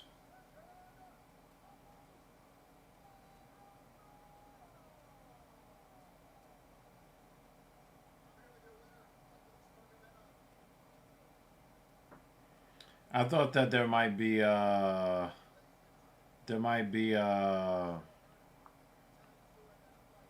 judge that might have given Pajeda round 2, but I would have disagreed with that.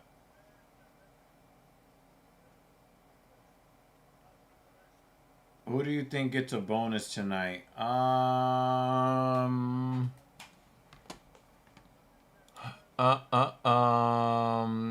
Probably Chris Gutierrez versus John Castaneda, I think. No, not that one, not that one. Randy Brown is getting a performance of the night bonus. Well, I think fight of the night might end up being Matt Schnell versus Jimmy Flick. Malcolm Wellmaker is probably going to get a bonus for that knockout on Cameron Simon.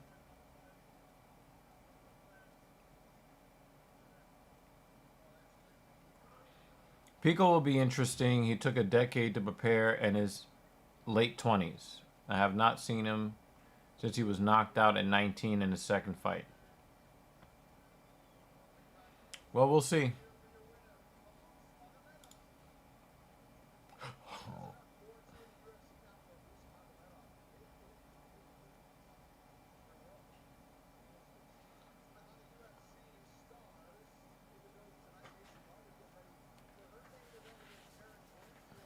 Thank you guys for taking care of the spam.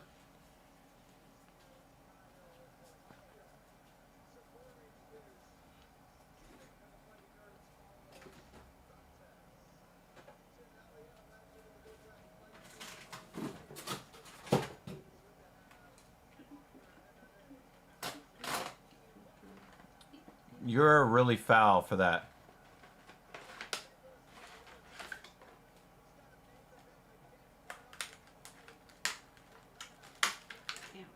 You're foul for that one, Jake.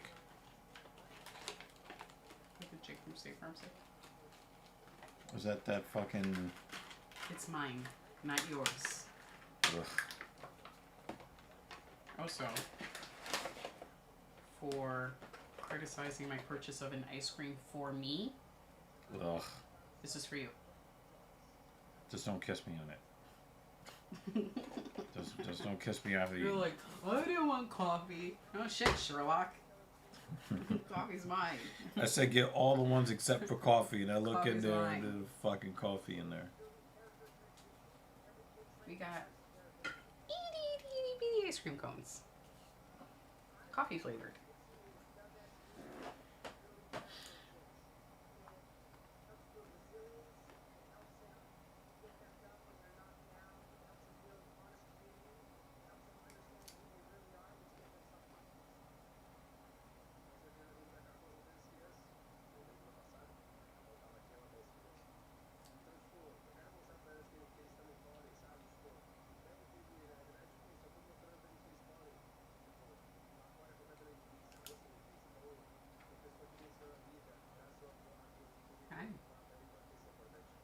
come for the ice cream cone?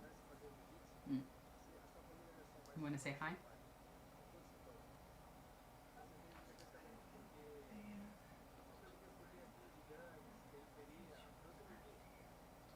Mm-hmm. Say hello to the fans.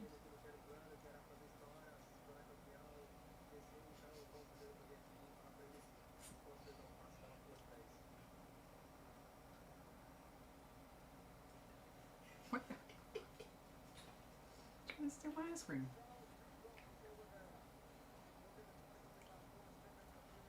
My ice cream. Want this one? I can get more.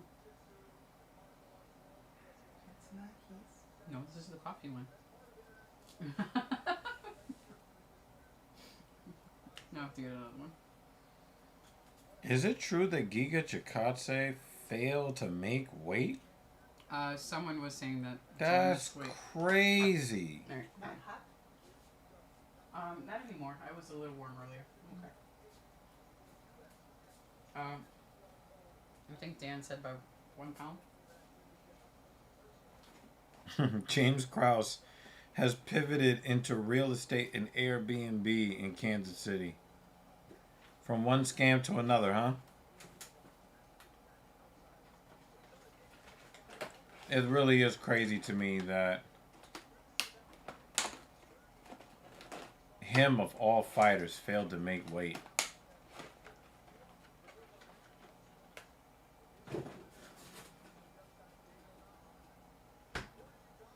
David Onama.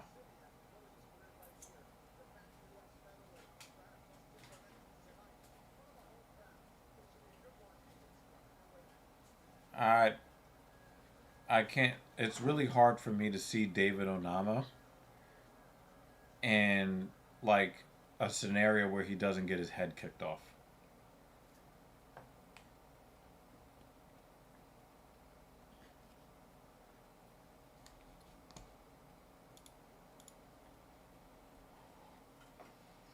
We need more of that. Yeah, I just wish they fucking started. Mm.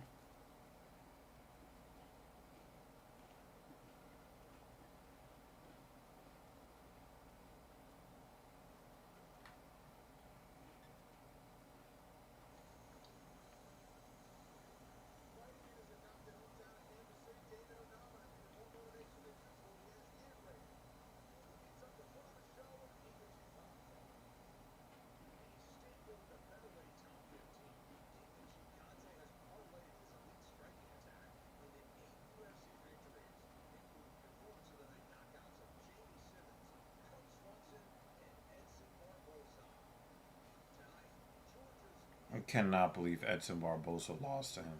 Mm.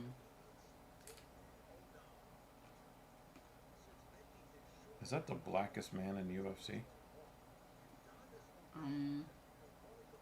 Maybe. I want to get rid of the spam, y'all.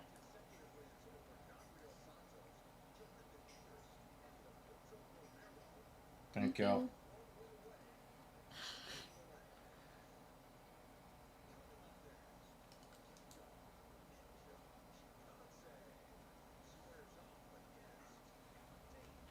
Yeah, I can't have a heart pick for somebody that missed weight. You know how I feel about fighters that miss weight.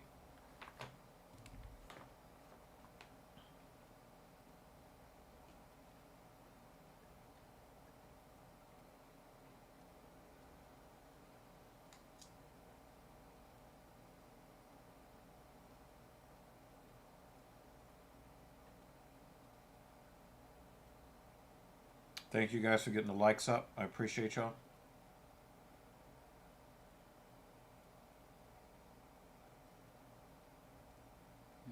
Nope. It was not Can. Damn, the Grizzlies got swept.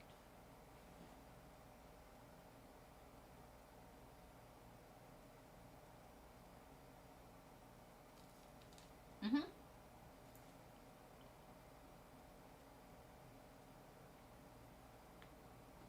It was really small. It's like this size total. Itty bitty comb. This one is coffee flavored. We also have vanilla flavored, vanilla chocolate chip, and strawberry.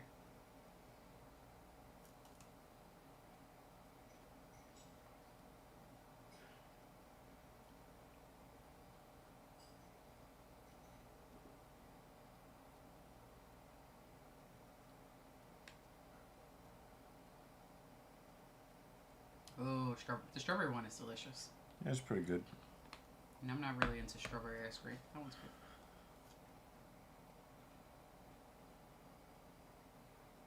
good. Last fight was not good. We were all fucking bored as fuck in that fight. Mm-hmm.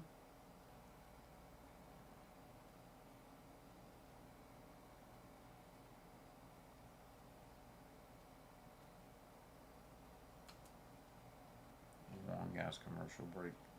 Mm-hmm. So 2 minutes left of it.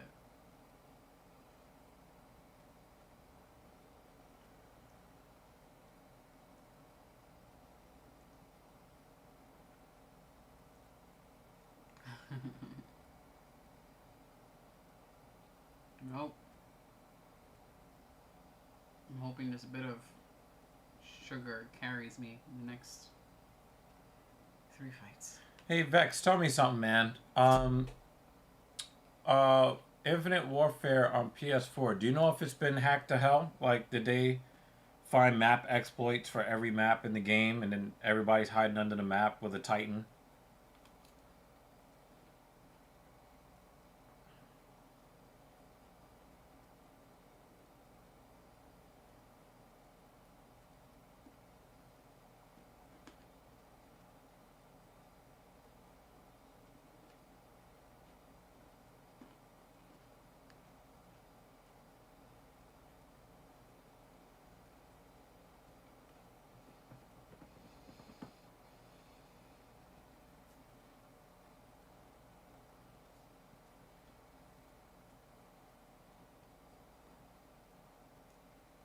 He wants everybody to know that he's a cuck.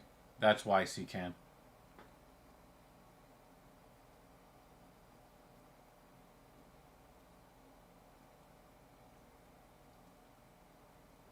I really hope that he gets fucking knocked the fuck out. In the first round. Preferably.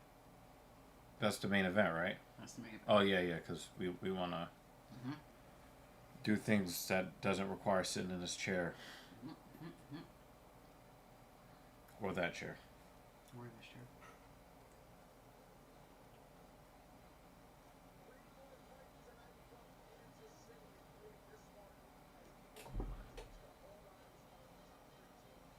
Wow, David Onama's a 2-1 favorite. Yeah, he's out of his prime. He lost a couple of years because of a grisly knockout that he took.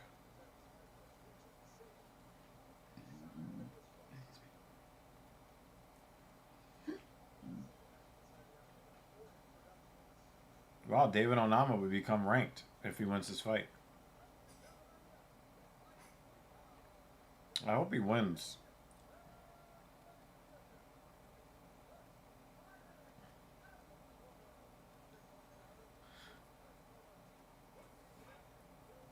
There was a knockout that Giga Chikadze took a few years ago that that fucked his whole world up.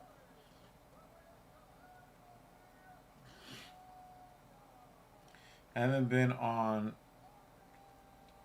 it for 2 years. Maybe, but the last time I played, every man was always had somebody cheating. Throwback, Frontier, Scorch, Precinct, Terminal, almost every map. Oh, man. There goes your answer. Yep.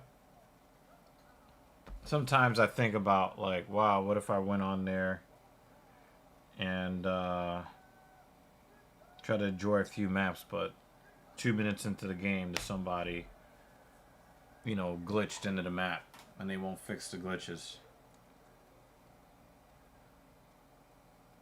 I don't think it's upsetting to me at all. Francis wanted to try his hand at boxing. He very nearly beat the world champion. He wanted opportunities that the UFC was not going to provide for him. He wanted financial opportunities that the UFC wasn't going to provide. And so he left. And I think that every man in that position or every woman in that position, if you can't get what you want out of a situation, then you should go and try to find it somewhere else, right?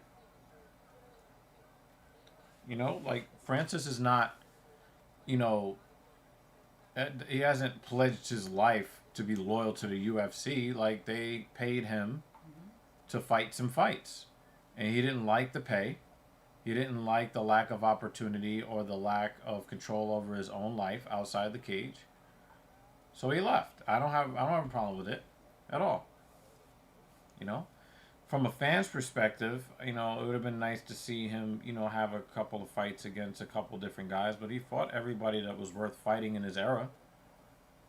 You know, Jones didn't actually come out of retirement until after Francis left. I don't think that John Jones would still be would have fought the two fights that he fought since then if Francis was still in the UFC. He would have avoided him. So that's my perspective on it. And Vex said the same thing.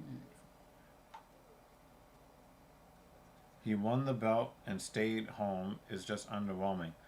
I mean John Jones did that. He won the belt and stayed home. But Francis, that the night that he won the belt, against Cyril Gahn, or he defended against Cyril Gahn, he was doing that with a torn ACL.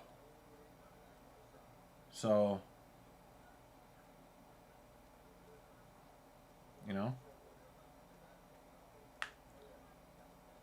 Jones fought a lot of old guys but won't fight younger guys. That's true too. This fight is playing out pretty much as I expected. Giga Chikadze trying to kick David Onama's head off his shoulders constantly.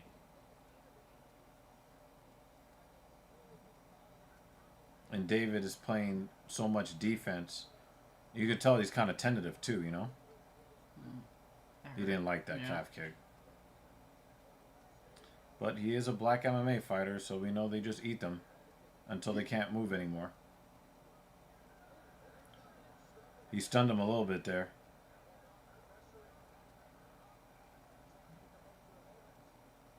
Oh, that was that Ken from Street Fighter uppercut attempt. So we've seen a Mortal Kombat uppercut attempt miss and a Street Fighter uppercut attempt missed in this card tonight. Why do we always have to bring John Jones into it? I mean, the thing is that Francis wanted that John Jones fight, and he refused to come out of retirement until Francis left. And then the UFC wanted to pay Francis not enough money for the fight.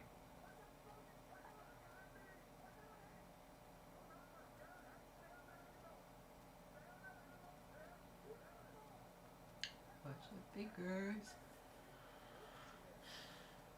Giga's on his horse. Oh, nice counter from Onama there.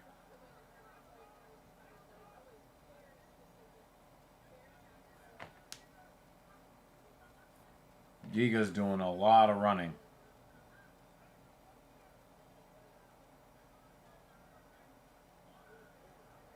Nice right hand from Chikadze though, but he's doing a lot of running. Nama's trying to get that wrestling in there.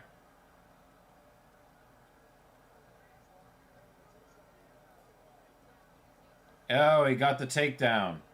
Onama was in some trouble there. And he gets that takedown, he's in half guard.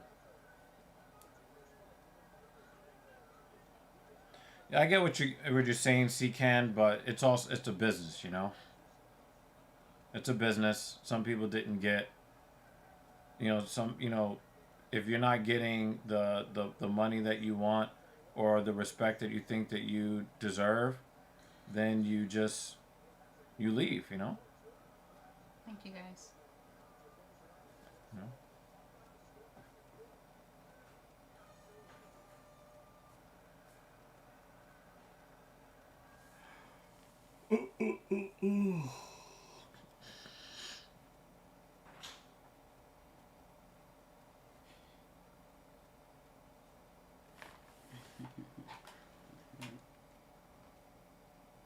No, keep going.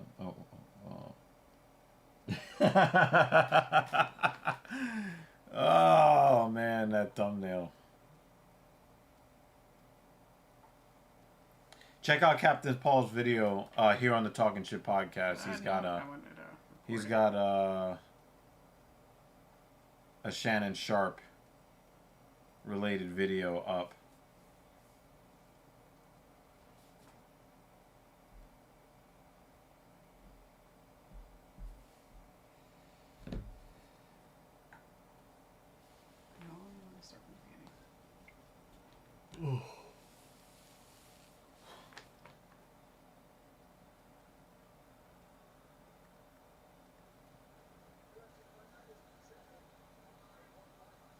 We get just a little bit of rain today and it kills all the energy. Mm-hmm.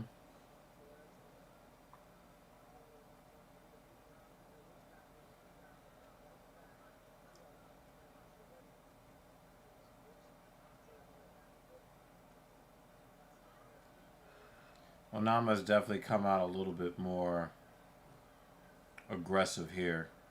So I think his corner told him he lost round 1.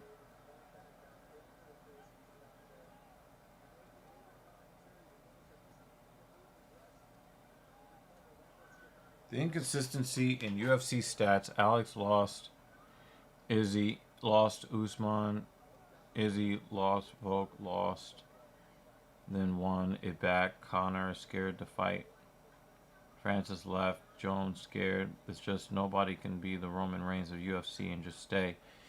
I mean, this is real fucking fighting. This is not pro wrestling where everybody's penciled in and every guy who is your opponent is actually there to help you perform and to protect you from injury. You got people really trying to fucking hurt you.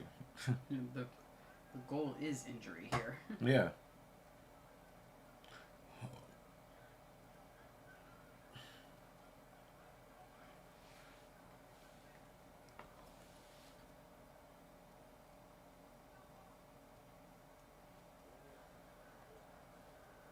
And also, if anyone sticks around too long in the UFC, they're probably overstayed their welcome.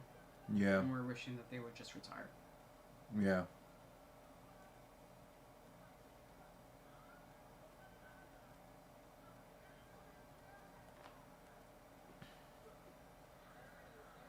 Nice level change for Onama. Maybe Onama thinks he's going to have to win this on the ground.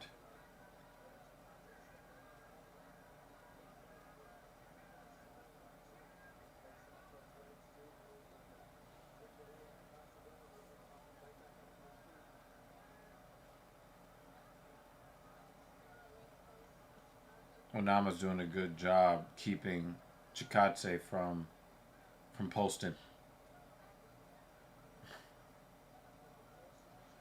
And, you know, good on Chikadze. He's really trying to not accept this bottom position.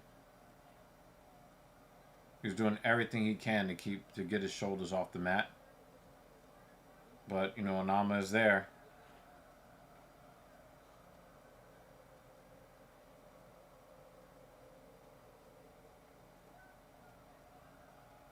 I don't agree with that either, Miller. I think you need to have champions that really feel like champions. You know, as long as like the champions feel like champions, people will put up with a guy that's been a champion for a long time, and you know, then he gets that legend status. You know, I don't think that you constantly, but I think if you get too many new champions, then you just feel like nobody's really that great in that division. Mm-hmm.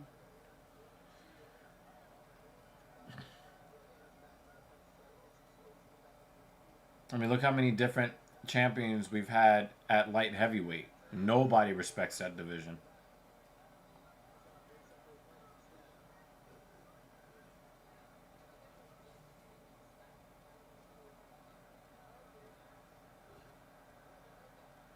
Oh, shit! Oh, yeah, he had to go to the ground.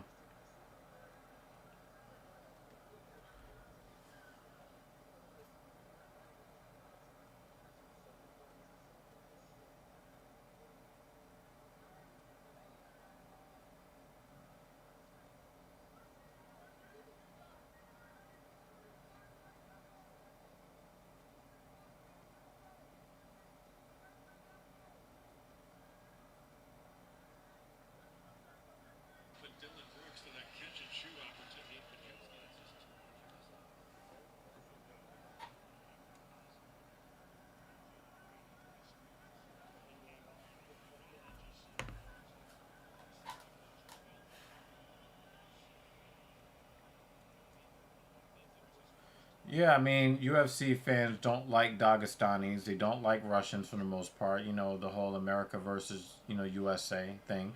And they also want to get behind guys who strike primarily. They don't really like grapple heavy attacks. So,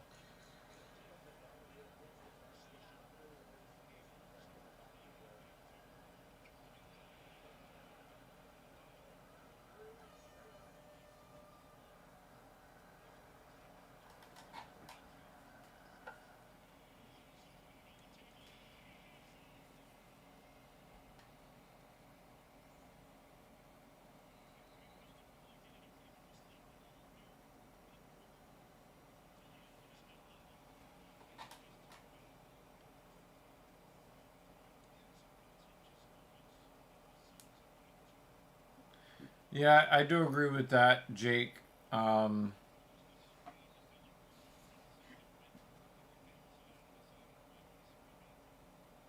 yeah, I do agree with that to a large degree. I just think that LA Knight should be the face of the company.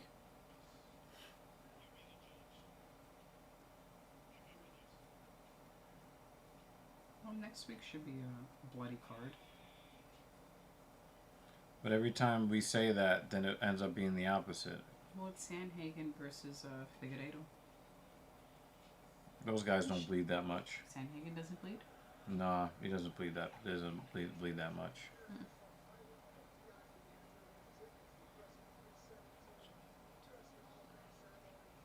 And Figueiredo is not as aggressive a fighter at bantamweight as he was at flyweight. Toffa fight got canceled. Ugh.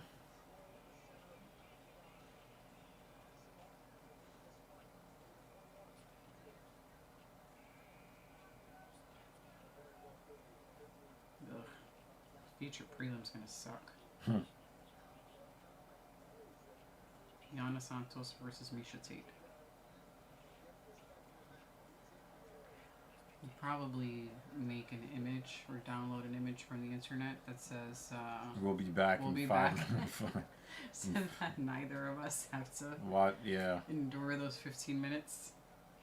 I'm glad that we have 2 bathrooms because we can both take a bathroom break at the same time. Alright, we're calling it now. Featured prelim next week. That is the official intermission. Yeah. For the show.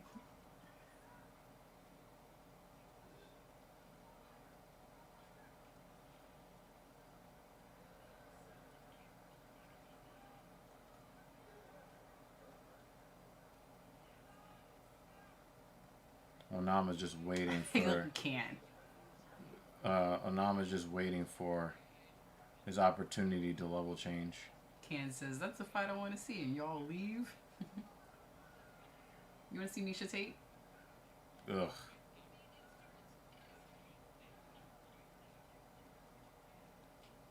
I might ask Thing 2 to make a 10-minute intermission video.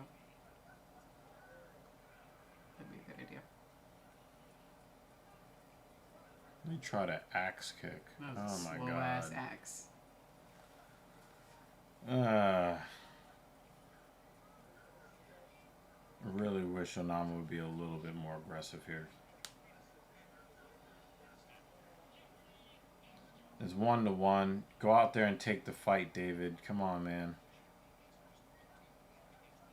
He looks like he's He's doing these verbal feints. He just doesn't. He's losing the timing battles here too. That looked like a clash of heads here.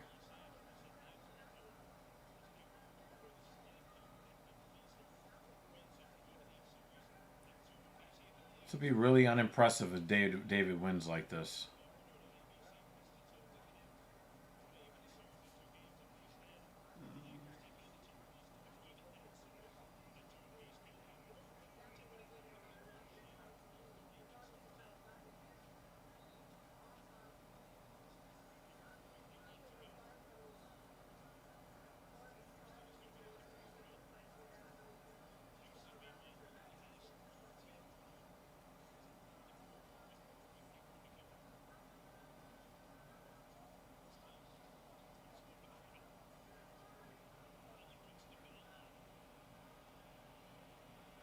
Yeah, Pollyanna. Yeah, she took that that RNC. She damn sure did. But you could kind of see that it was coming when she got taken down, got her back taken. It was pretty. It was pretty like formulaic. It's gonna fall off. Oh, he didn't.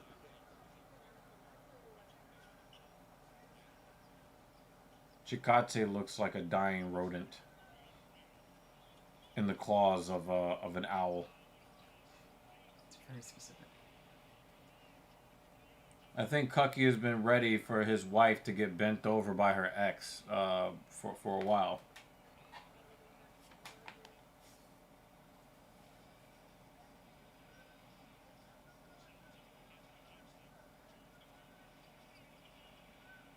Nice defense. Was that Draymond Green with the block? What?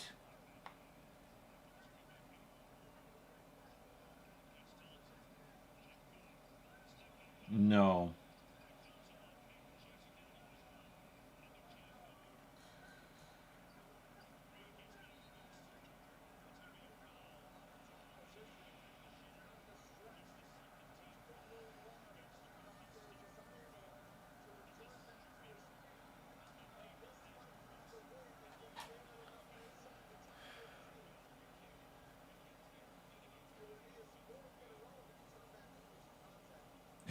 She can't say she's supposed to be Brazilian.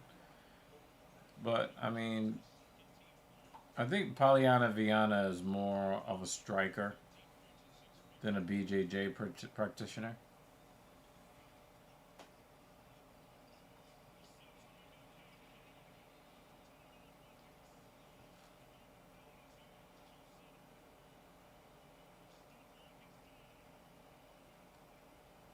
Job.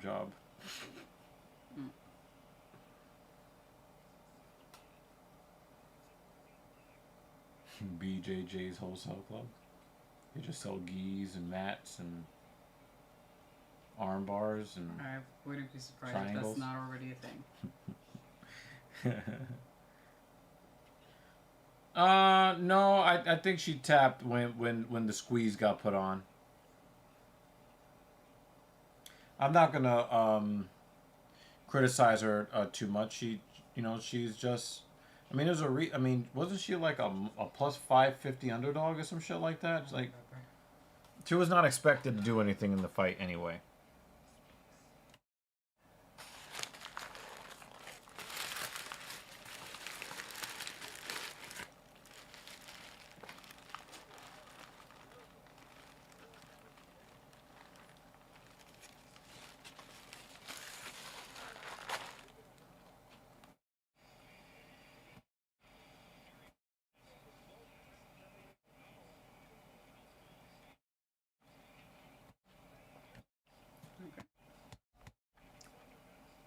The I'm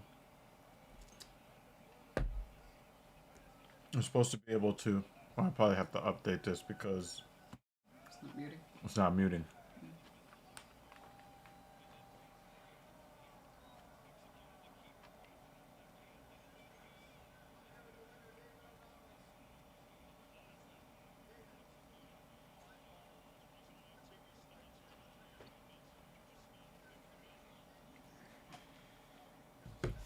Oh, they gave the win to Onama. Yep.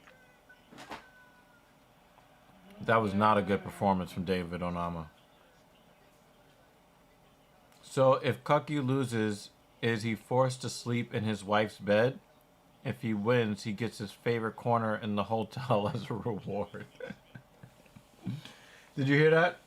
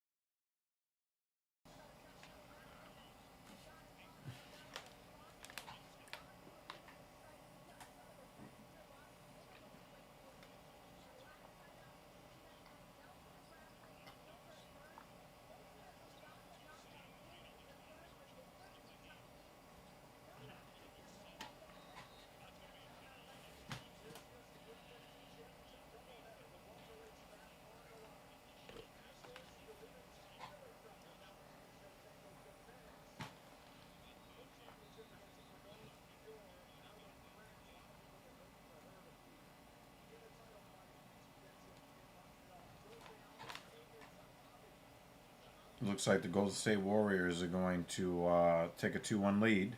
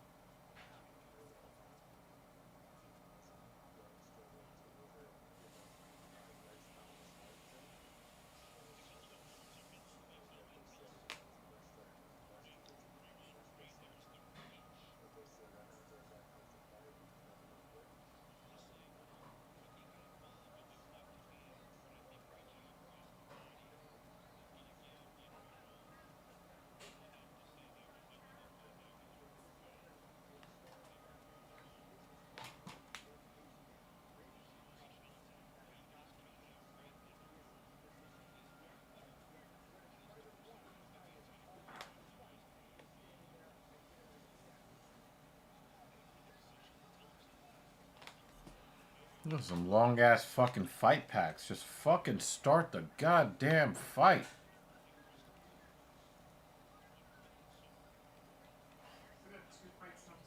And we still got spam in the chat. Like, goodness. Oh, well, of course his is going to be the long one.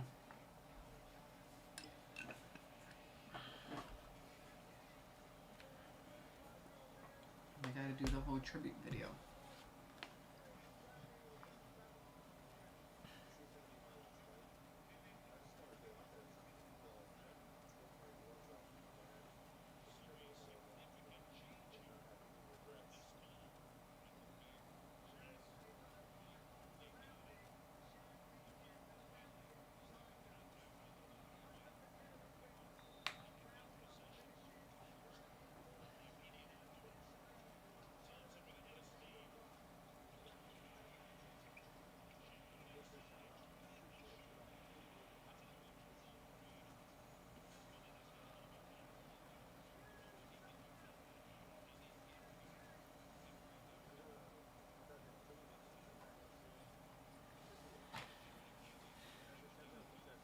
How angry do you think Donald Trump would be if this guy beats Anthony Smith?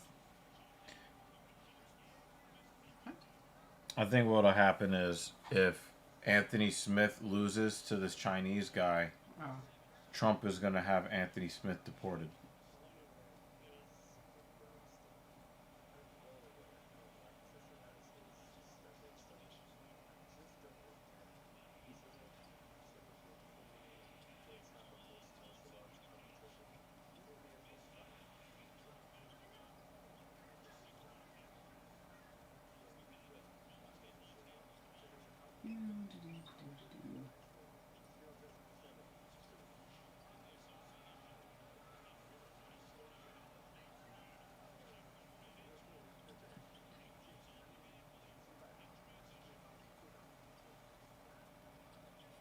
Damn, he folded that dude in half backwards.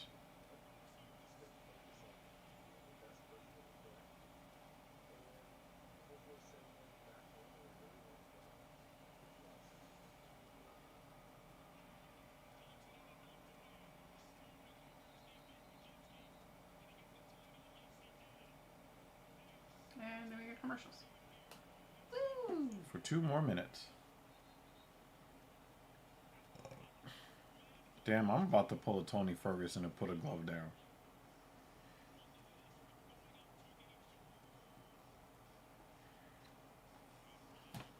So these are the ones that are made like stale, fresh. I don't know. They're just good.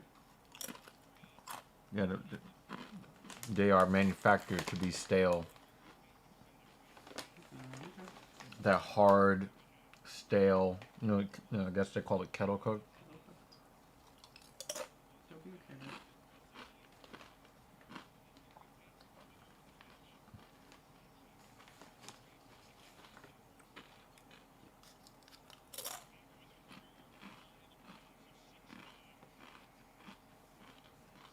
This is how I should get my electrolytes.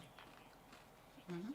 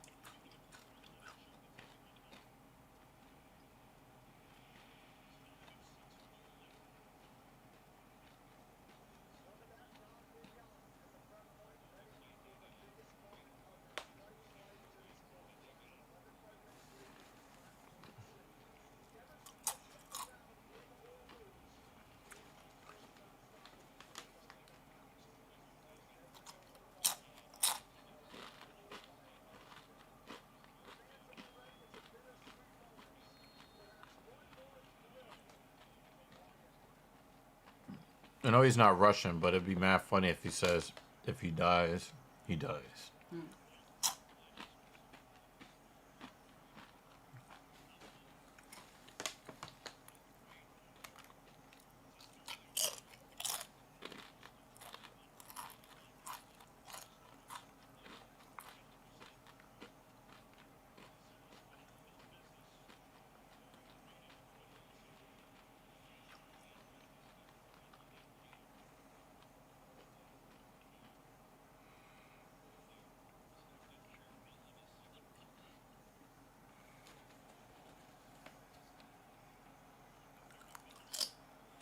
This walkout's gonna be like 30 minutes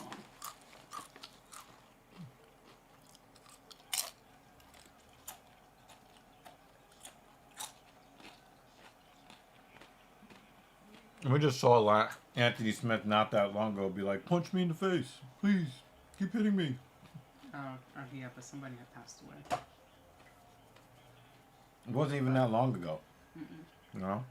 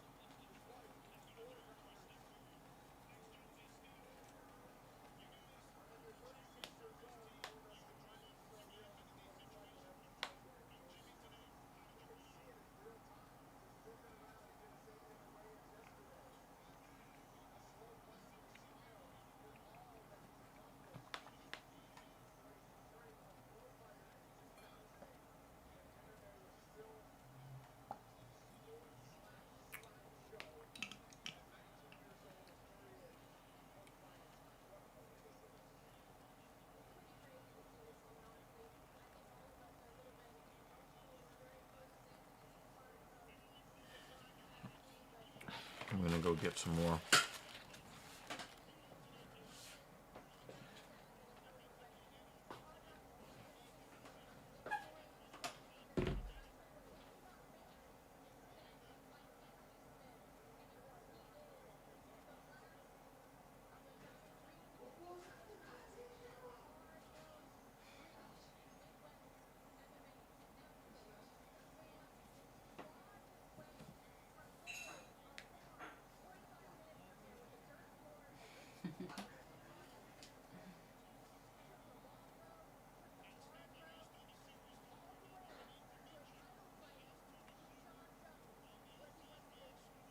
shit.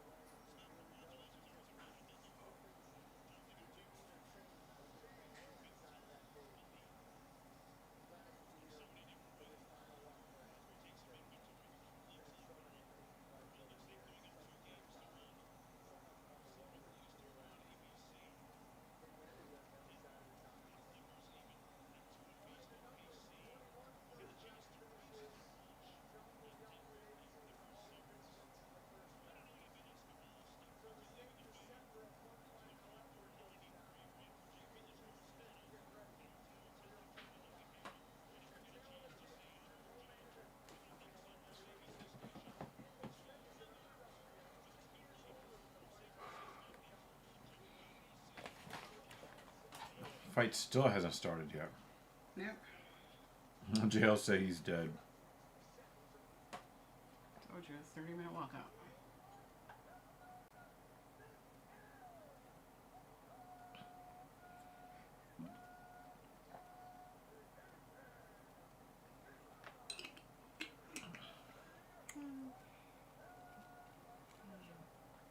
Yiga did not get robbed. Fuck out of here.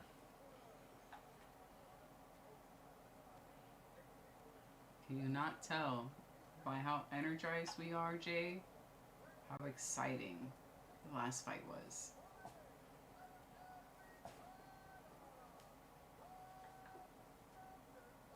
This guy not only has a 100% finish rate, he has a 100% first round finish rate. Listen, that sounds excellent. He's like, if I can't win in the first round, I don't want it. So I got 6 losses.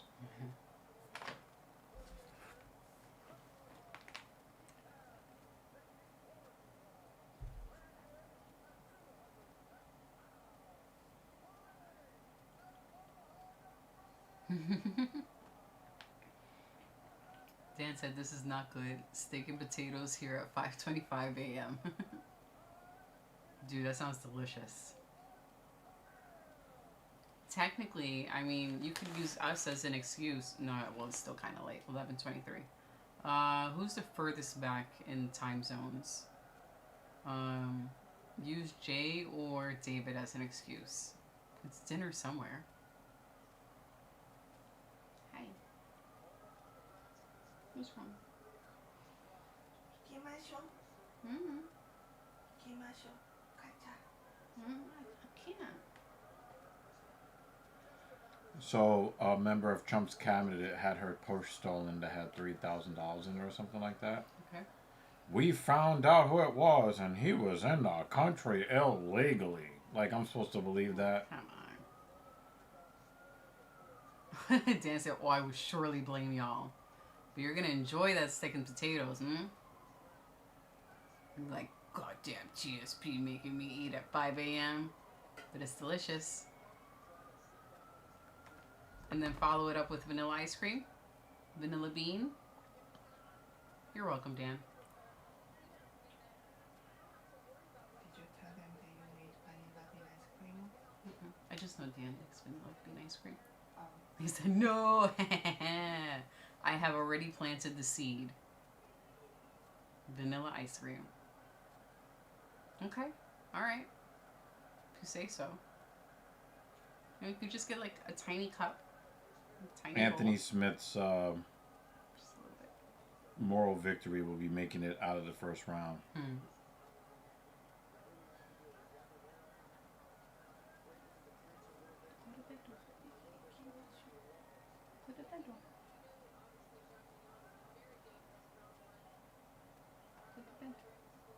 Ich kann nicht. Cannot. Cannot.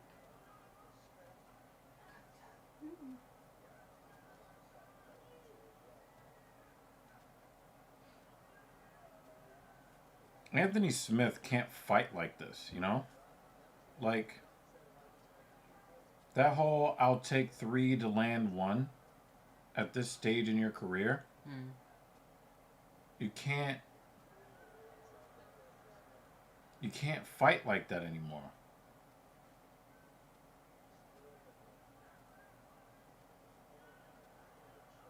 Now we got the blood. Yeah, now we see the blood. That was a really violent. Oh, it's spurting! It's spurting! Jake says Smith landed a clean elbow and Zhang laughed at him. Love it. Come on, you got 2 minutes and 30 seconds, Zhang, to finish this in the first round. Oh, another elbow and that's Another elbow. one. Another elbow. Don't say. All right, no more comments. No more comments. I'm not reading them. Yeah, I'm not reading comments right now.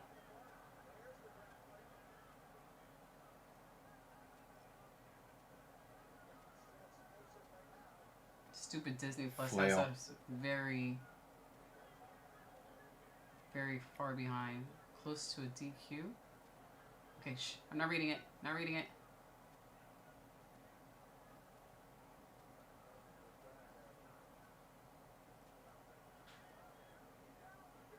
Oh, that's what he's talking about. He almost kicked him in the head.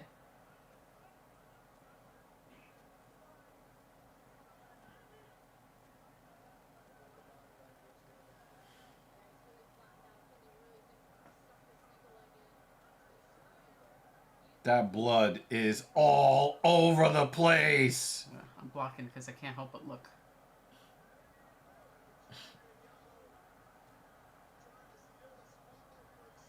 That blood is everywhere.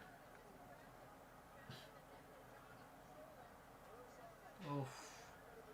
That's a big cut.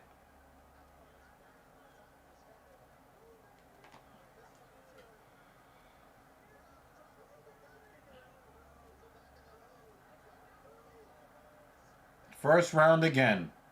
This blood is everywhere. All right. His blood is everywhere. Oh! And we're back. Oh! Ah! I had to block the chat. Oh! Jake said his skull is showing.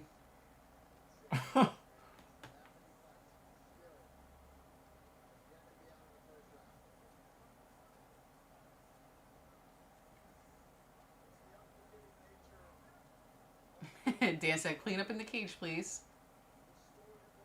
Ah! I don't know, he's flipping off. Who is he flipping off?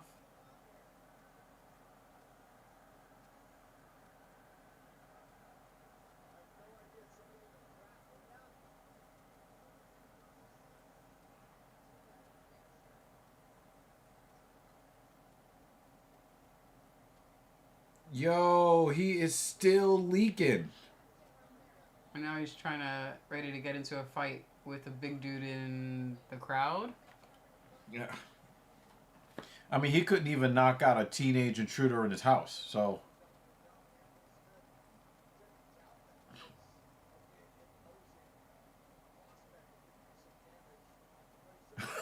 Dan said, not really. Not really that surprising. Yeah, definitely not surprising. I just think the cut is in a bad spot, and that's why he was leaking all over the place. But it looked like he lost like 4 or 5 ounces of blood.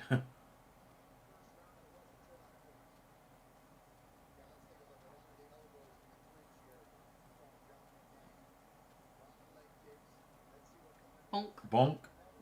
That's Oh, the line. immediately.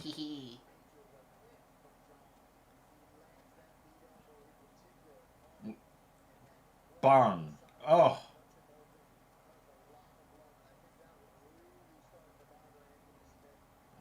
Ooh, did you see the...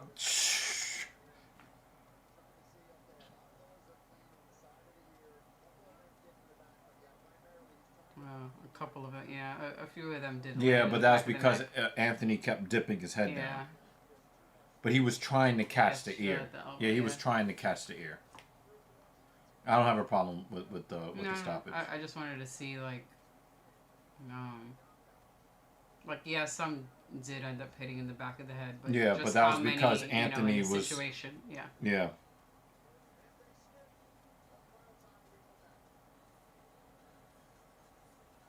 Oh yeah, if you read the side by side comment, gee, that was surprising. You put it together. Oh yeah. Finally, we never have to see his ass again. No, you'll see him at the desk as a talking head. You'll still see Anthony Smith, but he'll be a retired talking head. Jinx comment. Smith flipped off the fat kid for a reason.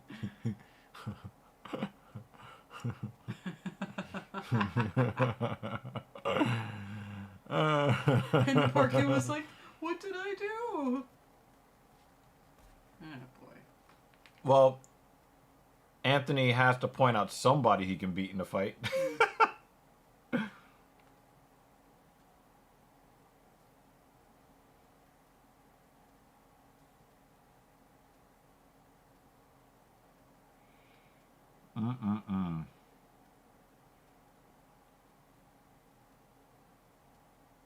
Smith will fight the fat kid in his heavyweight debut. Is that Wonder Boy at the desk? Yeah.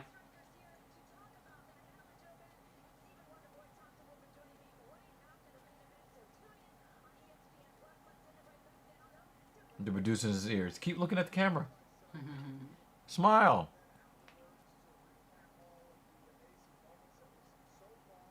Anthony. Shit. I'll get my head caved in for the company. Yeah. Yep. Not anymore, though. His head is still leaking.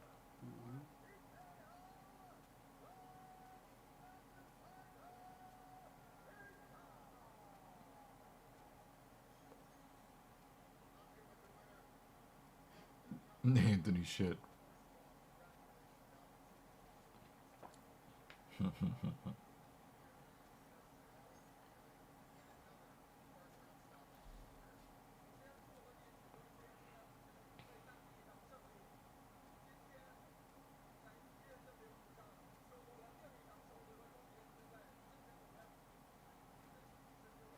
Can you believe that Dominic Reyes has a 3-fight KO streak?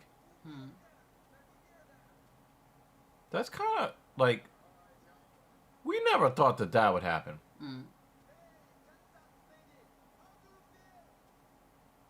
I said English.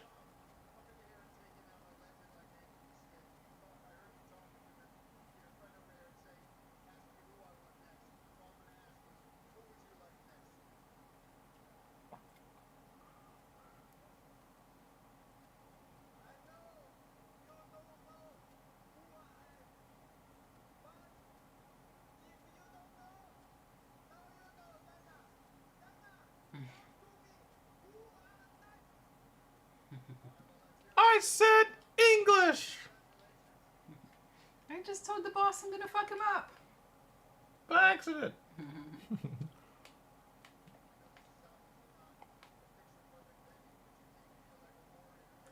Great job getting fucked up again.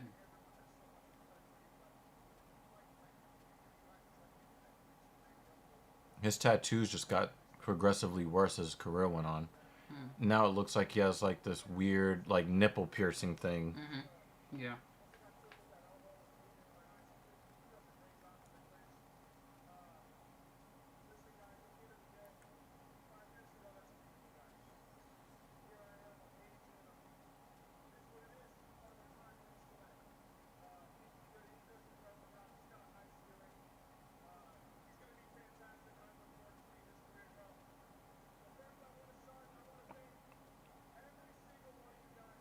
Commentary on retirement.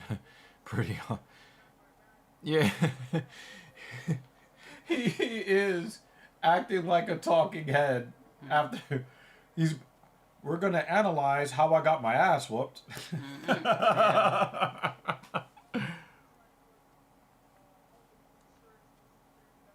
Dan said, yeah, shut up and get out.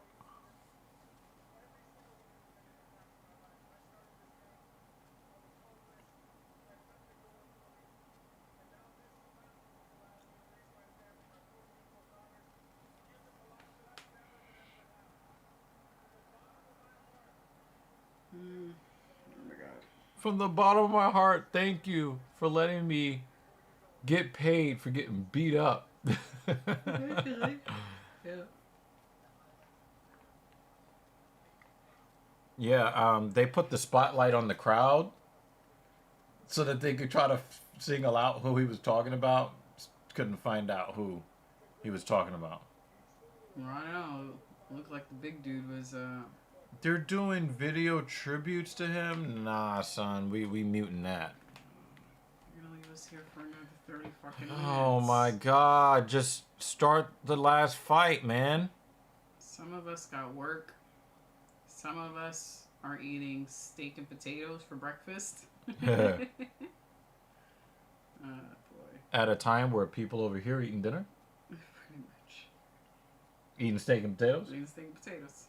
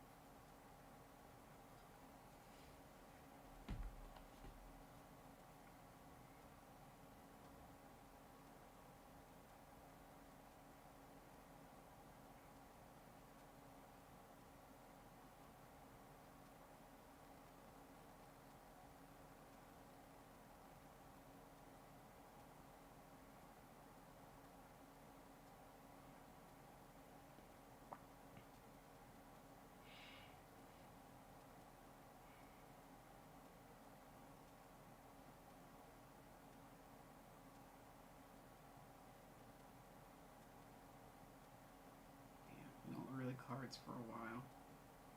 They're all 7 p.m. cards. Mm-hmm. Yep. Next week prelims starts at 7. Paul said Dana should give Anthony a Brazilian jiu-jitsu. I mean, like he gave Trump at the last pay-per-view.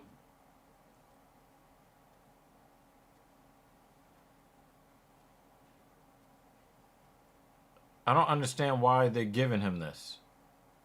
Well, actually, some of these cards, the main card starts at 7. Actually, that's not too bad. I mean, the dude never even won a championship. And they got this whole fucking... Oh, man. This is Probably bad. because he sits at the desk. Well, they better do that for Hill, then. They better fucking do something nice for Hill. That I will sit through and not complain.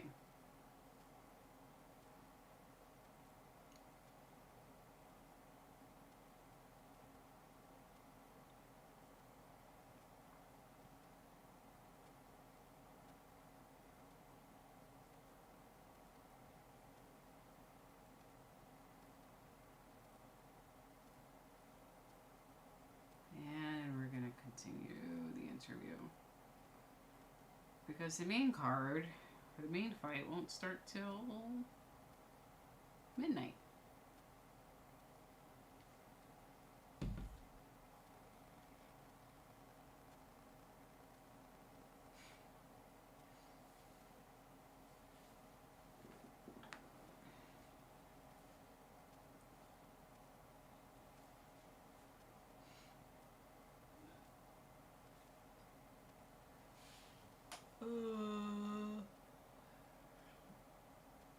Yeah, Dustin won. That's one where Yeah, I just don't want him fighting another guy we like. we're fine watching that tribute. He's still Video. dripping blood. He had to drip one more drop of blood in the cage.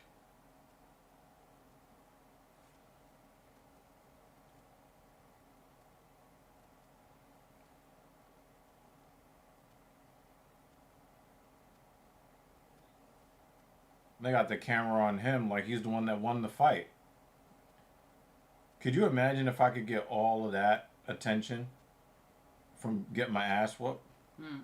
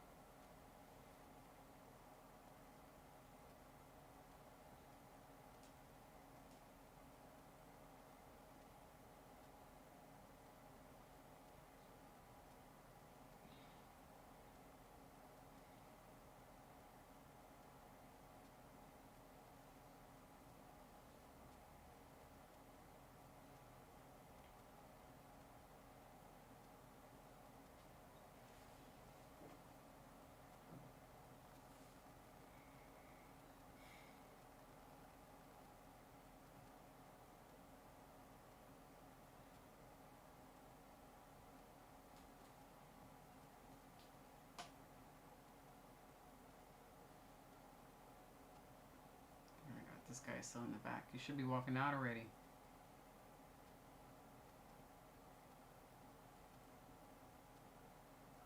Yeah, like. Get this over with. Yeah, like, why are they standing this out? We need everybody to go to bed at 1 o'clock in the morning. Evil, why can't I do a non-assisted single pull-up now? I could do them in elementary. Well, how much did you weigh in elementary, and how much do you weigh now? That will be the answer to your question. I remember when I was getting to be good at pull-ups, and then I was able to put on a little bit of weight when I got up to 185. Was I as good at pull-ups? No, because I made the pull-ups heavier. Right? So now I'm over 200 pounds. Is it easier for me to do pull-ups? No. I keep making it more difficult the more weight I gain, right? Yeah. So, He said, dang. So, I can do 30 reps over 4 sets now. 8, 8, 7, 7. Nice. I suspect that I'll be able to do 8, 8, 8, 7 on my next vertical pull, which will be like in the middle of next week. But I'm going to try to get that weighted vest. It's a goal I have for this summer, is to be able to do an unassisted pull-up. Then you should be working out with me. Yeah. Well, now that you're not training for races for a while, you can get in the gym with me. Yeah, that's my plan for... I'm going to get myself to do non-assisted. Use a lot of assisted pull-ups. And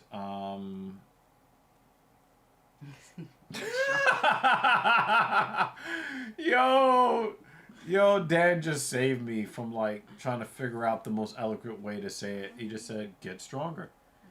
You have to work a lot on your vertical pull, and you're going to have to continue to progressively overload your vertical pull. And you can use whatever you are doing the assisted pull-up at, try to build up as many reps as you can, and then use less help over time.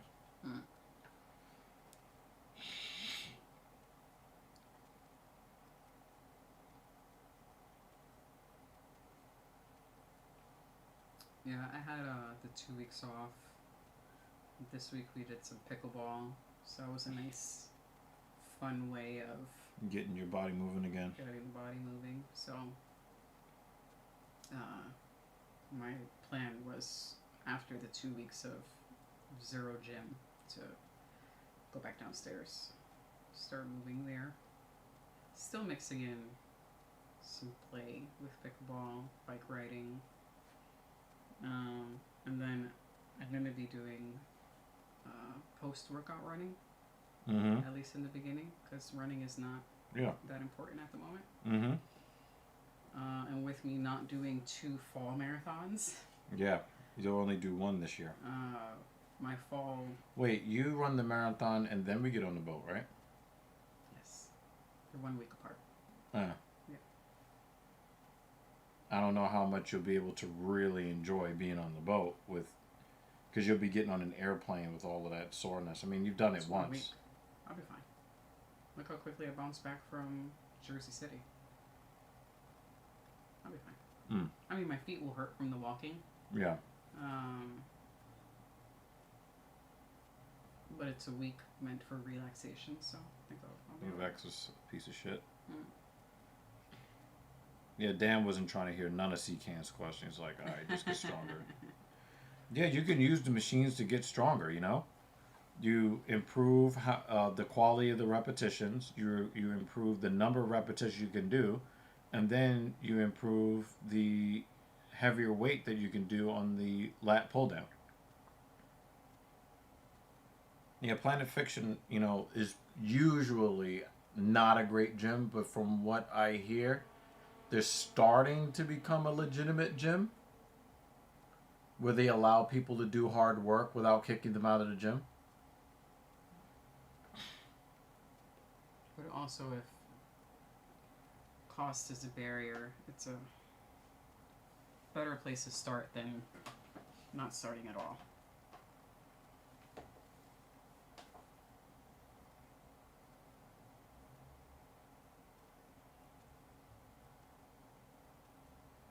Yeah, so yeah, cost for sure. Yeah.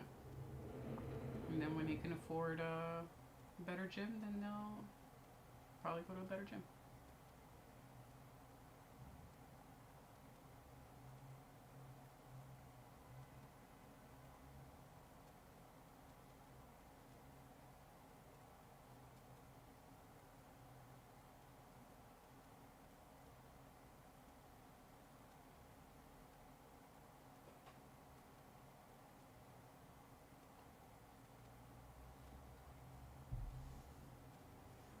But as long as I don't have any morning Zooms, my plan is to go down to the gym after breakfast so that I'm downstairs before 12 noon. Because I find that if I can get down there as early as possible, then I don't have work interruptions, lunch interruption, all the other things that end up pushing the session, you know, forward, and then, you know, on Monday and Tuesday that just ends up blowing up.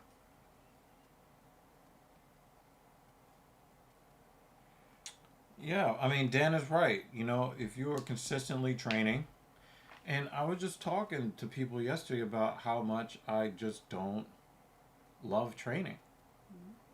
You know, like, I don't love training.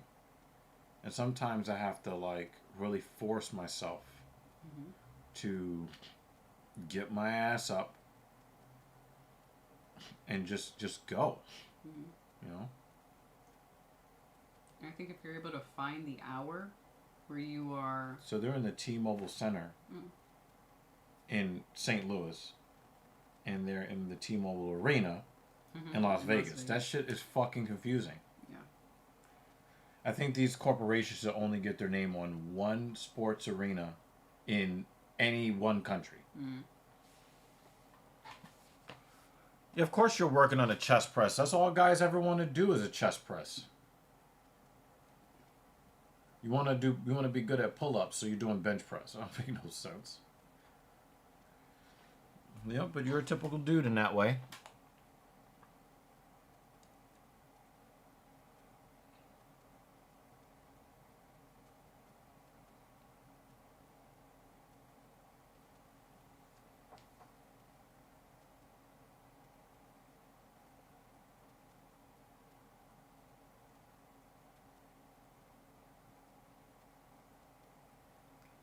Dan says, I want the fat on the side of my chest to go away first.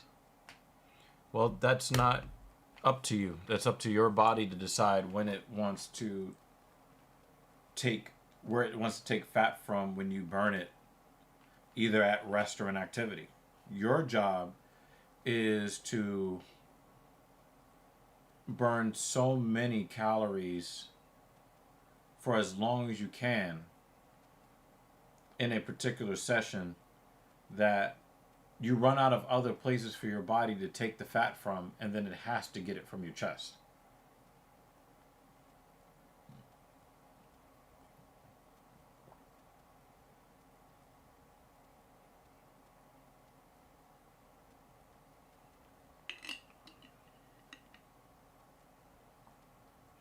Yep, and you have to train the biggest muscle groups. What are they? Glutes, quads, hamstrings. You can't just do bench press all day.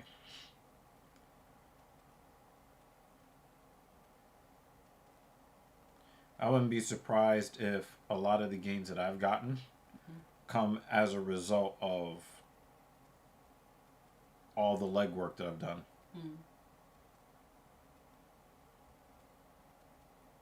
If this guy starts coughing from lung cancer and emphysema and gets knocked out, I'm going to blame him.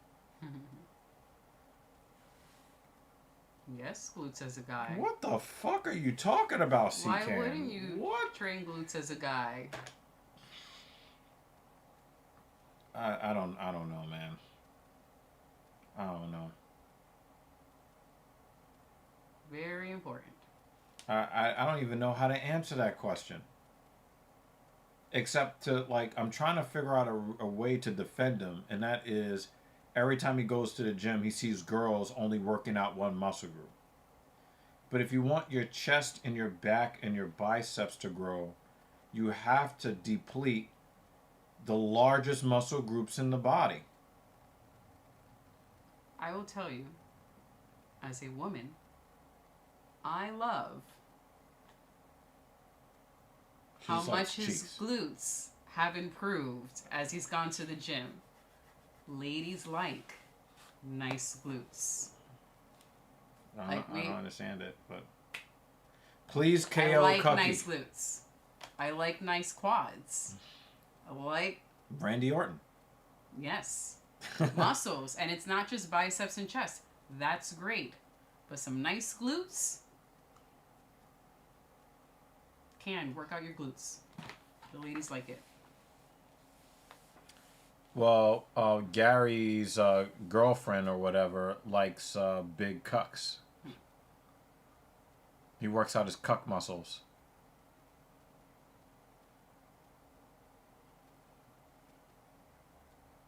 Do not pick out biceps, chest, and not the rest. You will regret that later. Mm-hmm.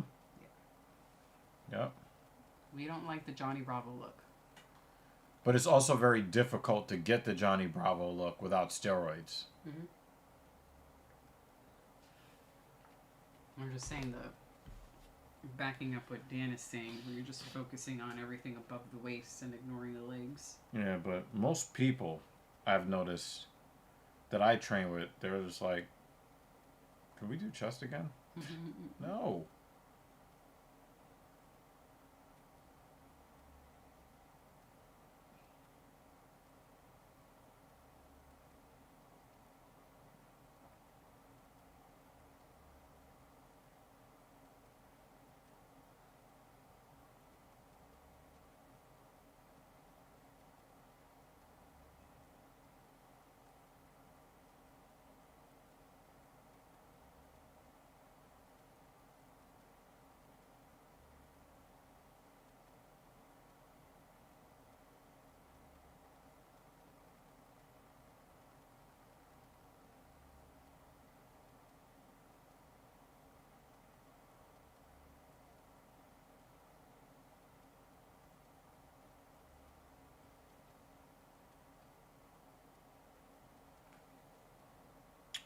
That's Vex again.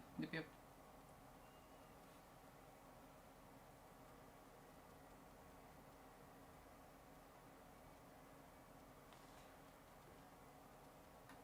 He said, thanks, juice. Oh, man.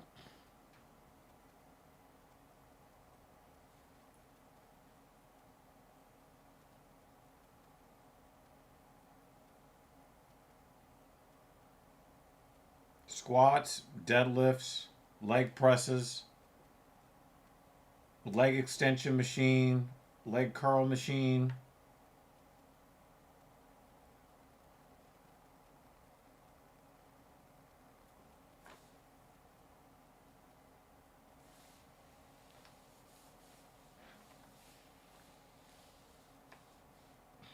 It's not gonna mute, right? Can try again.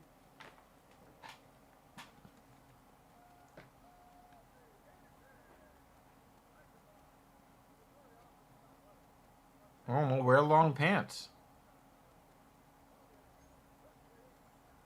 Or wear tall socks. What is it that hurts your shins? Is it the pressure against your shins, so it hurts your muscle, or it hurts the skin, so it's like the rubbing, chafing?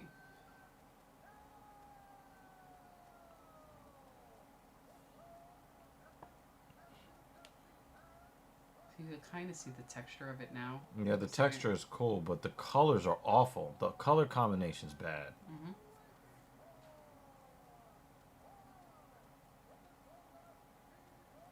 Pressure against his against his shins. Yeah.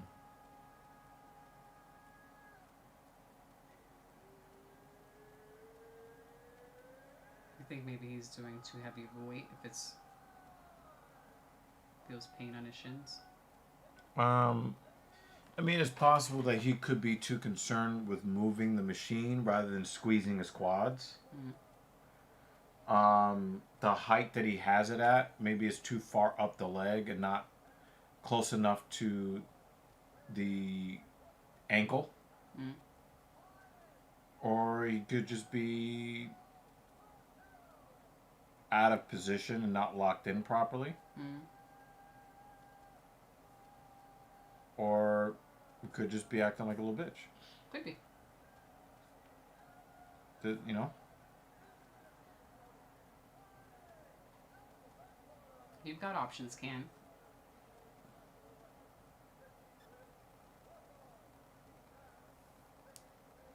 You start light, you increase the volume at the light weight, then you go up, 10 or 20 pounds, pull the volume back down, get used to it, build up the volume on it again.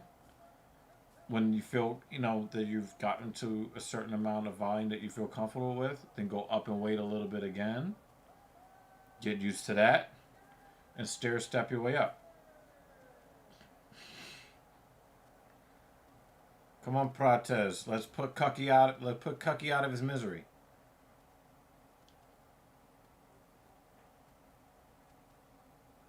Dan Mugliotto. Jake Miller bet 40 on Cucky to win, partially so if he wins, I feel less awful. Please take my money, Prates. Wow. Yeah, well.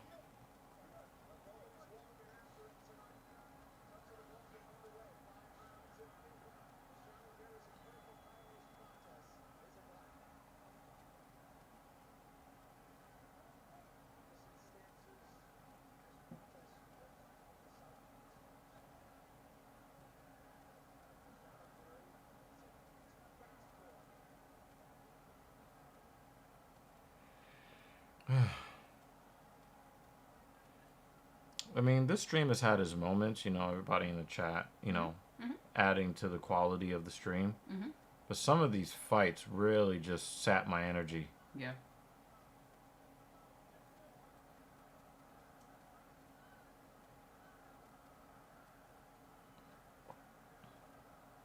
Well, what was the odds leading into this fight?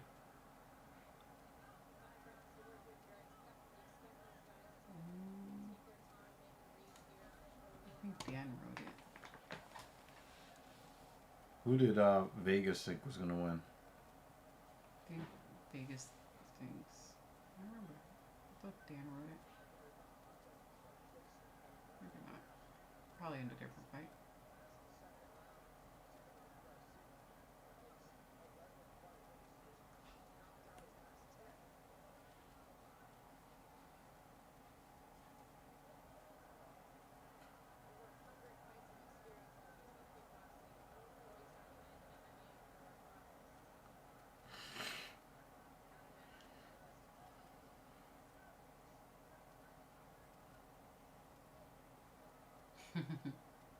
There we go. Thanks, Jake. Oh, Thanks, Dan. yeah, but the Vegas is not really sure either way. That's what those odds tell me. You know, Vegas is not very confident in.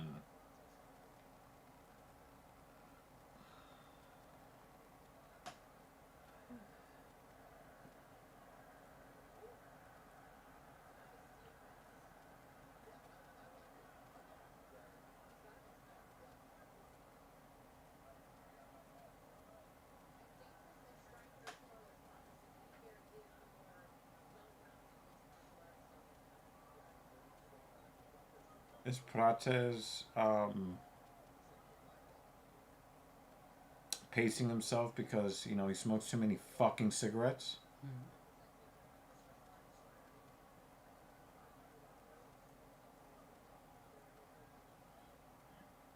Wow, they're really going hard on the spam, huh? Mm-hmm. Stop that too. Well, that's a good question. That's a great fucking question. You're gonna hate this answer though. I got it as a tie Okay. for a very specific reason. Because everyone on House is on ER. Everyone that's on House is on ER. Like, I would recommend you at least give them a try. I watched all of House MD, and I'm working on. I'm now in season 4 of ER. I did watch most of season 7 and 8 a long time ago, but it made me like really sad, and then I, didn't watch anymore. But I'm trying to give it a go where I watch all 15 seasons as much as I can.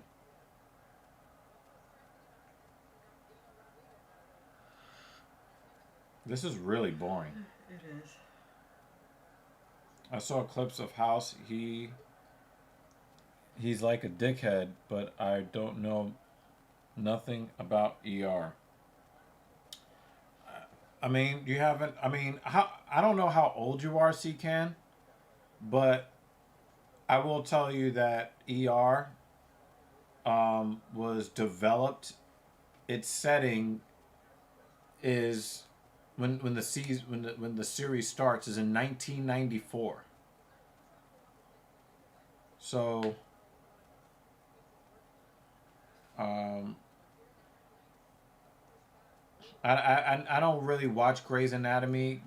You're 27. Wow, that means that you were born after ER began. You were born after ER began. So you'll kind of see the world like it was 30 years ago. Mm-hmm. The pace of ER is also very different than House. So Yeah. if you are more into the more modern style of television, Where you only get sway, 5 or 6 episodes per season. Yeah, that might sway your opinion. I think ER is a little. At least you saw The Wire, because I don't think anybody who is a connoisseur of television should be like, oh, I haven't seen The Wire. Like, if you're a connoisseur of television, The Wire... Then I think the pace of ER will be fine. Yeah. For you. Like, I don't think the pace is bad. It's just that, like I said, if someone is more used to the faster pace of TV shows today and they go back and watch ER, they might think it's a little on the slow side. Yeah.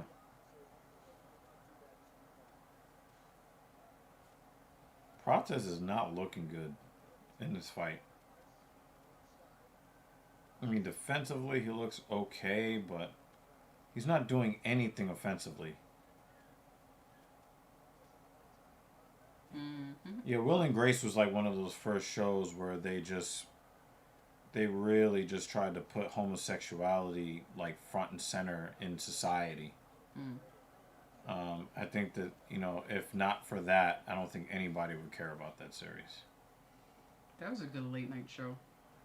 Some evenings when I had trouble sleeping, like during high school, I'd watch Will and Grace.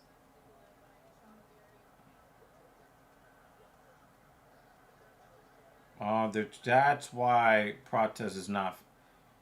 Prates is not. He's not like really. This is like a sparring session to him.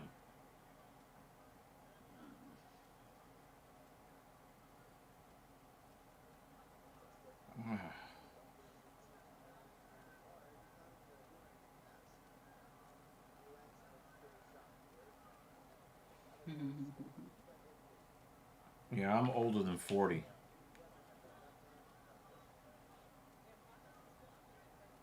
I've got 10 years on you, Ken.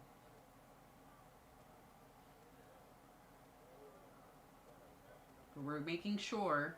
I don't need them to touch gloves after every time somebody's successful striking. Mm-hmm. We're making sure from the other side of the planet that Dan takes care of himself.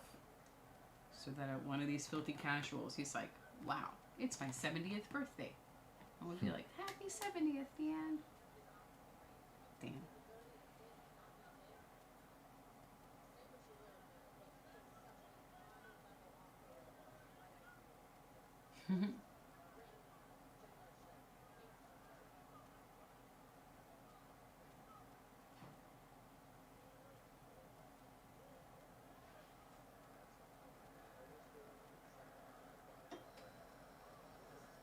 That was the first time it looked like Prates was actually trying to harm Cucky. This is painful. Yeah, this They're is gonna go the not. whole 5 rounds. Yeah, this is And then they're not. gonna hug about it.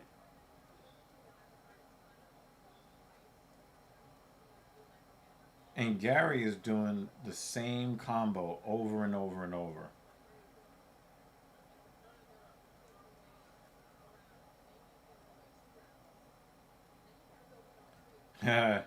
He said no home internet or TV until 2007, so he had a real childhood. Yeah, that's nice. We definitely had internet before 2000 because I remember the whole Y2K shit. And then Y2 Jericho. It looked like Cucky landed a right elbow by accident. But if you had internet before 2000, it was dial-up, so the internet wasn't good enough for you to sit home and spend hours and hours on it. Like you were on it for a little bit to go on AOL chat and maybe check email. But no one was really sending email, it was spam. All of this Muay Thai in his background, and he's not throwing his hands or his legs. Like, what the fuck is he waiting for?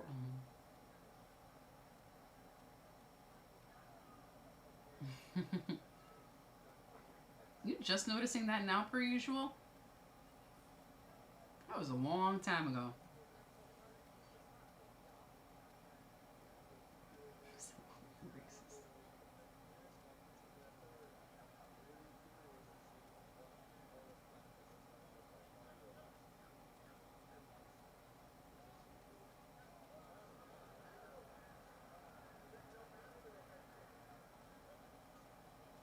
This is trash, man.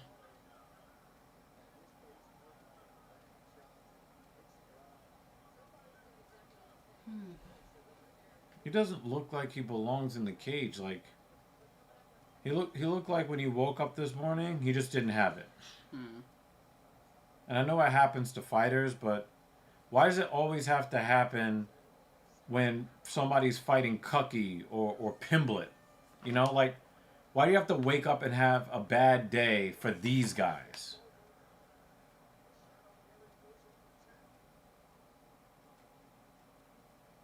Cucky is not outclassing anybody. Prates just doesn't look interested in fighting. Like Dan said, fight like you mean it or go home. And that ain't Prates right now. Absolutely not.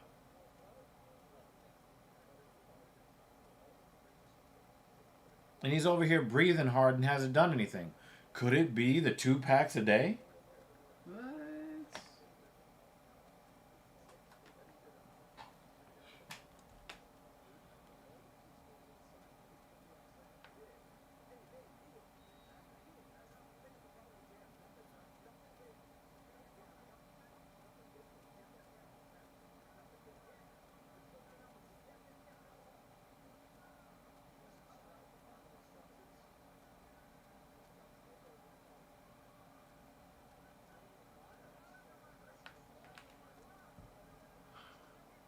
It feels like that sometimes, High-fiving each other.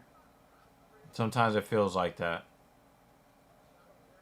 Like, do the dog and pony shows so that we can make this guy look good. But then Prates is going to be the first one of the fighting nerds to lose a UFC fight. Like, have some fucking pride. What is he waiting for? This shit makes me want to end the stream and go to bed.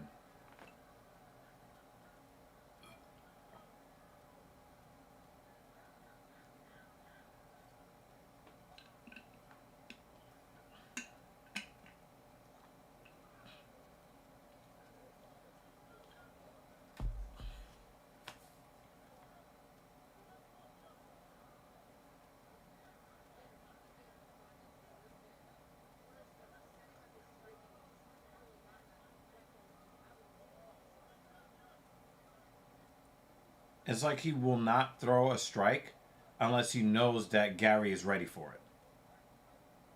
Like, he's ready to defend it. Okay, you ready? Okay, I'm going to throw a kick now.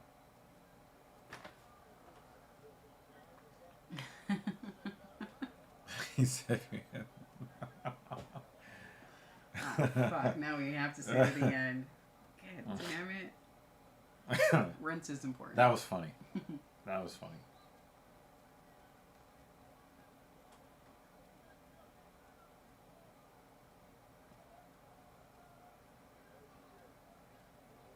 Spam is really going off, huh? We're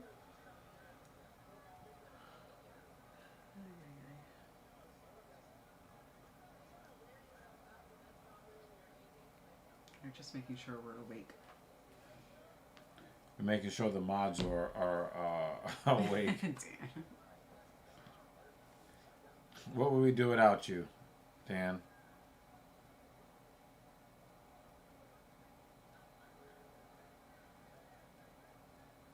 Fucking high-fiving each other. I'm gonna take my allergy medicine.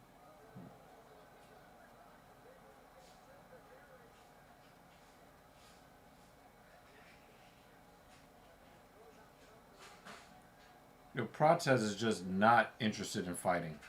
I found this while I was cleaning. If you want to throw it in your bag or something. Yeah, thank you. You would throw it in your engine bag?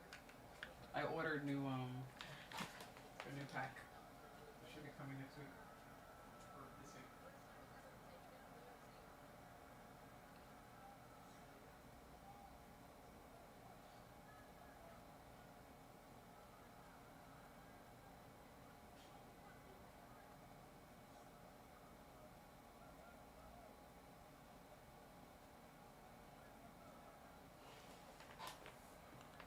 Well, I guess Ian figures if he can't win at home, he's got to win in the cage. What did I take?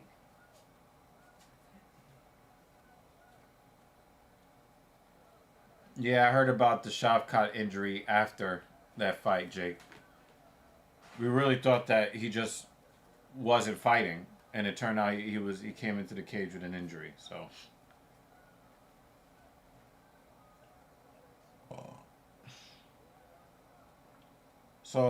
Prates has already lost the fight on points. He's already lost the fight. Yep. I had a partially torn MCL in my left knee that I suffered shortly before meeting her. This fight is so depressing that I need to eat ice cream now. Yeah, this fight is awful. And it seems like every time we see Cucky get into the cage, his opponent just doesn't fight.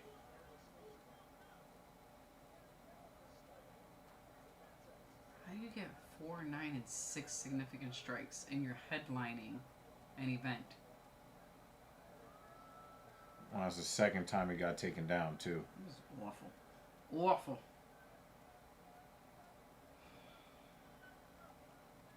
Spam is pretty intense. You're like, I heard you were bored.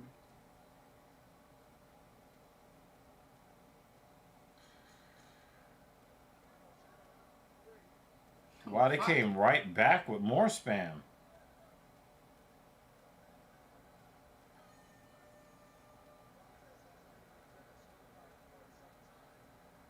Yeah, I'm still happy I'm losing to you. Woo!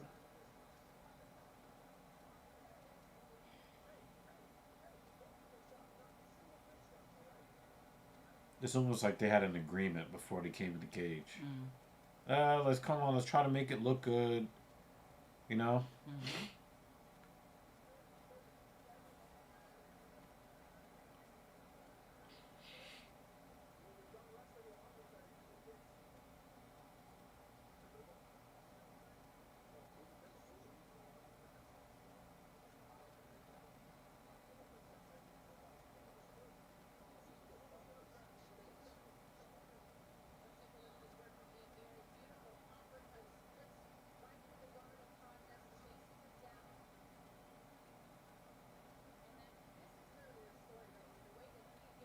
Prates has not done a goddamn thing.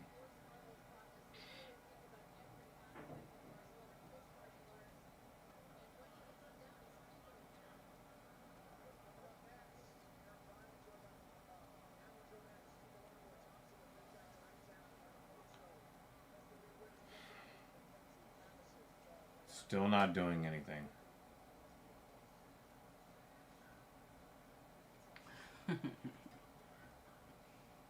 Yeah, per usual is right.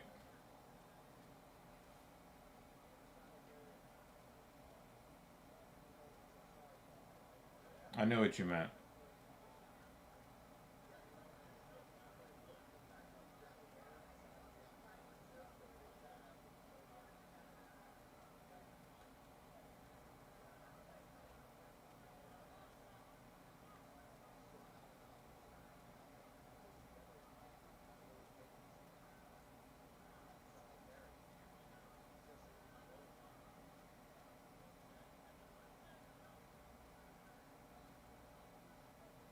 Still not doing anything.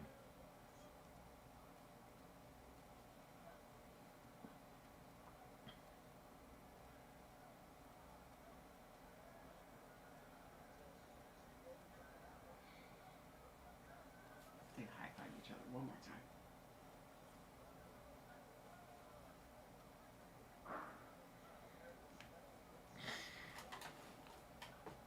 Oh, man.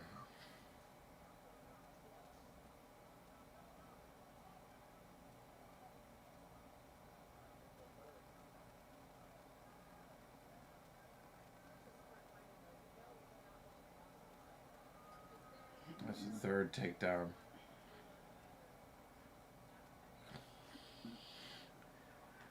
When did Hollywood stop raunchy comedies like Ted and Superbad? When they decided that certain groups can't have jokes made about them.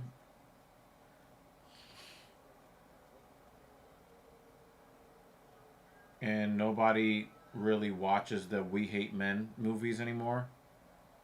And they're too scared to put out the films that people actually want to see. So, I don't know.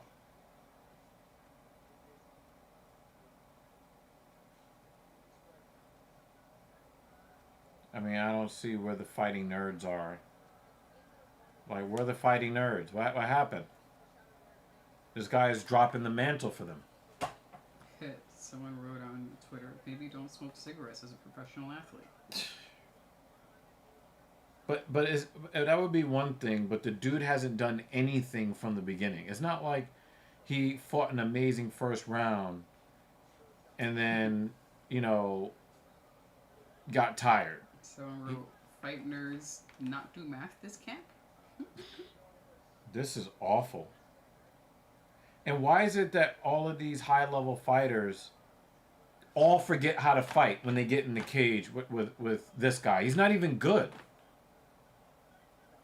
I mean, he's good as far as like good enough to make it as a UFC fighter, but you know, relative to other fighters, you don't see anything from Cucky that's really particularly good against any fighter. And these guys seem to forget how to fight when they get in the cage with him. They don't do anything. The amount of glove touching in this fight is disgusting. Yeah, like what the fuck, man? And it's not like Prates is getting beat up either. It's just after a few seconds of doing nothing, Cucky is like, well, I might as well hit him. He's not going to try to hit me. I might as well do something.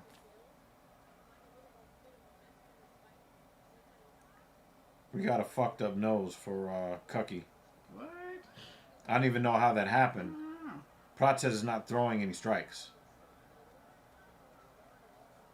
Look, they actually did clean up what's his name's blood on the off the canvas.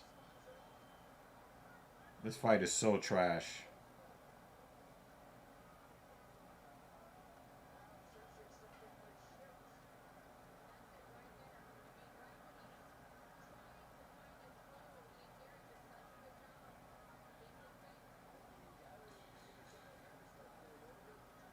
And look at him running away now.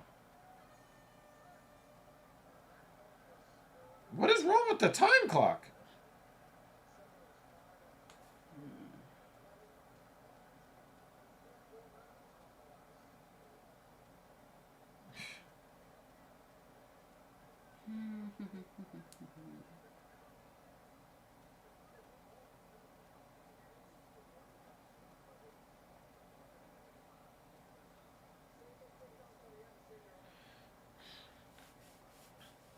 Remember, the third ha and ha ha ha is what keeps Dan Jensen from being marked as a racist. Yes.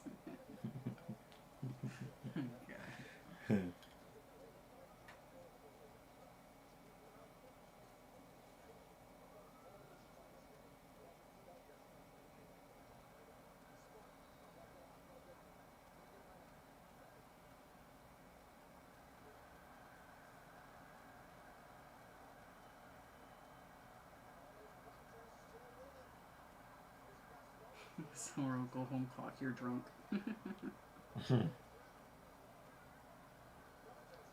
They're doing more glove touching. And then more glove touching.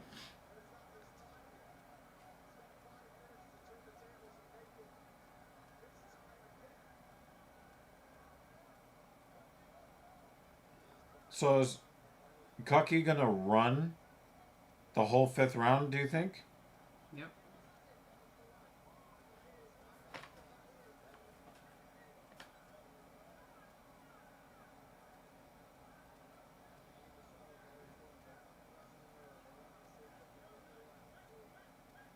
Yeah, he's doing a lot of running.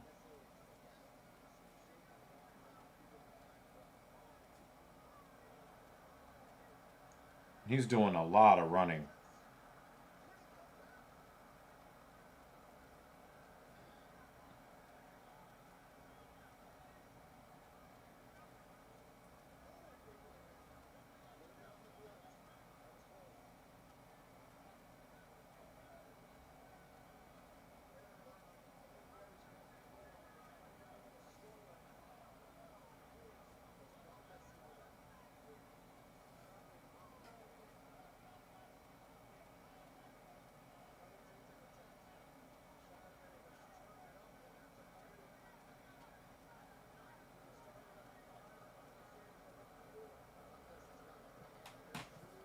Don't get sucked in, Dan.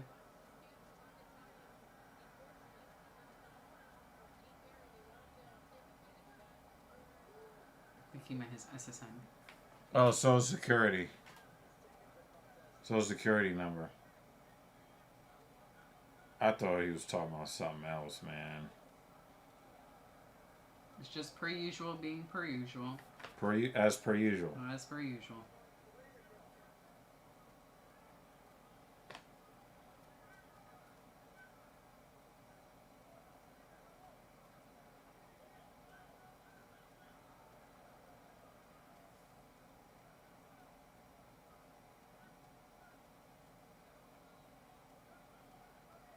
I don't see any evidence of a broken arm. Jake from State Farm.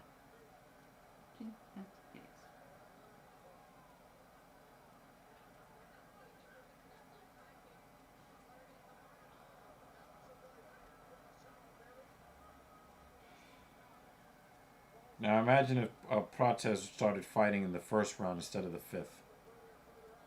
Yeah, I don't think if he actually had a broken arm, Jake, he wouldn't be able to do all of this wrestling that he's trying to do. I mean, he's failing at a lot of these takedowns, but he would try to avoid these situations if his arm was broken.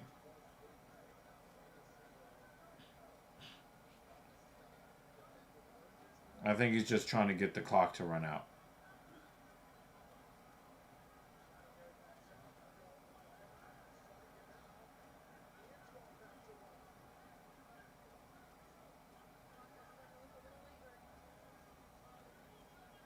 So the Fighting Nerds are about to take their first loss as an organization.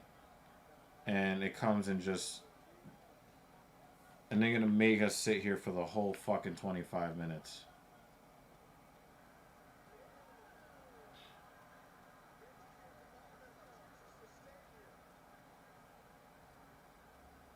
This is a good comment. Ian should get no praise for this. Prates just did not fight.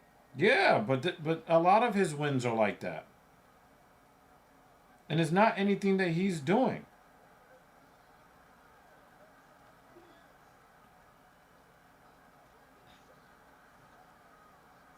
Oh, come on. Please. What is he waiting for?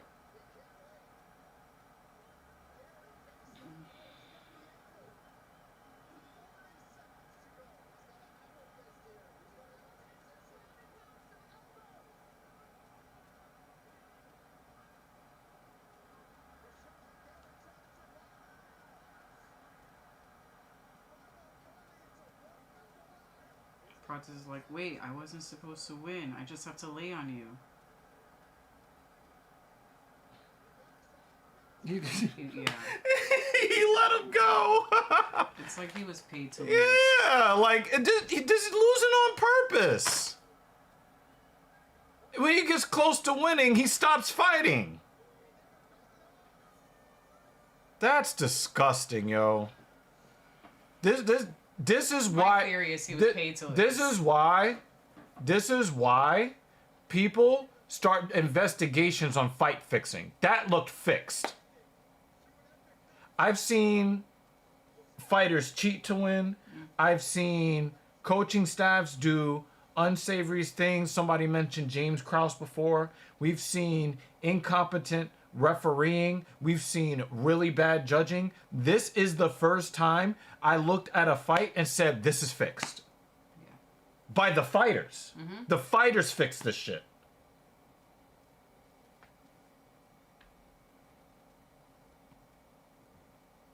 Prates got paid under the table to lose the fight.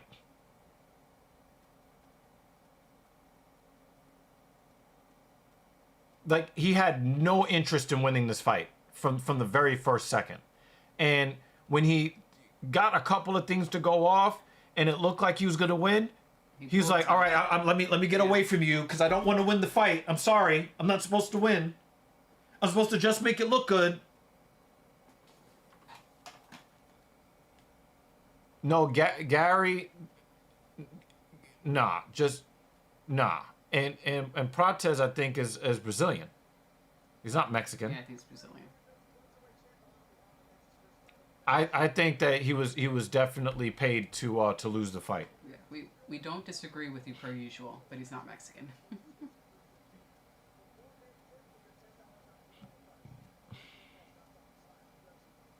That was that was fixed. I mean, like, Gary was doing the whole flop on the floor. Yeah, ready to get I'm turning TKO'd. this shit off. I'm turning that shit off. I don't wanna hear nothing. You, you can close this window. It won't mess anything up. Yeah, Close that. just nope, nope, nope, nope, no, no. That was fixed. I don't think that Dana had anything to do with it. I really don't think that Dana had anything to do with it. I really don't think that that Dana had anything to do with this. They had some buddy shit going in there, and he was like, you know what? I'm just gonna, we're just gonna try to make it look legitimate, but, yeah. Eugenio Suarez became the 19th player in Major League Baseball today to hit 4 home runs in a game. Nice.